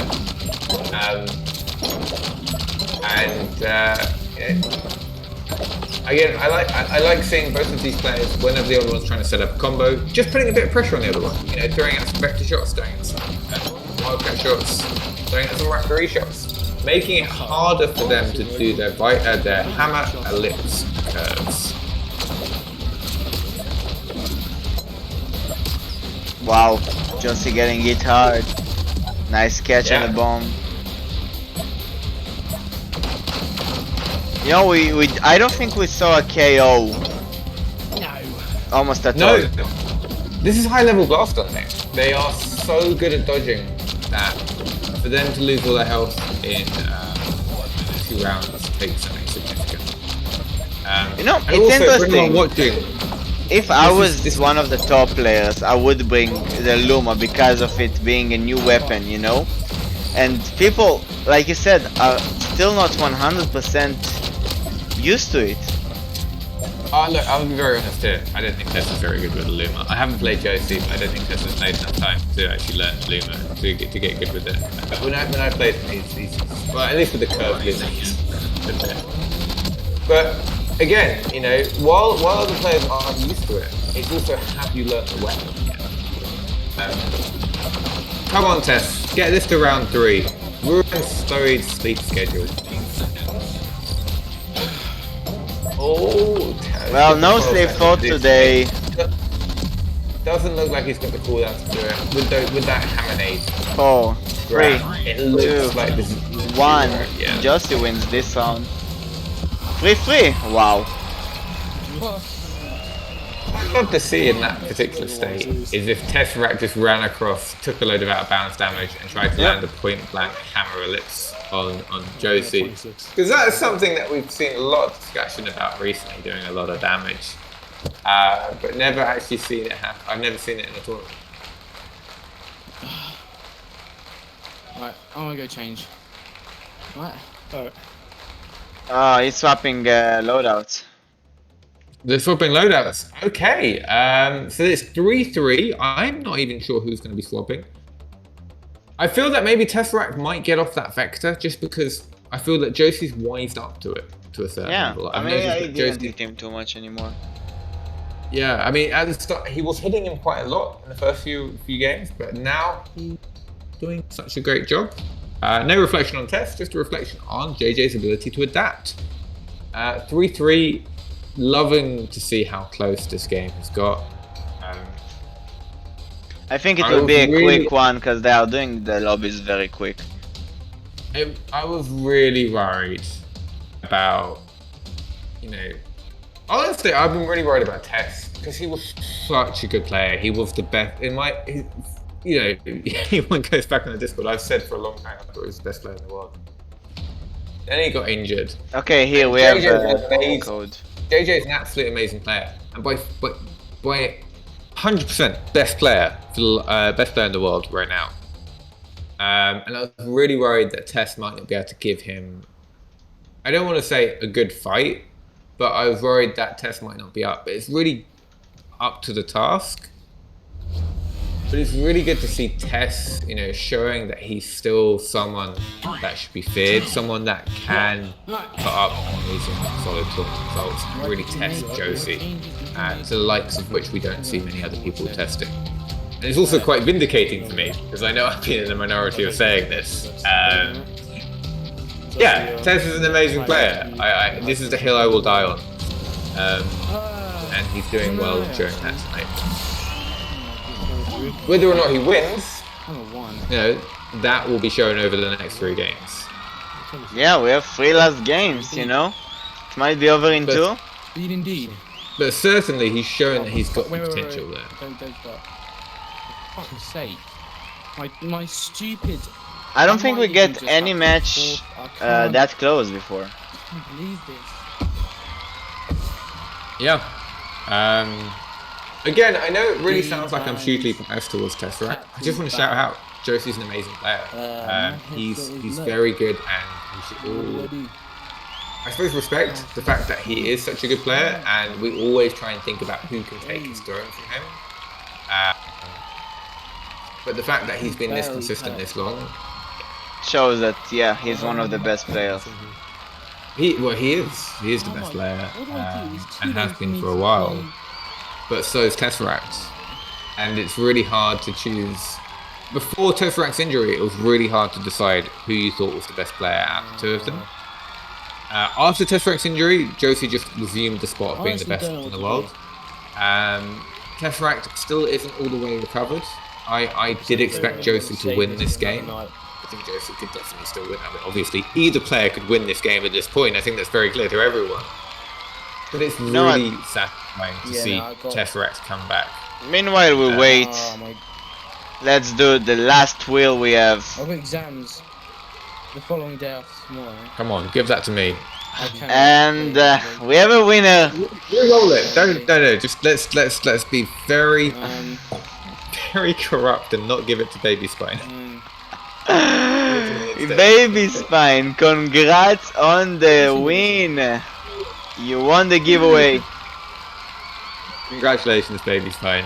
DM me in Discord. Deadshot. Okay. And congratulations, Deadshot, for not. Yeah. Well, I suppose agreeing to me being corrupt and changing the results to my benefit. So it's good moral character. You will get your benefits afterwards. So let's have a look. Is this the new game? Not yet. And with that, I'm going for like 3 minutes. I'll leave you here. Mic off. Don't be scared. I'll be back as soon. Okay. Am I going to be online to speak to people in chat? Well, I don't know.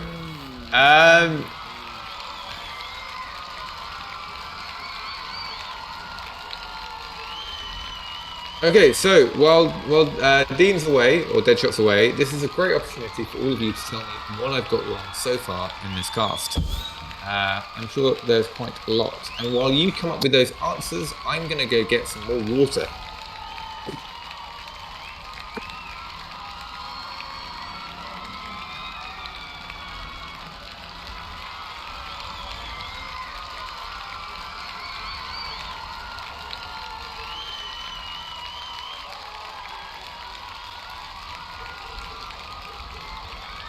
Keep opening this up.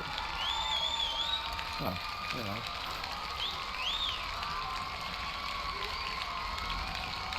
I don't know where the sensor is.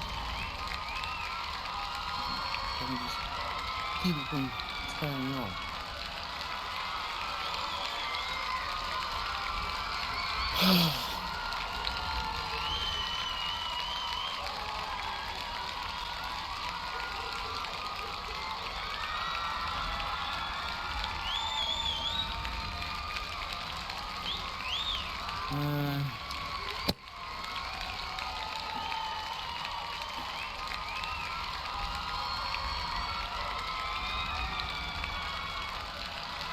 I might have to forfeit.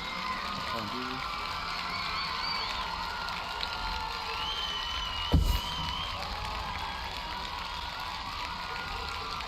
Oh no! Tess's battery is too long. Too low. Yeah, I mean this thing Tess! is like what? This is feeling very familiar.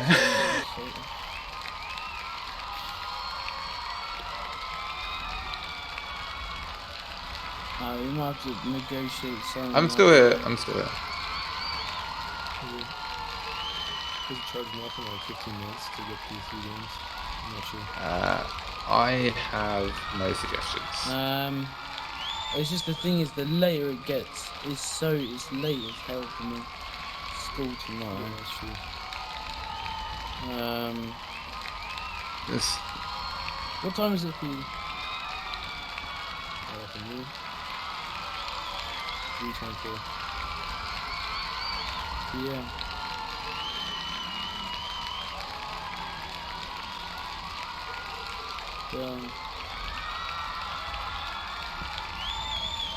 You guys are going to be locked into this forever. You're never going to sleep, Slowyd. Neither you, Kate.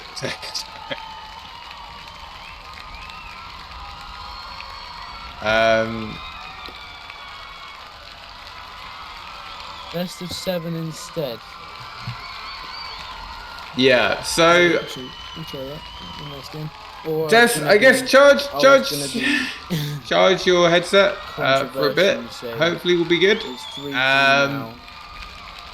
win the next 2 games very fast, then we won't be a problem. Or lose them very fast. Yeah, actually, we've only got 3 games left.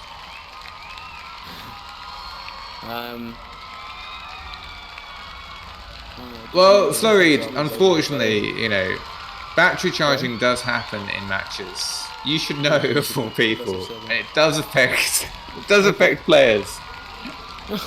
I'm not bitter. I'm just pointing out that you had to charge your battery in our match yesterday. What did you say? Yeah, I know, Turbo. It's Tess's selfish fault for not 5-0ing Josie. Well, I'm back. Hey, yeah. So, small problem. Tesseract's battery on his headset is low. Do you remember when I first made the rules for this league, way back when, and I said that we had to include a portion about how we need to have people have to make sure that their battery is charged. I actually mentioned that to you. Yeah, well, you know, but they had a pretty long break, the 24 versus Turbo. But we will finish it with BO7 instead. But here's the thing. Tesseract is the reason I included that rule. Another tournament, Tesseract's battery fell out. And that's happening again. He has to buy a battery pack, you know? Very good thing. Very good you don't product. want to play with the battery pack on, because it does make you slower. Why isn't he charging? No, Slowyd, you only won 4-3, and if we'd taken Tim's suggestion and counted that game that you won because I lagged out as a game for me, I would have won 4-3. But no, you won 4-3. How late is it in Europe? Well, in Israel it's 1 AM 30 right now. In Europe it's 11:30 according to the UK. Shut up.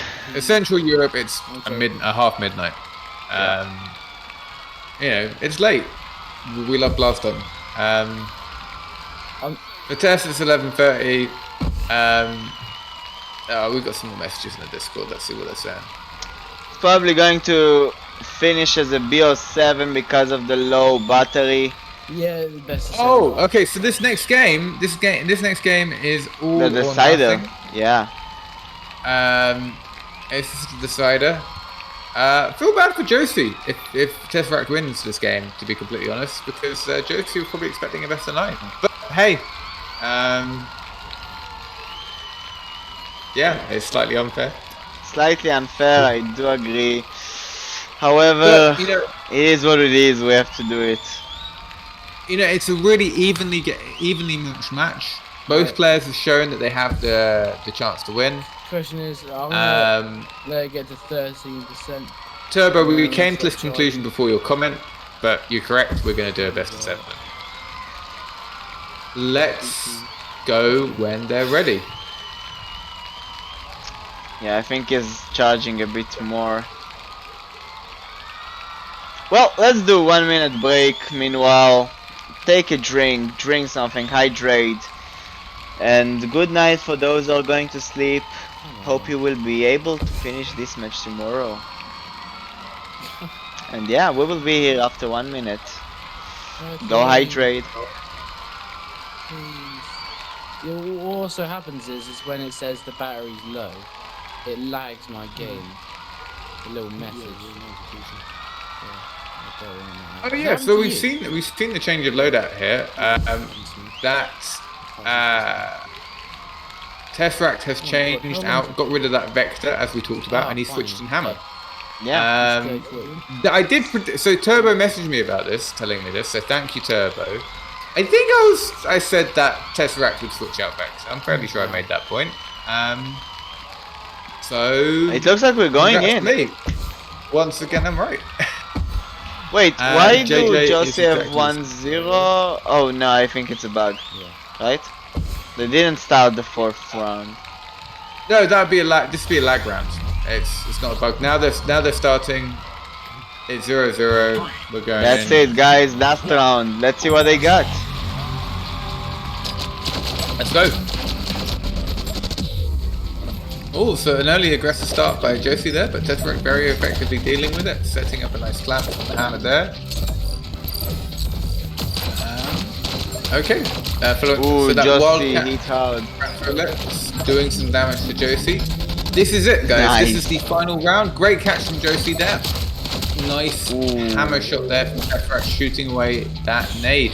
Josie is taking the lead in this matchup right now, but Tesseract has a clamp here, and can he put on some damage? No is the answer. Josie maintaining a slight lead, although it does look fairly equal now I look at it again. Now he's maintaining a lead.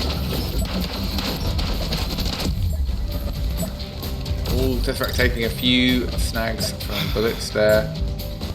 I think they are both sweaty as well and tired, you know? It's gonna be hard when you sweat so much after, you know, all those matches, because you move so much. And for those as master players, they move a lot. Not as Cronster, but they move a lot. Oh! Getting some good damage from Josie there, equaling it up and taking an advantage in the health lead. 36 seconds left on the clock. Josie putting a bit of damage there on Tesseract with that shield throw, but Tesseract still having the advantage here. Following up with a bit more aggressive, catching that shield very effectively, stopping out that damage. Now dodging out that hammer nade damage. Ooh, nice catch. Oh, he's being put in a bit of a hard position. Can he drop block his way out? No, he takes a bit of damage, but he's still maintaining that health lead. 12 seconds left on the clock. Can Tesseract get this out? No more damage to be hit on either of them. If they want to touch, Josie taking a bit of damage. Now Tesseract has to just avoid all that damage. Does so with a shield. Takes it, wins round 1. Well, that's Tesseract a match point. 1 round away from taking the victory from Josie and asserting the fact that Tesseract is back to play and #1 in the world. Sorry, I'm getting quite hyped. It's alright. Nice clamp from Tesseract. Let's start this up. Following up with that Raptory. Putting a bit of damage on Josie, but that's all you need. At this high level, that small amount of damage is critical. Tesseract taking no damage so far. Ooh, you just said that. Snagging a Raptor damage to the side, taking 8 damage exactly. Taking some more damage. Josie's taking a lead. But Tess has the clamp available and the follow-up damage. Who's going to... I don't want to be a mini. I do want to see Josie win this round. Yeah, no, 100%. Let's make this go as long as possible. Let's ruin Slowyd sleeping pad. Unfortunately for you, Tesseract's taking a lead here. Oh wait, it's not over. Oh, Josie's getting hit hard. You know, honestly, at this point, what you got to be thinking about is both players probably under a great deal of mental pressure. You know, Tesseract knows that he's 1 round away from winning. Josie knows he's 1 round away from losing. Josie probably has quite a lot of pressure. He's been for so long. Oh, it's so close here. Tesseract's still with the minor lead. He's got 38 seconds on the clock to clutch this out. He's got he's got an aggressive stance. He's doing a lot of damage there with that Raptor, with that Wildcat damage, and he's setting up a clamp. He needs to dodge out of this effectively, and he does so. It's so close, but Tesseract is 17 seconds away from victory here. Can he clutch it out? 10 I seconds. think he can do it. 10 seconds, all that remains. I think we can call it. What does Josie have left to work with? He's got 5 seconds, he's got no weapons, he's got a Raptor. And that's it. And it's Tesseract wins the best of 7. He takes IML 2022. Well done to Tesseract. Wow. Congratulations to Josie. Wow. This was unexpected. Even I suppose Tesseract's biggest stand, me being here, I expected Josie to take this. So well done, Tesseract. Amazing. Dean, you put an amazing league so far. What are your thoughts on this outcome? Wow. To be honest, you know, a lot of people told me, why would you make a league if we know who's the winner? You know, this is why. Because we don't know who is the winner. We never know who is the winner. It doesn't matter if Josie won all of his games in the league. This shows that everyone, not everyone, but you know, people can take the champion or the first place. I do love to see good competition. They're also both very nice people. Unfortunately for probably Josie, Tesseract have low battery, so he agreed for the BO7 being so humble. And yeah, that was a very good game. 4-3 to Tesseract, winning the tournament, winning the IML 2022 league. And wow, I mean that was a long game. I did not expect it. Yeah. You know, firstly, shout out to Josie. I mean, I don't want to, like, Josie's an amazing player, okay? And I really think that anyone watching today knows that either player in the finals here could have won. Okay, it was 3-3, it was very even. I wouldn't have been able to call it either way. Shout out to Dr. Oolong, who just mentioned that I've been calling this all year. Thank you. Yeah, no, I have been saying, I definitely Tessa's biggest stand here. But both players played amazingly. It just came down to who won that round, who won that game. And congratulations to Tesseract doing it. But, you know, on another day, I could have very easily seen that being Josie. In fact, on this day, I saw it being Josie. But Tesseract proved us all wrong. Wow. Well, fantastic player. And it's so good to see Tesseract, you know, returning to maybe not his previous form in certain respects, but he's returning to being a dominant lead for a long time. Whew. That's about it, ladies and gentlemen. Thanks for sticking with us. That was a long cast. We hope you didn't go to sleep, or if you did, it's fine. Stay healthy. You can watch the stream again. Don't forget to subscribe, get a follow. Hope you guys enjoyed this league tournament. Stay tuned in the Discord. I will send another link, you know. And like this will be our goodbye for the people who already won. Don't be afraid to approach. I'm not gonna bite, I'm just gonna give you the keys and I will wish you good night. So good night, audience. Thank you, Captain Fabulous, for helping me. If you wanna say something. Well, thank you for inviting me. I have really enjoyed tonight. It's been an amazing series of games. We've had so many good games. We saw Cronster versus JJ. I almost forgot we saw that. Cronster being one of the small members of the club who have beaten JJ in a tournament, in a game. You know, JJ's played amazingly. Every player tonight has put out a fantastic show, and it's been such a good night of BLASTON. I've really enjoyed all of this. Well, thank you everyone, thank you Fabulous, this will be it, good night, stay safe, play VR, and tune up, bye bye. Take care guys.